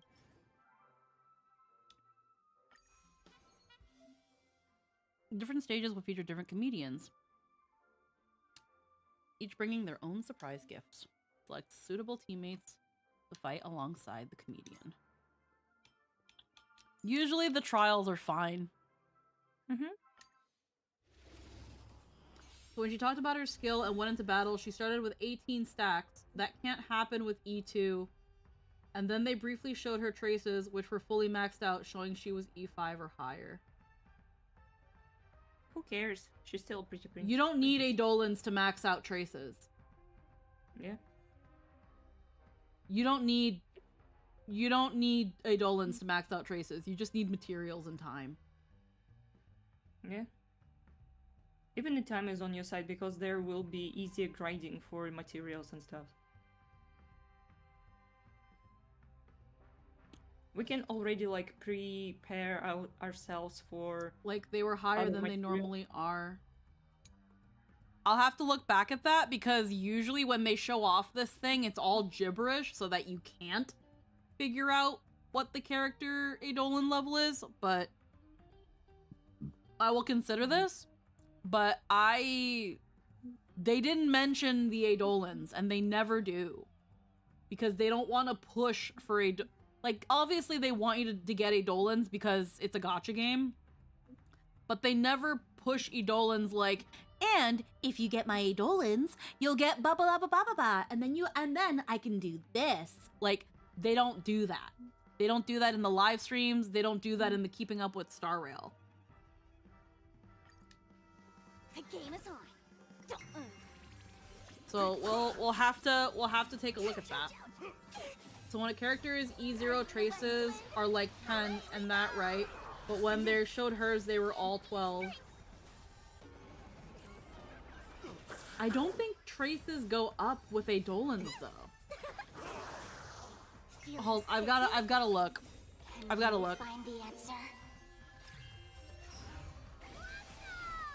Because I think some Eidolons do raise levels of traces, but... And even then, who cares? Unlimited. Blade works.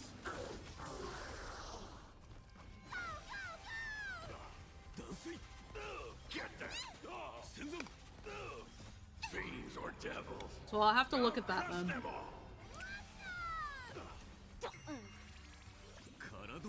Ah. E3 and E5 lets traces go beyond their normal levels. Okay.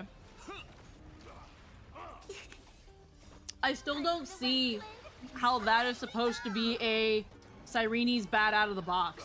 I don't understand that. Feeling spiffy? Can you find the answer?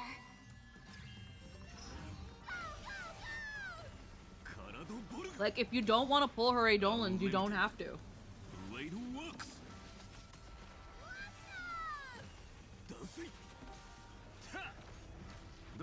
Wow.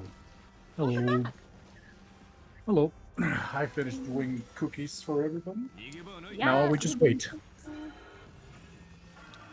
I love how my sister, being the little gremlin that she sneaked behind me and then just grabbed the spoon that I was making the cookie dough and then just went to her room, locked herself, and then it's like, it's mine!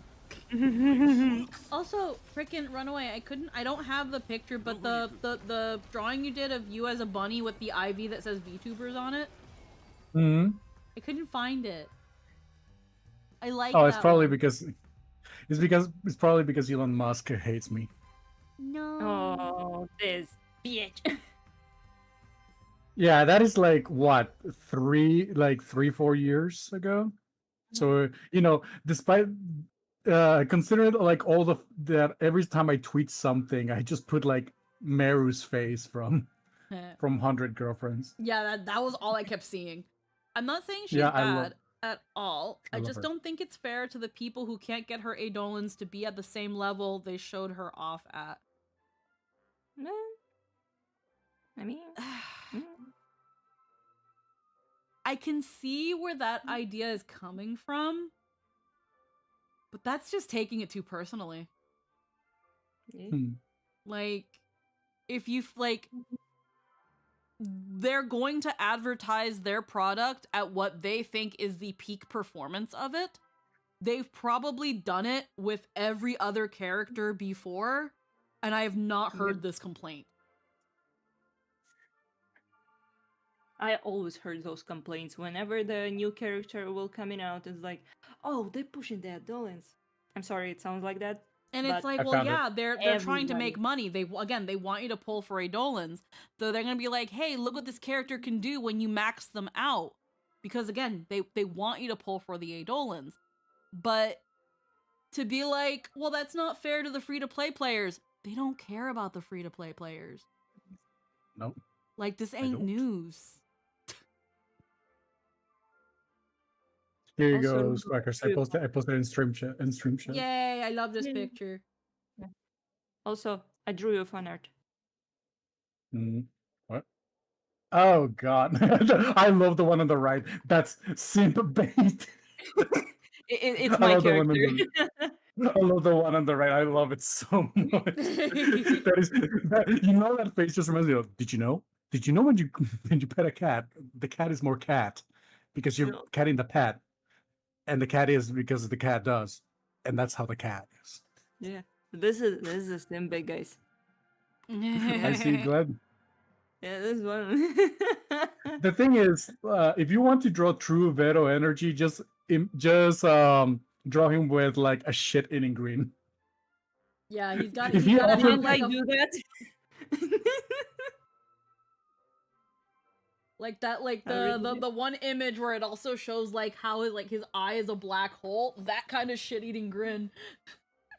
Okay, hold on. By the way, yeah. Go on, please. Oh no, I was just reading the thing. By the way, sorry if I'm coming off as rude or anything. No, I don't think you're coming off as rude.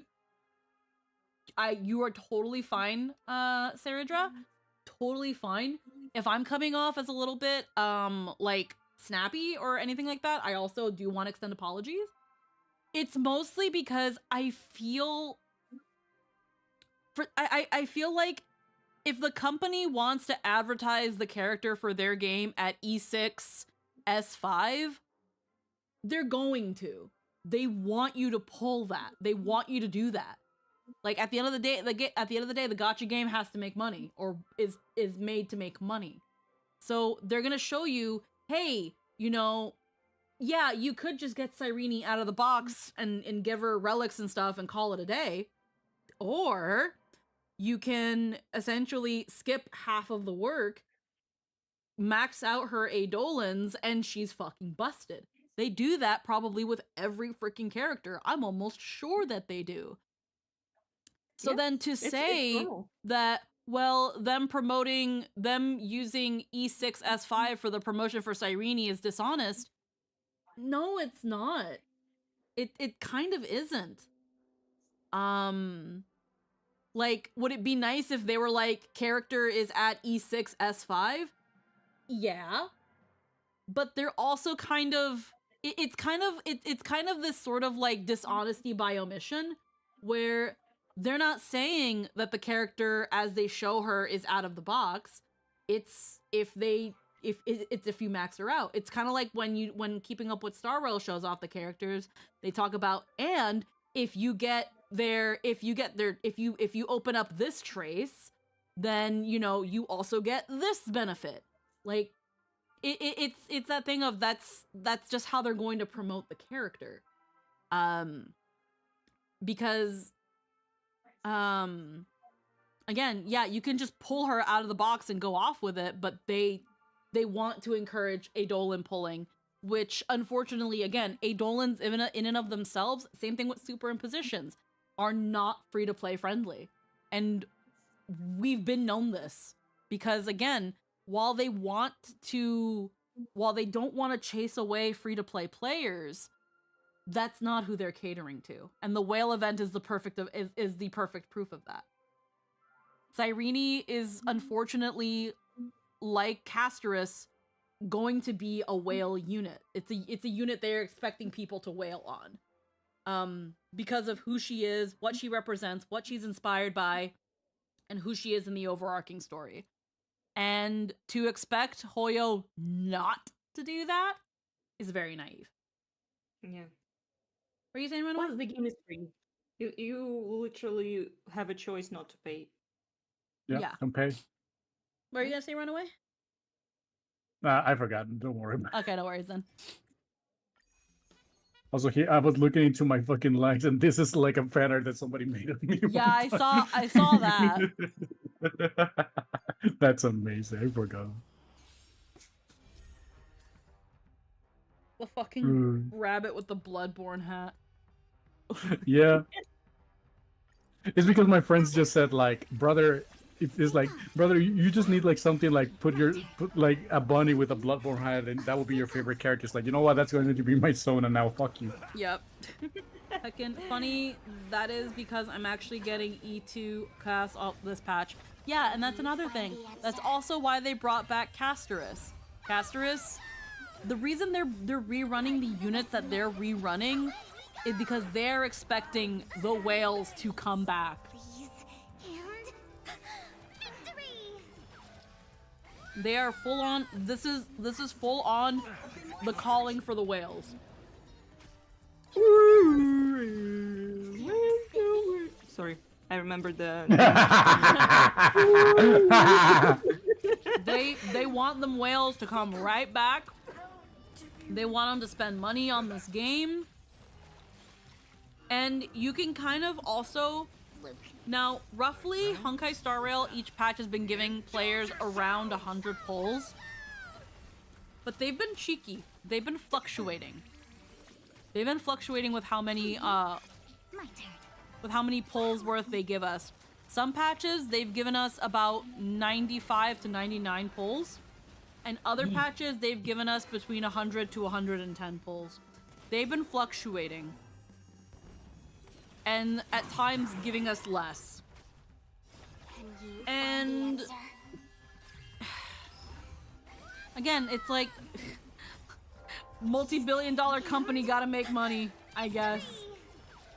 It's also because, again, I think Hoyo's a little bit worried that Cyrene might not make the money that they're expecting her to make. My turn. Because they've also seen how much Finan made, and because of how much money Finan made, why Cypher didn't make as much money, or why Saridra and Hycealans didn't make as much money.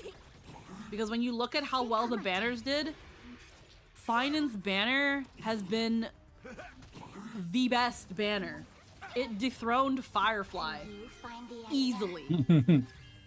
A guy, that thing that some diehard players swear guys won't fucking sell, and the best-selling banner has been Finan. Really happy about it. Like, we love to see it. And maybe that's why Genshin decided to take back that we're not gonna make more male characters thing. You know, after they got the talk with CEO of Love and Deep Space, they start to make more male characters. They just started. Have you seen Varka? Yeah, like they made Varka and they made Flynn's, and Varka have they like are full-on so model. people like, I don't know anything about Nodcry. I have only seen these two characters and Constantina. No, there's no such character. Columbina, maybe? Columbina, there we go. Colombia. Yeah, Colombia. I'm thinking because I mixed up the names because there's a Constance coming out in Star Rail now in Colombina. Colombia. Yeah. Yeah. Colombia, yeah. So Yeah, Colombia mentioned. But yeah, like, I've seen more excitement over the male characters in Nodcry because they almost just did not exist in Natlan. And there was rumors that Genshin was going to stop making male characters. And even if it was just a rumor, the backlash was crazy, and then Finan's banner fucking broke records. Yeah. Isn't that wonderful? Finally, No. some cool. Also, I drew a meme. I drew a meme. Oh. The fucking blood. Dude, what does like I am a doctor? Yeah. I love it. I am the doctor. That unironically, that's how my eyes look after my 11-hour shift. Oh my god. Honestly, it No. sometimes feels like that. Friends? Indulge yourselves! I'd probably put Gallagher on the mood board too. Okay. Because Gallagher is also a tired man. Oh yeah. Oh, I told you, one of my friends asked me like, hey, can you cosplay Gallagher? You have the body shape and everything. I was like, no, stop. Stop. Depressed, drunk guy look, yeah. Yeah. I don't like it. Stop. The scruffily, the scruffily, scrungy Dorito man. Unironically, I have a Dorito-shaped toes. I hate it. Yep. My friend suggested if I am going to cosplay any character in Hoyoverse, I would probably cosplay Clarinda? Clorinda? Because I kind of have like the body type. Yes! Yes! Yes! Yes! Yes! I see. I found a fellow Clorinda enjoyer. I think if I tried hard enough, I don't think I have the figure for cosplaying, among other reasons. I think the closest thing to a Hoyo character I could cosplay is probably Varessa. Yeah. Just the fat cow wrestler. Or maybe I'll take it off. So what? She's cute, she's adorable, she's a pink thing, okay? Okay. You just don't learn. That's probably the best I can get. Come on. I remember Literally, so if many you're ever going people to were mad cosplay- about that character too. If you're ever going to cosplay her, I'm going to be like this. Or maybe I'll take it off. Give me that now. I was so upset I don't get engaged with fandom again, but I was so upset how people got so fucking butthurt over this character.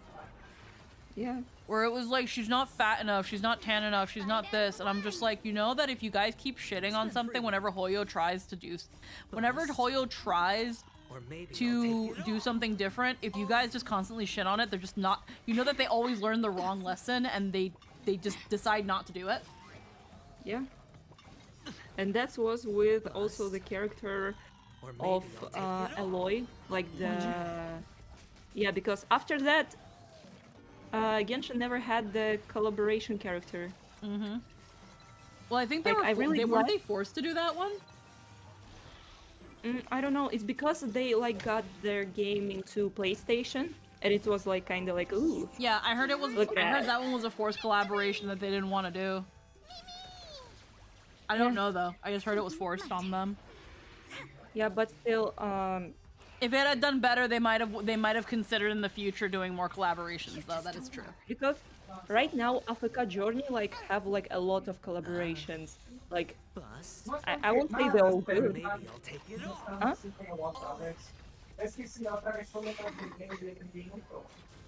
He's speaking Spanish. Watch your head. He's speaking Spanish. I just. Yeah, because he's Latino also. He was a Latino. I'm Russian, I don't understand. Ничего не понимаю, извините, ребята. Сука, блядь, все дела.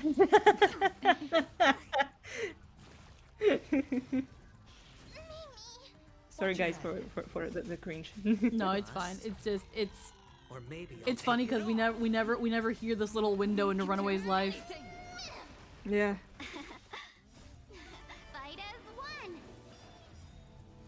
I never really speak to that guy, so surprises, surprises. Yeah, I think he's away enough from.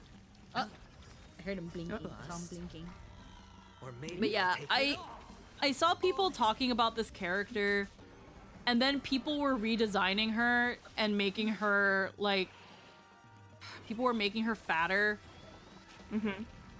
Well, and I liked how some people were making her more tan because Natlan was definitely inspired by like Polynesia and Latin America and Africa and things like that. So I totally understood why people wanted to make her darker. Yeah. I didn't really agree with people making her fatter. Yeah, because also she like she's has an really athlete. fast metabolism because she's really active. Yeah, all the time. she's really active. She's a pro wrestler. If anything, instead of making her fatter, they should have made her buffer. But the logic they kept using was, well, she's a cow. Yeah. And it's like, also, okay. She was inspired by... Yeah. She was inspired by body types of the female wrestlers in Japan. Exactly. Because with those costumes and stuff. Exactly. Like, before I have the context of the design, I was also like, huh, what the fuck? Yeah. But after the story and stuff, I was like, oh, that makes a lot of sense. Yeah, she was inspired by Asian female wrestlers who are still petite, but they're toned and buffer. Yeah. They're not fat. Yeah. And it's that thing of when you're constantly working out and building muscle, you are constantly hungry. Yeah. You are hungry. You need to eat. You need calories. So then being like, well, she's a cow, so she's fat. Like, cows aren't fat. They're muscly. Come on, we eat... In cows, we don't eat fat, we eat muscles. So it was... It was that thing of... And it became this thing of in saying that she wasn't fat enough. And accusing Genshin of hating a specific body type, they end up hating and erasing a whole other female body type that is just as hand-waved as being fat. Because some people look at muscular women and think that they're not feminine and that they're not beautiful. And here you have a character where it could have been a better attempt, but here's Hoyo trying to attempt and experiment with other body types, and it still gets shit on. Yeah. And it's like, guys, guys. Yeah, come on. Like, she's a cow, but guess what? Like, bulls and cows are strong. They're fucking tanks. You ever freaking gotten run over by one? You don't want to be. She is meant to be a bull and a wrestler. And yeah, she's gonna be constantly hungry. She freaking runs around and throws herself at shit like a bull. And she eats tacos because it's fucking Latin American country and, you know, tacos. Like fucking, like, what do you fucking mean? I swear, I bet you Latin America fucking loved Veressa. Because even if it wasn't like entirely one-to-one culturally accurate, it's fucking crumbs. It's some kind of representation and acknowledgement of their culture. Just like in Super Mario Odyssey, they fucking loved the Mexican world. They loved Mario in a fucking sombrero and poncho. They ate that shit up. Also, in her ult, she uses luchador mask. Oh yeah, no, she's a reference to Asian female wrestlers and lucha libre. They love that shit. Yeah. And she literally can kick people with her butt. Mm-hmm. Hell yeah. They give her the butt. Use it, girl. Yeah, so I was looking at her and I was like, honestly, like aside from like a little bit more of a belly because I'm much curvier, my body type wasn't that far off from Veressa, and people were shitting on it, and I'm just like, guys, this is a body type. Or maybe I'll take it all. Also, she's kinda the best Electro character right now, like Electro DPS. Mm-hmm. She's one of the best right now. She's like, finally. Yeah. Yeah, she's one of the best. She's meta. It just made no sense to me how like people were so quick to jump on something without understanding the whole picture of what they just saw a character that Hoya was like, yes, this is our more like our more meaty body type for females. And yeah, it could have been better. It could have been better. But yeah, of course. You gotta fucking let them work at it. Unfortunately, and we've seen this with all types of video games. Whenever the game designers try to do a fat character, a dark-skinned character, they go through the phases in the process, and as they're trying to get approval, they have to make them skinnier. They have to make them lighter. We saw it with I think it was Tekken. I think it was Tekken or like this one. It was a fighting game where there's a character where she's super dark. Oh yeah. And her final character is much lighter. Much lighter. But yeah. But like game designers have realized the hack of if they want to get a character to a certain darkness, they have to make them 10 times darker in the beginning phases. Yeah. At least to have some melanin in the end, because some of the other characters of the concept in Genshin, they already have like much darker skin. Or maybe I'll take it all. But the final design looking like that, it's unfortunate because also some of the characters with dark skin, they doesn't sell too much in China mostly. Yeah, unfortunately again.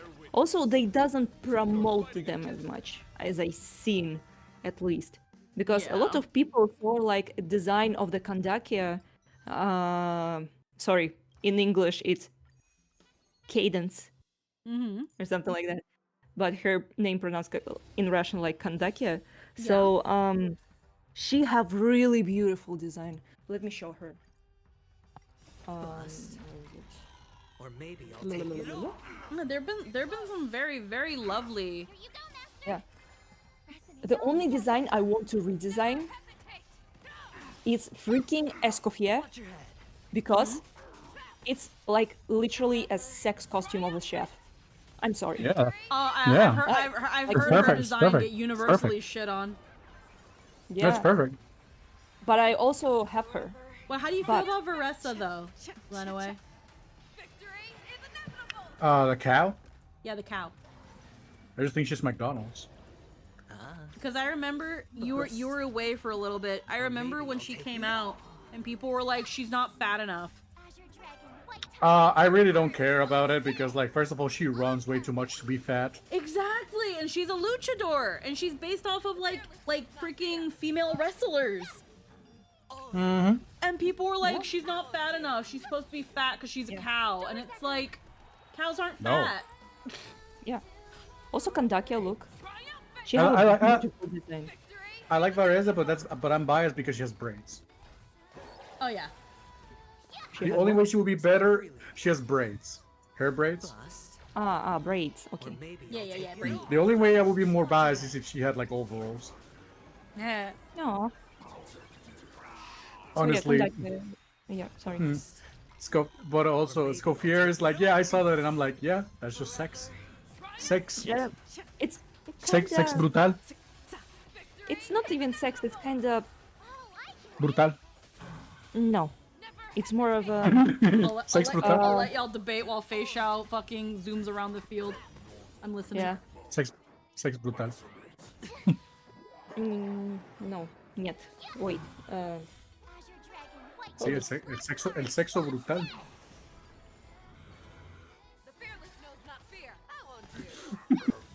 Let me think of the word. It's a really good word to use. I don't know if it's in English though, so I'm kind of. Throw it. It's vulgar. I would say that. Ooh, it's vulgar. Oh, dang. It's vulgarno. You know. Yeah, it's vulgar. Yeah, I just want it to be a little bit more cutesy. It still can be a body, but the naked back as a chef. Naked apron. Come on. Naked apron. Yeah, make a good apron, at least a cute dress on the shoulders. It would look so much cuter though. Let's be honest, I saw a lot of really good mods, and unfortunately I cannot use mods because Genshin will fucking block me for that. I still have a Scofier because she have a really great personality, and really useful with my Niveled. So yeah. Maybe. Yeah, I'm seeing it, and I'm seeing her design, and all I think is, yep, this is a pseudo chef. Yeah. Sex brutal. Or maybe I'll take Anyways. Why you laugh like that? What do you mean why I laugh like that? That's how I laugh. Okay. I mean, if I left like I do at my workplace, I'd be like, people feel awful whenever I laugh at their jokes at work. I'm like, huh? It's like the smirk, the one that you feel like it's the pity one. That's why here in the Den of Degeneracy I can laugh like I normally do.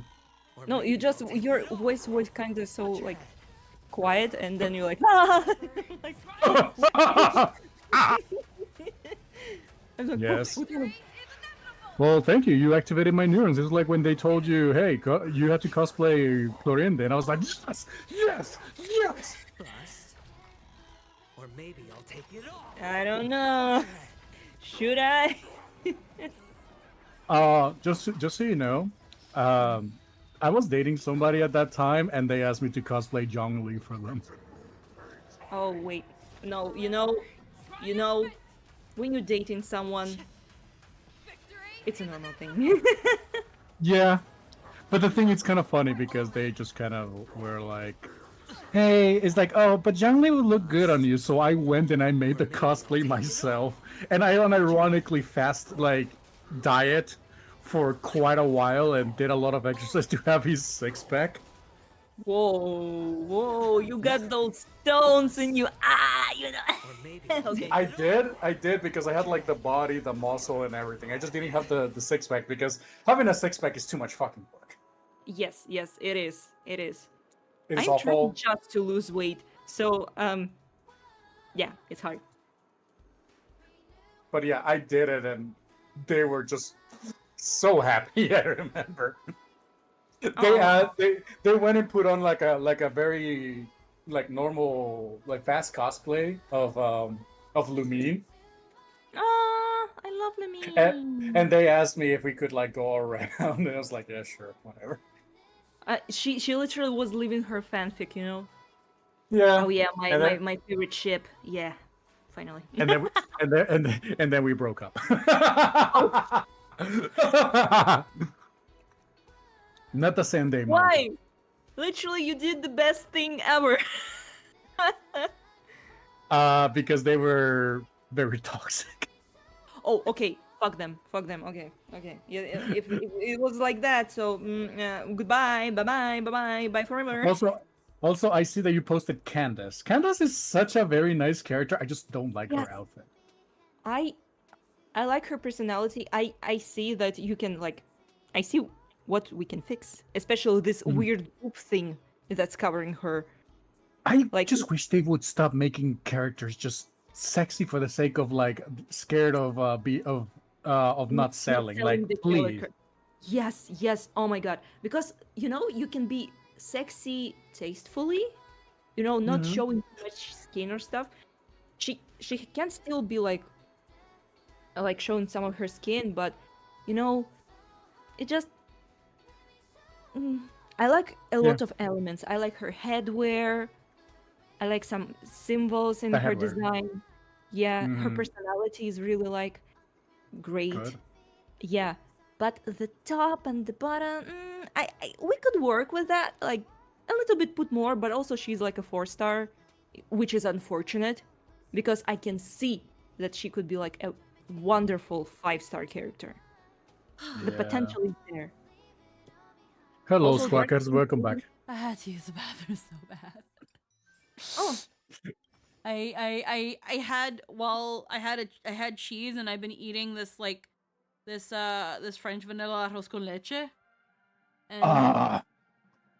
And I needed to go potty real bad.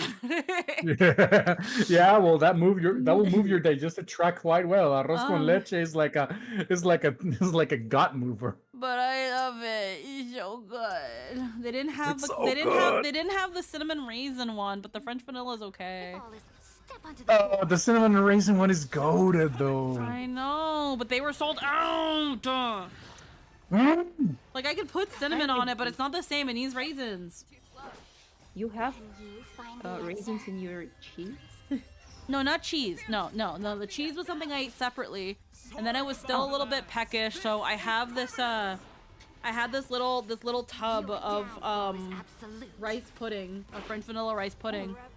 And I was having that, and I'm like, yeah, this is really good. I wish it was cinnamon raisin, because cinnamon raisin rice pudding is so fucking good. Yeah. Oh. But yeah, no, I freaking needed to use the bathroom.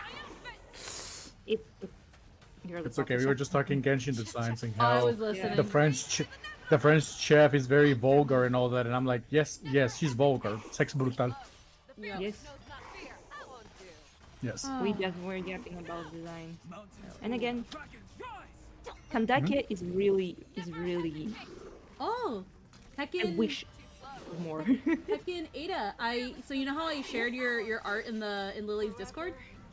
Yeah. Someone replied and said maybe we could ping the pink thing. I pinged her before and then deleted because I was like, oh, I hope I'm not annoying. You can always at her. She loves sharing fan art. She'll share fan art. You should at her. I did. But I kind of was overthinking because I have anxiety and stuff. I was thinking, oh, maybe I shouldn't been ping her. Maybe she'll already have like a lot of pain. So maybe I'm weird. Maybe she doesn't like me. Maybe a person who doesn't know I'm exist ignoring me for purposefully. I'm sorry. I'm just being like that. I can always also just send it to her.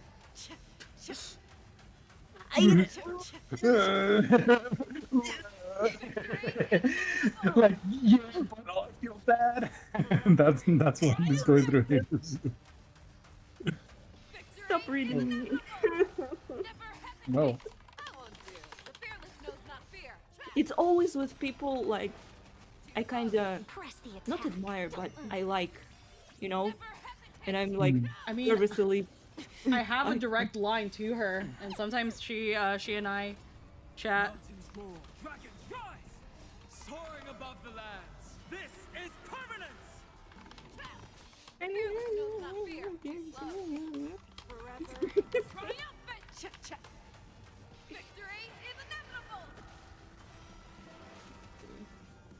I start to sweat. I'm sorry. Because I got nervous. Your downfall is absolute.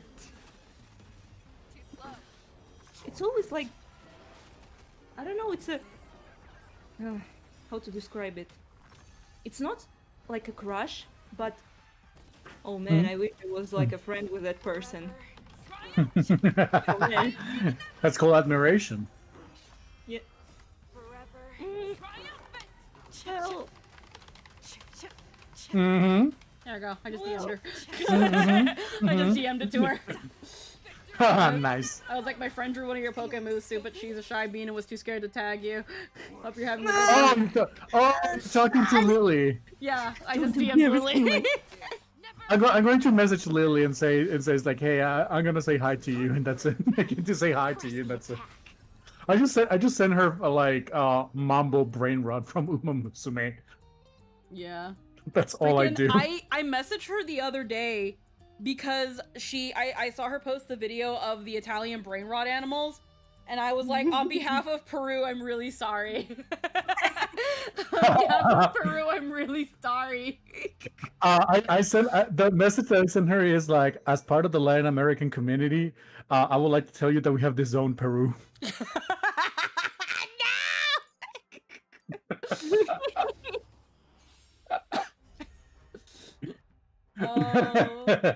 Peru is our adopted child. We will now Also, disown it. I sent her. I'm gonna put it in our stream chat. I sent her this just with the caption "La tragedia." La tragedia. No. Oh, no. What is that? It's calling itself tacos al pastor, which is a Mexican dish. But this was done in Japan in a cafe in a cafe. Final Fantasy. A Final Fantasy 14 Eorzea cafe. So this is in Japan. Ooh. And what it is pita bread, tomato sauce, green peas, and mango, and they're calling it tacos al pastor. So I sent her this. I said la tragedia, and she said, "I'm gonna commit a crime."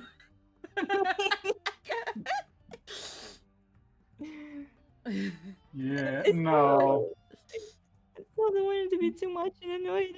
I'm just sitting like this, don't know what to do. And then one time Hey, on that her calm stream, down. and then one time on her stream, she talked about K-pop Demon Hunters, and I messaged her, and we talked about that for like an hour, and went on like a whole thing.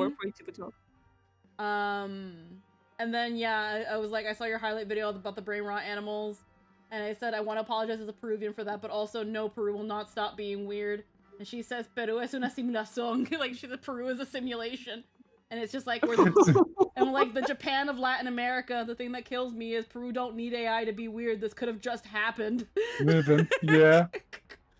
Tacos al pastor, pita bread, tomato sauce, green peas, and mangoes. Yeah. About like literally they have earned a second. Oh. You put here, I know, at first I was memeing about Peru since I know they're weird, but then it was actually Peru. Yep. Damn. Like, oh my god. I was like, I had never heard of the Italian brain rot animals, and I was like, why are they Italian? That was the thing that caught me the most off guard. I was like, why are they Italian though? You know what's really funny though too, Runaway? You know what's also really funny though, Runaway? What? So, one of the Merryweather comics that I dubbed, near the end it shows the character I'm playing and she's dressed up as Tung Tung Tung Tung Tung Tung Tung Sahur. I hate that. And all of the comments from Latin America, that was the comment. Tung tung tung tung tung tung sahur. And I was like, fucking shit. That's so very brain rot TikTok and stuff. Yeah. Oh god. You know what is worse? A fucking merch about him. Yeah. There's merch about them, yeah. There's also a game. There's also a game, yeah. Tung tung tung sahur. Oh, and they copyrighted it. Yep. Yep. Copyrighted the ice swap. The fact that they do like a whole like costume show though, and that it sells out, and like the kids are jamming to that shit, and then you got people selling plushies, and she was like, "That shit's in Spain. It's in Spain. It's in Russia." Yeah. I was waiting for my mom to come back from a trip in Canada, and I was like eating like at a KFC, and it was pretty empty, and all I see is this fucking kid just being like tralalero tralala. But yeah, Lily, in my experiences with Lily, she is super sweet and always willing to talk, and I feel like she's like a lot of us Latinos, where she's like, don't be a stranger. Yeah. Where it's just like, even if it's, hey, this reminded me of you, it's like, we love that. we love those little like mini conversations and stuff. And it still mind boggles me because she approached me first. Ooh. I just remember one time I saw her post a picture of herself with like this really beautiful like white dress and this big black hat, and I was like, ooh, Lily with the gym leader fit, let's go. And then like a couple hours later, I get a notification from Twitter that I've got a DM, and I look in and it's her, and I'm like, huh? Yeah. She just randomly messages me. She's like, hi, and I'm like, hi, hello, did I do something wrong? She's like, are you lost? Are you lost, baby girl? I used to be I would regular her streams a lot when she was mostly just doing art. I don't regular her streams as much anymore because I usually work during them. But now, since I have an earbud while I work, I have her like streams in my ear. Yeah, no, I love her streams. Yeah, they're hilarious. Her streams are so good. And like one time she asked to collab, and I was like, oh my god, I get to collab with Lily. Oh yeah, I saw you collab. It's kind of like the first time I I know her like art and stuff, you know. Yeah. But I didn't know she was doing like the streaming, and after your like collab, I kind of this is this artist. Oh my god. Yep. They have a mascot, and they actually fucking hilarious. She is very sweet, and it was really funny how we had so many like things that we agreed on that most people, because like again, one of the things we talked about was K-pop Demon Hunters, where she enjoyed the movie, but there were some parts that she thought could have been written so much better. Yeah. Hi, Crazy Fox. And I can't remember the exact things that she was saying in the conversation, but yeah. So it was a thing of like, she heard all the hype of K-pop Demon Hunters. She watched it and she was like, "Oh, okay, that's it." And she felt like it was overhyped. And I was like, I had that same experience. My friend really wanted us to watch this movie, said it was amazing, it was so good. And I was like, okay. And then, you know, we watched it, and I was like, oh my god, I like what it did here, but it's K-pop. It's K-pop. K-pop is already a really fun, catchy genre of music, but the story wasn't like revolutionary. No, it's not. And we just ended up chatting for like a good moment back and forth. Both of our biggest critiques came at the ending, where it just seemed like the movie was going to imply that Rumi was going to do something bad, but actually it turns out it was a fake out, and than the ending we have. Yeah. It did great for the 90 minutes. Yes, exactly. It did great for the 90 minutes it was given, but it's not a revolutionary story. It's a good self-contained story, but it's not anything, it's not anything that is like, I see it changing the world, essentially. And I feel like if it gets more content, already we know that if they do a K-pop Demon Hunter series or a TV series, the art director is not going to be in it, and neither is the main writer. They have no interest in doing more with K-pop Demon Hunters. That's and at that point, I don't care anymore. Because what's the point if they're not in it? Or maybe I'll take it all. Yeah. Also, Watch your head. For me, I enjoy it really much, but I didn't have like high hopes and expectations about it. I kind of thought of it as like K-pop Demon Hunters.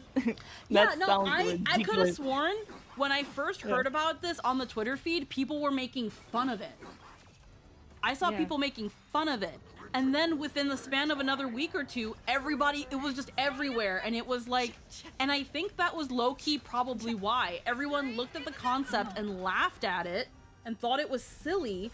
But then when they actually watched it, they were like, wait, this is actually really good. Because they had such a low expectation of it. It's so much easier to have a better experience with something when you expect nothing.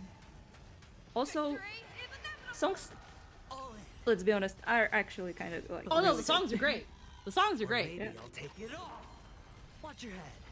But like... I think it's the strongest thing that people actually like. Also, characters are kind of good. Oh, but I see so much freaking ass debate on fucking... I hate fandoms. Anybody who follows me on Twitter will know that I recently quote retweeted a post that was saying that Polytrix is a better ship than Rumi and Ginu because it was healthier and less toxic. And I was like, first off, why can't they just be friends? Why do y'all gotta make everything sexual with a fucking polycule? Why do we gotta do that? Why can't they just be friends? Why can't they just be found sisters? Or maybe I'll take You don't understand shit. Like, that was something that I already was like, what the fuck? And then second, like, in the beginning of the movie, Rumi completely disregards Mira and Zoe, who just want to relax and have a break, and she pushes Golden way ahead of schedule. Just because she wants to get rid of those because she wants to get the honeymoon already so that she can stop having her patterns, when no one even said that that was gonna happen. That's all a huge maybe. Yeah. And she will be to die after that. Yeah.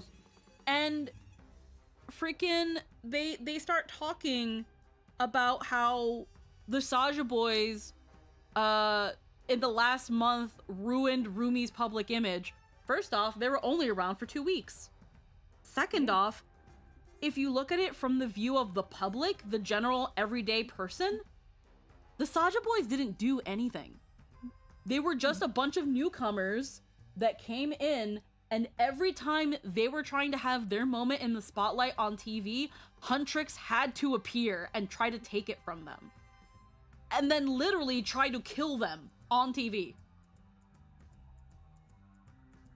But I mean, there were instances also.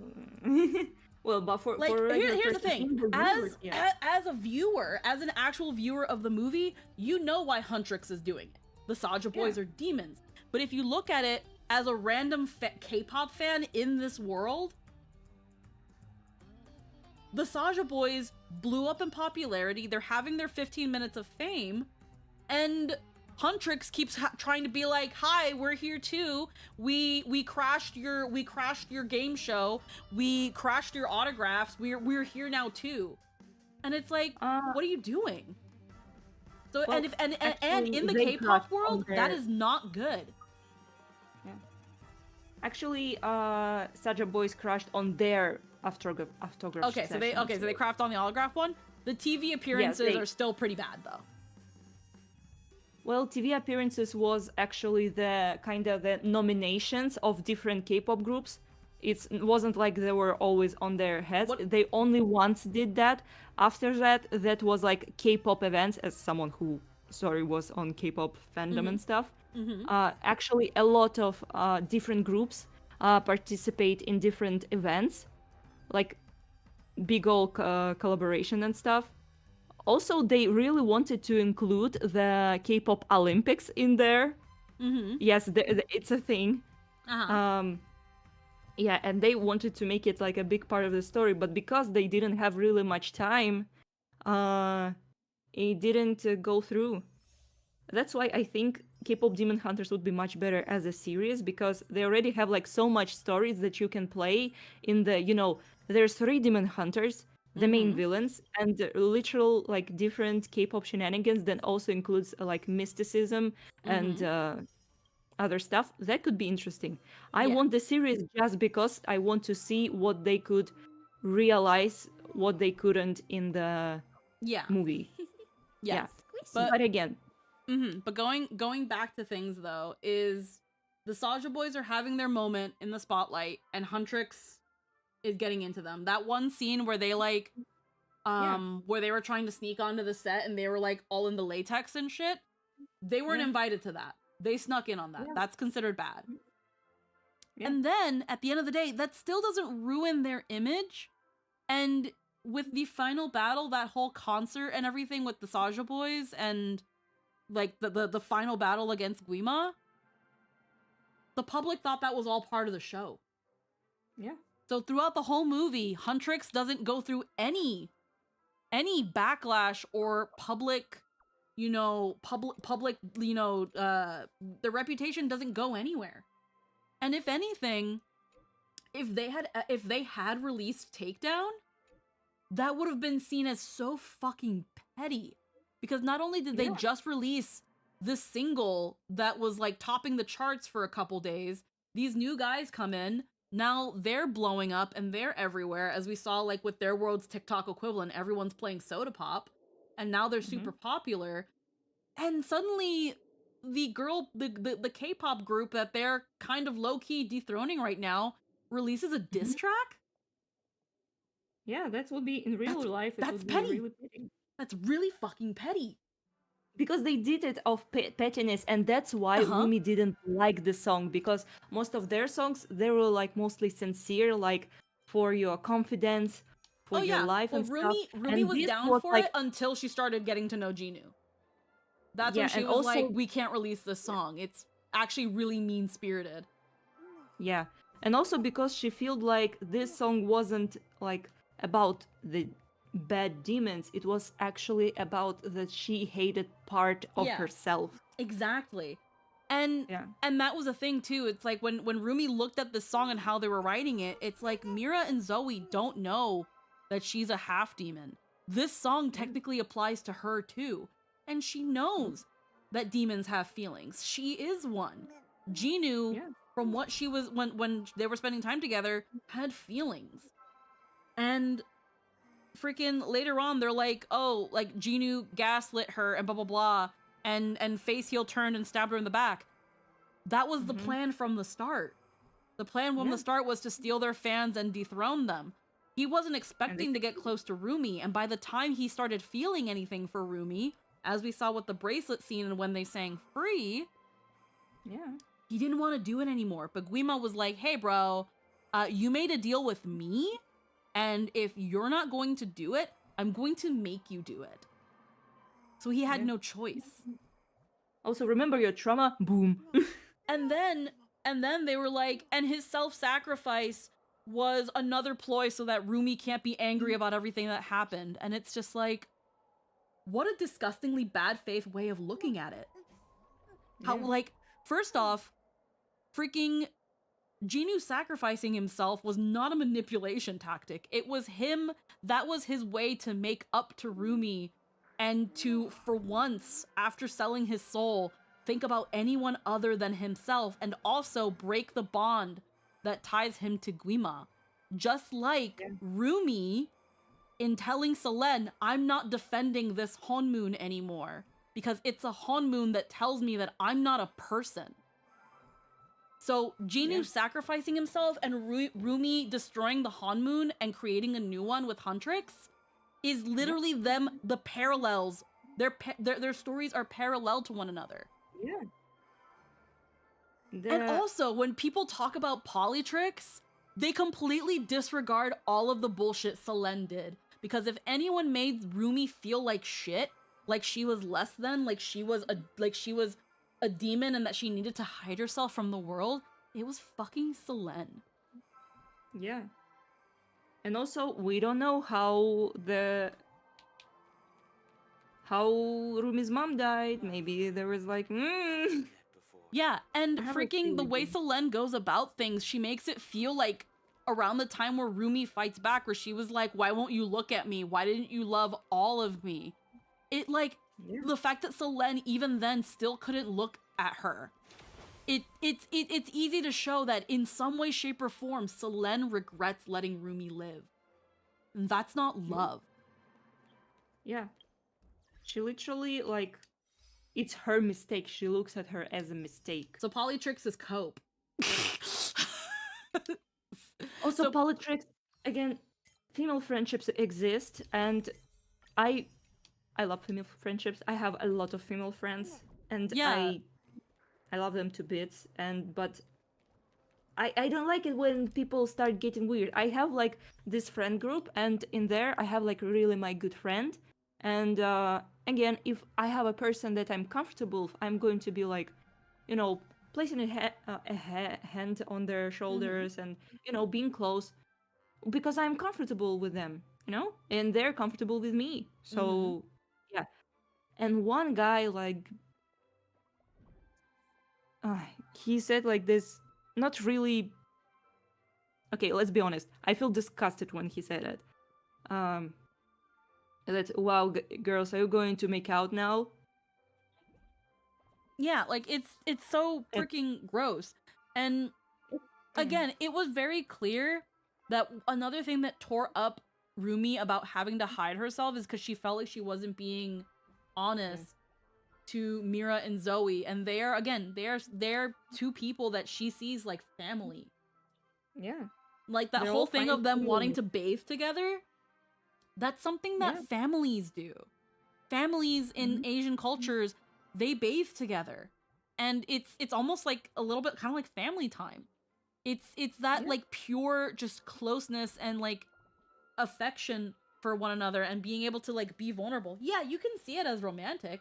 There are sometimes romantic connotations when like the opposite sex are in baths together, but it's a thing of like bathing culture in Asian society is very much also familial. Yeah. And to then be like, oh, Polytrix, you're taking this thing of just family and vulnerability and feeling like you belong in a thing, and you're attaching sex to it, and it's so weird. Yeah. It's so weird. It is so weird.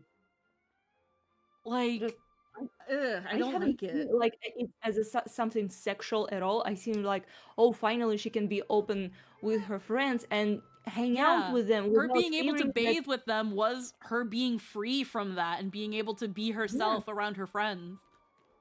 Yeah, it's kind of like she finally like let her like fears go and being comfortable around the people like who likes her and she likes them. Yeah, it's wonderful. So I look at Polytrix and I hate it, and it's also that thing of like, bro, it's okay if you don't like Rumi and Jinu. It's fine. It's just a ship. But can y'all touch grass? Why do y'all guys gotta come with the psychology and the buzzwords and gaslighting? Like, and then again, to completely hand wave actual generational trauma and abuse. Completely ignore everything Selene did because the man is actually the bad guy. It's like, come on. I can't with y'all. Yeah. That's why I don't engage with fandoms. They be making me mad. Trust me. I'm in Genshin fandom. I know what is annoying people are. Oh yeah, I was gonna look at Don Hung's light cone. How many pulls do I have?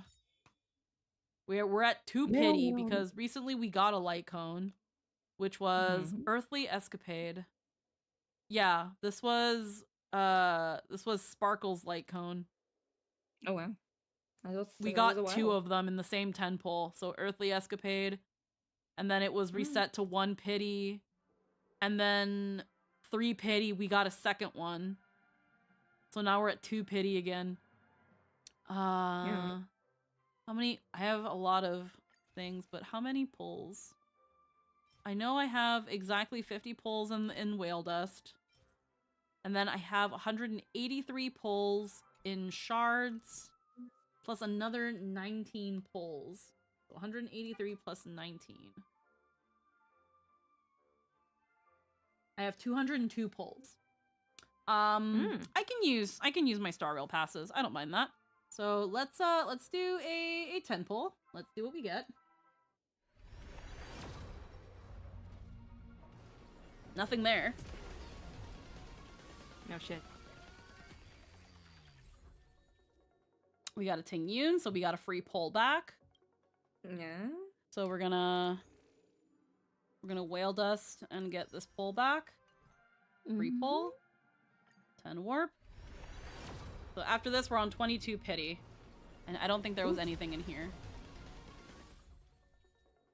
Okay. So now we're at 20, 22. This brings us to 32. Nothing 32. There was nothing in this one. Yeah. Asta, but we got a free pull. Free pull, yeah. Alrighty. This brings us to 42. Nothing. Nothing. We're getting a lot of Landau's choice. Yeah. This gives us 52. Nothing. Nothing. Gives us this one. No. Yeah. Alright, let's do... It's pretty good. Yeah. 62. No. Nothing. Wow, we're not getting any luck here. Wow.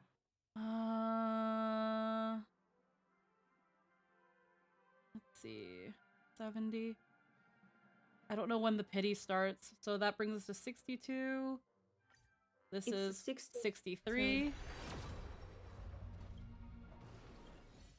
63. No.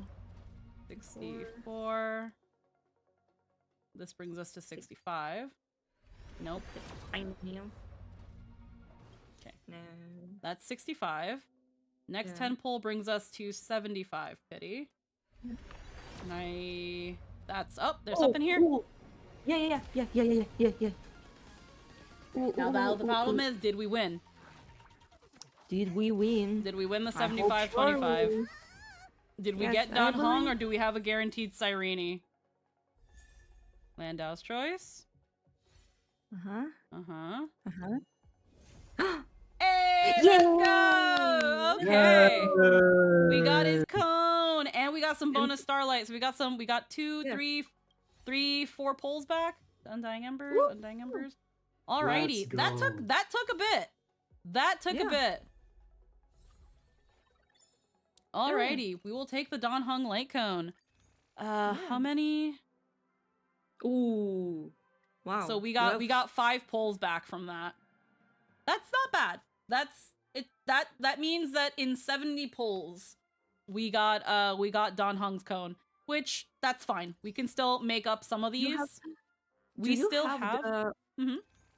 Sorry, do you have like the light cone of Bronya? Yes. I do have Bronya's light cone. So that leaves us with 130 pulls. I've got 50 pulls in Stardust. We're going to be getting 10 pulls on patch release, plus 300 shards for maintenance. Yeah, we'll be at 200. Like... We'll be at 200 pulls by the end of. We'll be at 200 pulls again by the end of 3.7. Plus, when they refresh all the hard mode content. Yeah. So when Did you also kind of cleared out the map? Map? Yeah, the map. Did you clear it out like from From chests, from... There might be some chests around here. I'm usually pretty good at finding them. I do need to take some time to explore. There are some puzzles I haven't finished. I just finished the Try Not to Laugh challenge and got all those gems. Oh, yeah. I haven't been able to get his light cone, but the 4-star Kakavasha seems like a good sub. Probably. I just like getting, if I can get their light cones and it's a character I really like, I want to get them. So where's Danny? Danny, more like Daddy. So 70 pulls for the cone. That's not bad. I would have liked less, but it is what it is. Yeah. Did you do the Dromus raising? I do all the events. I do all the events. I try to do them ahead of time. Do we still not got this? These newborn scales grow ever harder. Like, I do all the events when they come out before the end of the patch because we want the most rewards from it. Yeah. All right, we're gonna enhance his cone because he's gonna be a very good sustain. Right now, I've heard he's a very, very good sustain. They gave us a very good free unit. Especially considering that ever since Adventurin, there's been, like, no preservation unit. Like, the game was dying for one. Yeah. And he's a really good one. He really plays good with my finance. His skill is pretty much... His skill pretty much replaces Adventurin. Yeah. He's an attack-based better Adventurin without the follow-up. But then he does his ult and then he has a follow-up. Like... Yeah. I don't have Adventurin, personally. And that's fine. If you don't have Adventurin, you've got this Dan Heng who, just from his trial, is just as good. And for free! Yippee! Yay! Yippee! So where's my... Julio, you know, as I played, I imagined Droma's voice as your Ralsei. Aw, I love that. I like my Ralsei voice. It's very stupid. It's very Mickey Mouse if you had depression. I'm gonna come! Leave my mind from your fucking mouth right now! I will sue you fucking ass! You think this is funny? I will sue you forever! What do you mean Super Mario, huh? Susie took all of my Adderall and put it in a milkshake.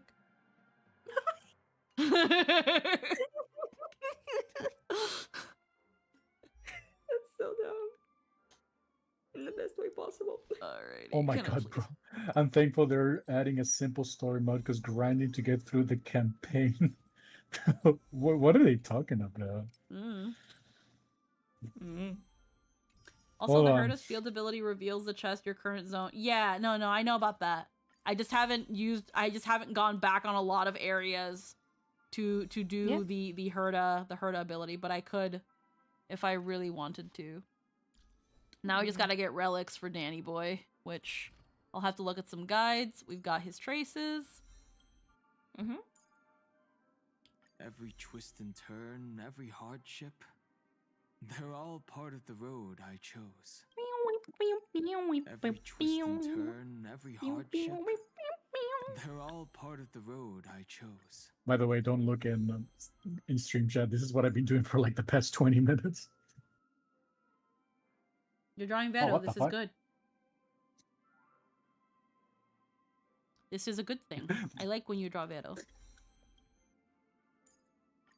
Draw what? Dudu's been Look in drawing. stream chat. Oh, stream chat. Okay.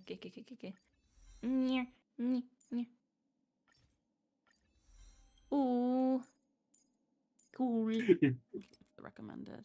Not priority is the skill. By the way, it's so dark because I literally cannot look at bright stuff or else my one good eye will die.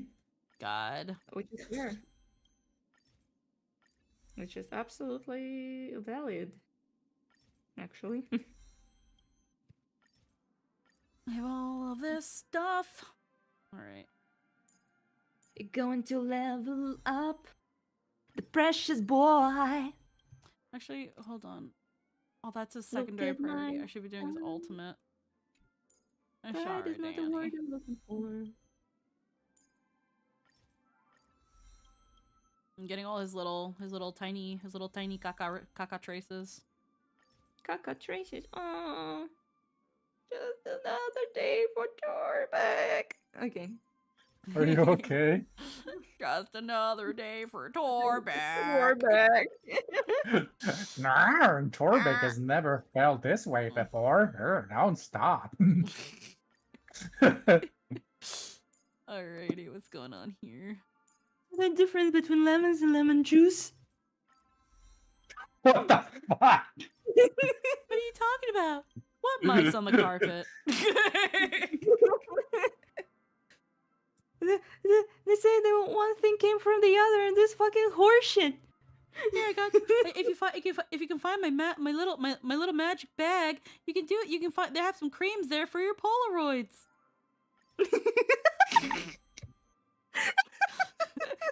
For fuck's sake, What I are swear you to talking God. about? For your Polaroids. Geneva Convention, more like Geneva Suggestion. Geneva Convention, more like Geneva Suggestion. Alrighty. I have so much money in this fucking game, brah. It's so cool. You're stronger than me, bruh. Stronger than me. Okay, that requires a boss material. I'm gonna make you pop like that. Max out his attack. Alright. Yeah, I can get some boss materials. I'm gonna need these for Cyrene as well anyway. Oh, yeah. You know, I wish I could laugh like the guy who plays as Torbeck. I wish I could like have a laugh like that. Does anybody have Danny Boy as their support so I can borrow? No. You know, Logan's got Saber and Archer because of course he does. I'm the Cappy of my Bara. Honk. Honk is my Tonk and... Oh yeah, he got Zeridra. Oh, and he has High Ceilings. Oh. He just pulls and he gets really lucky though. He's got crazy gotcha luck. And he E6, S5, Saber, and Archer with like... nothing. He got really lucky with those two. Like, he got some double pulls on Archer, he got some double pulls on Saber, he got some double pulls on their light cones, and he won every 50-50. Okay, damn good luck. You have like what a fuck? Yeah, he got like one or two double pulls on Archer, a double pull on Saber, and then yeah, just every 50-50 he won. It was like, holy fucking shit. Won't Saber and Archer leave after 3.7? I think so. But the thing is, like, Logan wanted them now. He started playing specifically for the Fate event, so... Well... kind of obviously why.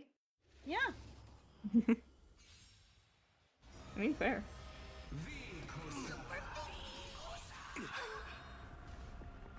Also, is this like Banner of Fate is forever?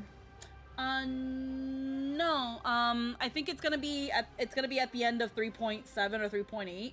It's gonna leave at some point, but it's gonna be around for a while longer. No rush. Oh shit! Emptying your mind. I still haven't got the Saber. Acquire Saber. I need her. I got Blade, so I have Saber at home. I haven't got the Blade, so no. Yeah, I lost the 50-50 on Blade, and then I think that's why I have a guaranteed Cyrene. Oh. Well, I got recently heard that. I can't remember. I know I got Kafka, and then I tried to pull for High Ceilings and I lost. Gucci Lulu. Chippy chippy chappa chappa ruby ruby rava rava. Mahogany dooby dooby boom boom boom boom. This is our brain rot. Yep.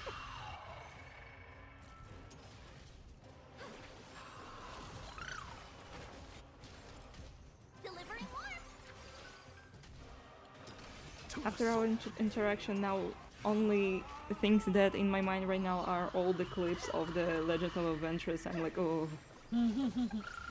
Trying not so, like, so hard not to, like, quote them. I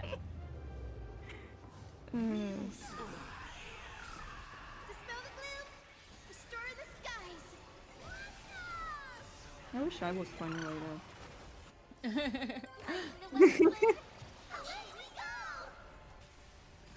Redoing this boss is so long.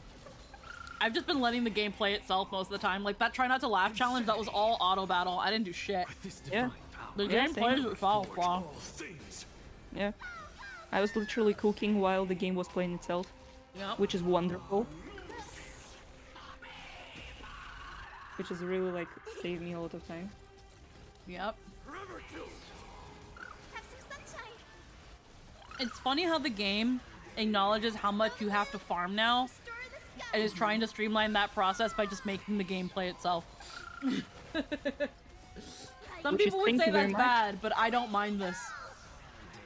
Because like right now in Genshin, you cannot do this like what you're doing in just it's open now world. Because of its open worldness, you literally can't. You can't streamline the grinding process. We still have dungeons, you know? We still have dungeons for materials. At least, can we, like, in one fight, use all the materials, like, all stamina we have, and spend it in one time? And also, we haven't, like, have this, like, storage of extra stamina. We don't have it. And we only got what? 200 stamina every day, and there is so many fucking characters, by the way. And it's really not logical. Zenless have it, like this storage for stamina, if you like not spend your stamina for a long time. Honkai have it, but not Genshin.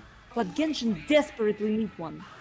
I think unfortunately the reason Star Rail can have this is again because it's turn-based.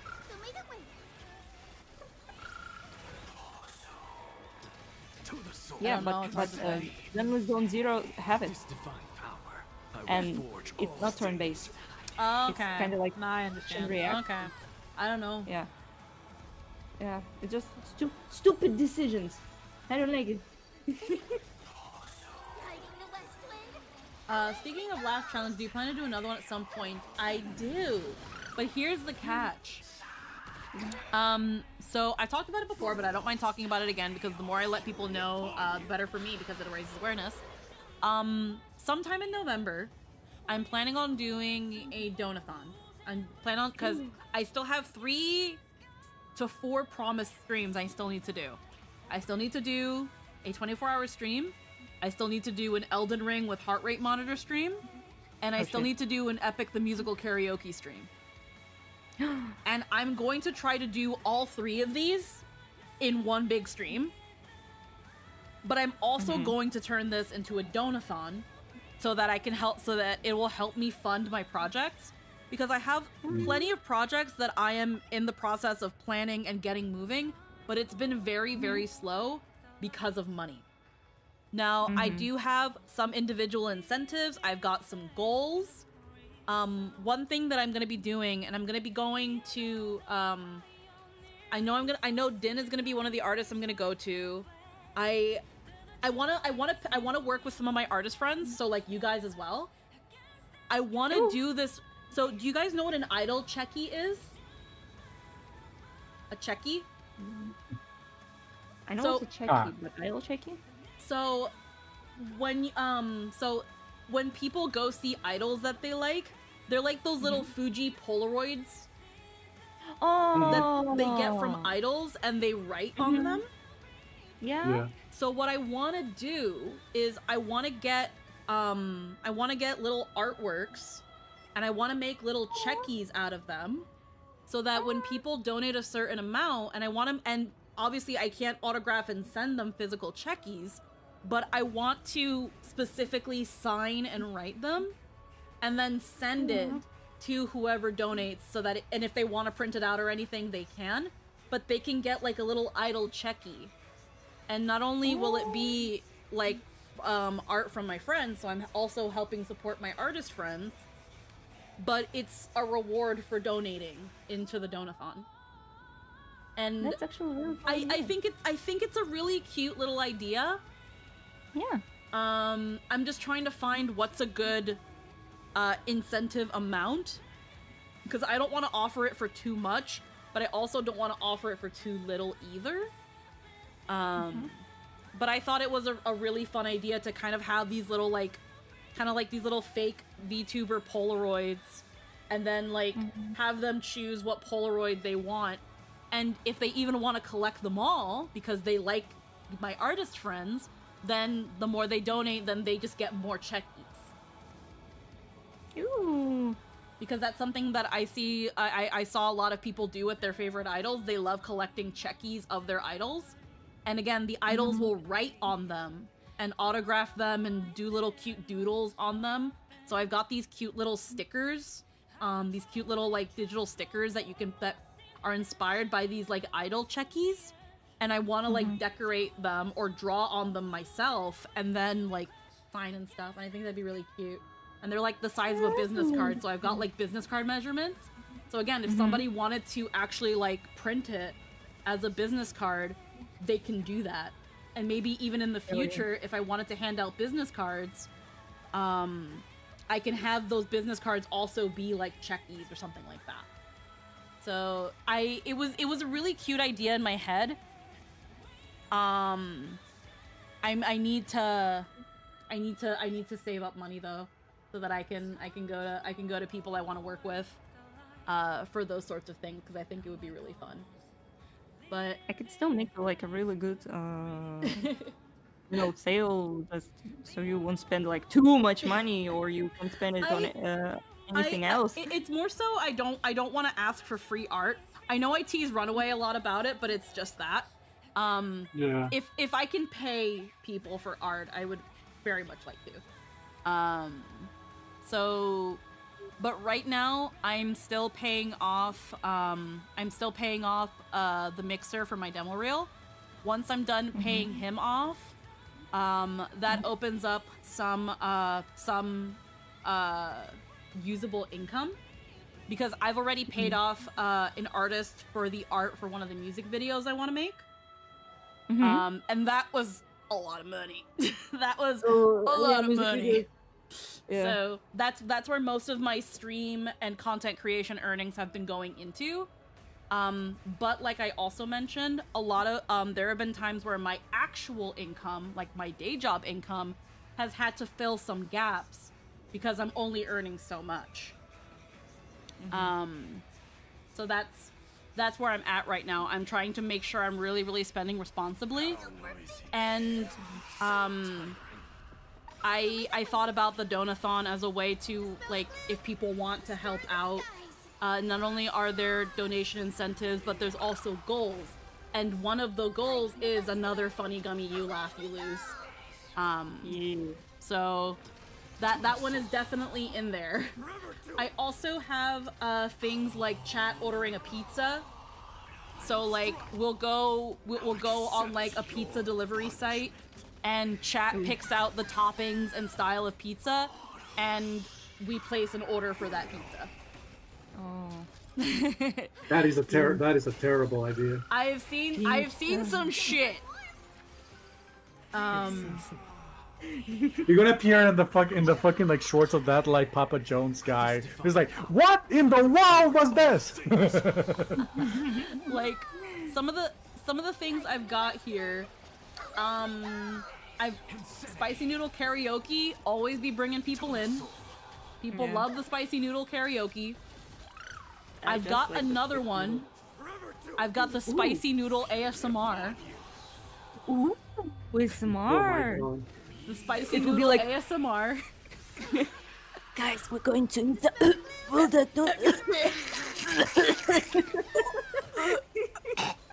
Hear me choke in 8K.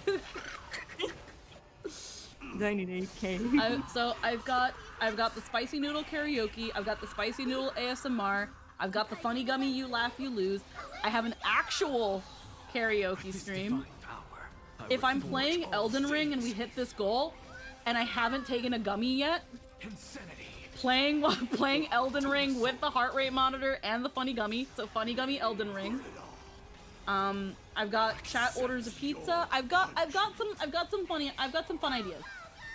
Yeah, And then the bigger goals are like, hey, you guys have helped fund, a music video. You guys have funded a future merch collab with Uwu Market. If I want it, because I was thinking of collabing with, approaching Uwu Market with a collaboration. You guys fund cup art for if Waifu Wares ever chooses to collaborate with me for a cup. If we ever hit a certain goal, we might even fund an additional outfit for this model.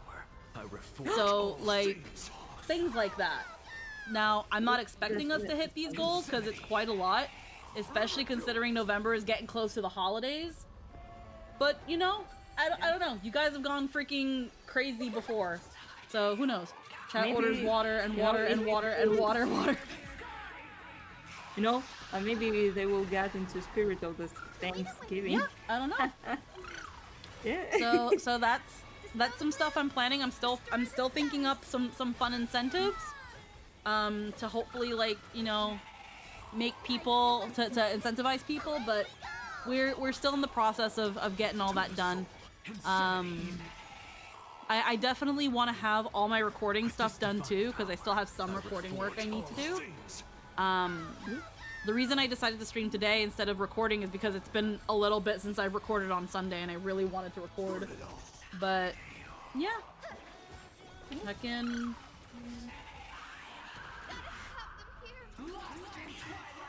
And you're here with us being silly, man. Yeah. Well, you thought this through, honestly. I think a lot about a lot. I think too much about a lot of things. And with this thing in mind is, the way I've thought about it is that I really, if I'm going to be asking for money, if I'm going to essentially be e-begging, I want to give the people something in return. Which is fair. And that's where it can be at least a little bit difficult for me, because I'm still really, really small. I'm not trying to play too much. I don't want to play too much on the parasocial.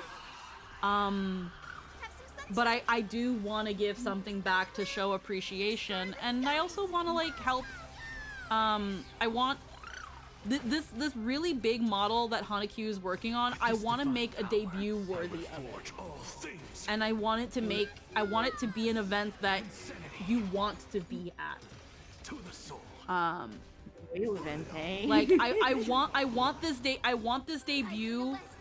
Once we start super hammering down and the model is done, I want this to be an event where you had to have been there. The VOD's not good enough. Ooh. Yeah. And that's where there's so much that I've been thinking of. Because again, because Hanakyu is sharing the process of making this model, but I even want those videos to not do this model justice. Like, she's gonna show off, like, features and stuff of that model, but there's going to be some features that you have to be at the debut for. And the bright side of the fact that it's taken so long is that also helps me plan everything out. That helps me raise the funds to get it done. That helps me think of more ways to make this very, very special. And also to grow the audience and to grow the channel, because I also know that you know, I'm not expecting to go viral here. I'm not expecting to go viral. I don't think I have viral material. I'm freaking crazy on my stream, but I don't super think I have what it takes to blow up because of one clip going crazy. I also know that, unfortunately, I don't play to the VTuber design meta of being very, very busy and showing skin. I just don't do it. I've had a lot of doubts about my model and my design and stuff, and I've talked about it before, so I won't rehash it all again. But I know that I don't play on the VTuber meta of essentially having a gacha design, and I think that's also why a lot of people look me over. It makes me very happy when I see people stay, not only because they like my model, but because they genuinely like me, because at the end of the day, that's what I go for. I want people to come here because they like me, because they like the vibe, because you like my friends, and you want to spend time with us. Not just because you think my model is pretty.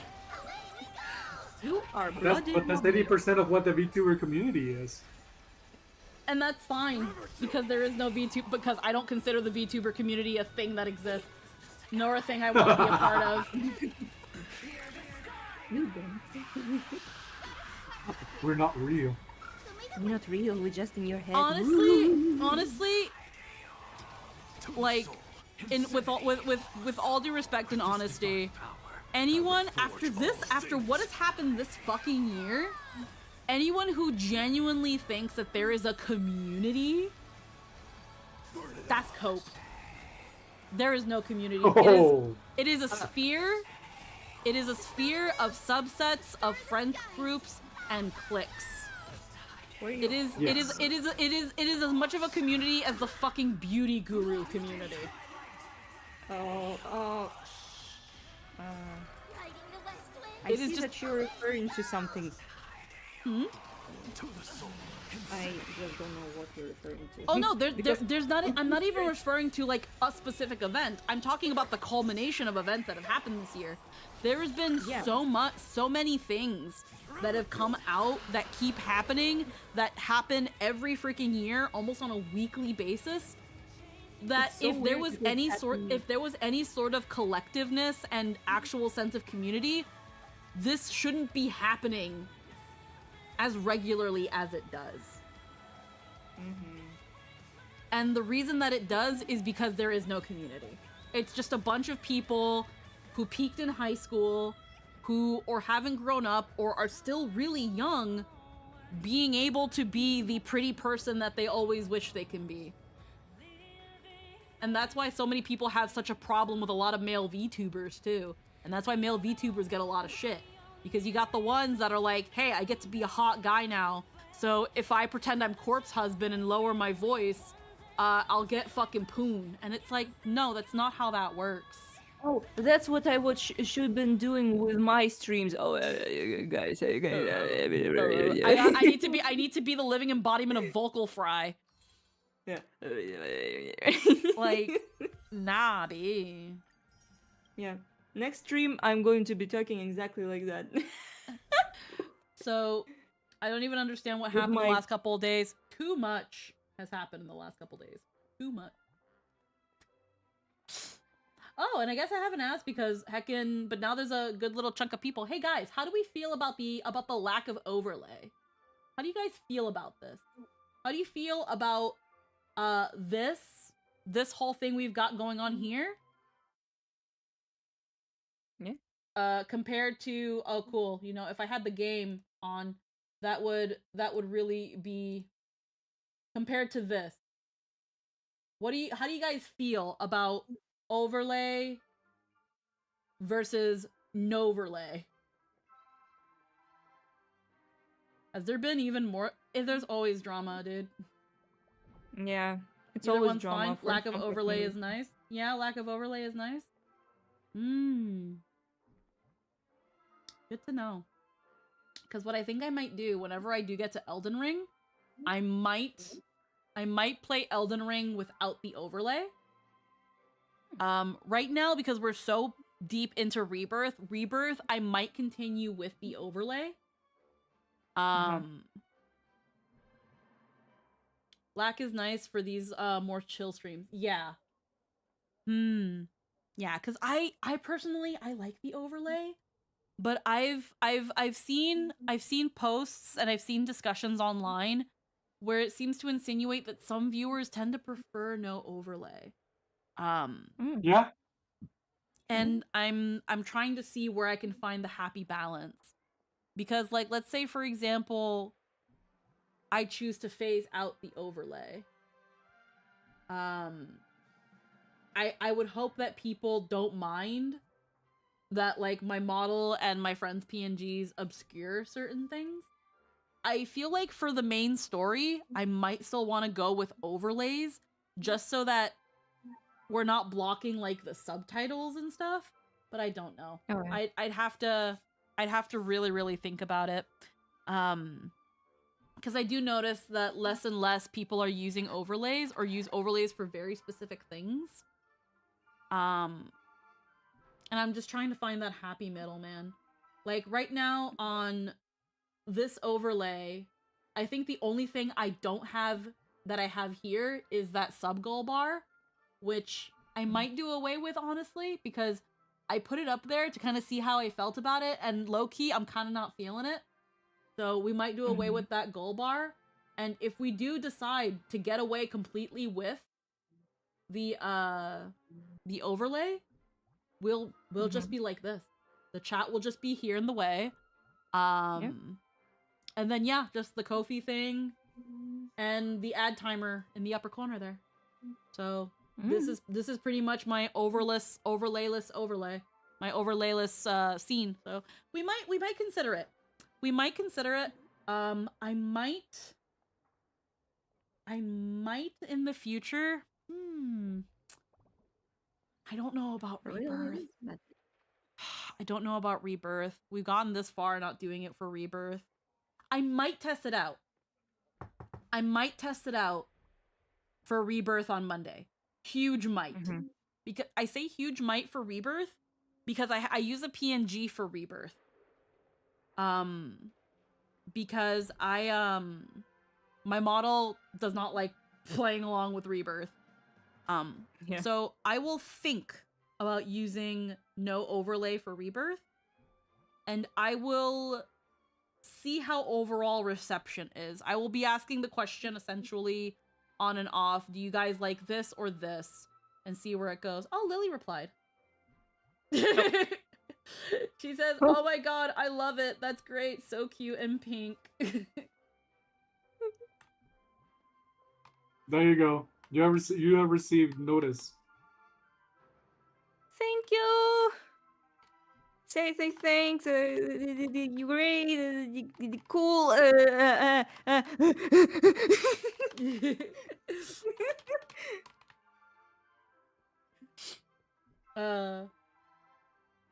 That's hilarious.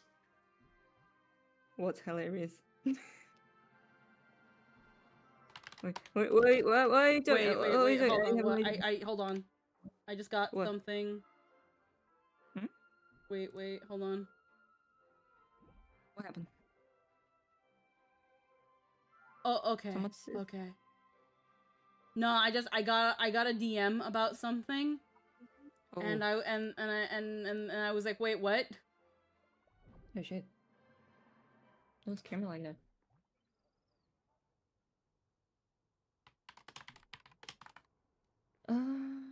Okay. All right. But yeah, we will definitely play around with no border. I will ask every once in a while how people feel. So please bear with me on that, because I think also for myself as someone who likes overlays, it might take me a bit to get used to it. But I have been noticing, and some of the streamers even I watch don't use an overlay. So, but I don't know how I feel about it. So we'll see. It'll be treading new territory. But at the same time, if we end up going no overlay, it's one less thing I have to worry about paying for. So you know, oh yeah, it's all coming together. Yeah. But yes, I think turns out I actually do have to head out now. So I'm gonna see if there's anybody we can heckin' raid quickly. Ooh. Let's see. Oh, actually, we're gonna be raiding Nero. I've been wanting to raid Nero for a while. They're currently playing Grand Blue Fantasy Versus. They are shit. They are my long lost brother. They are not actually related to me in any sort of way.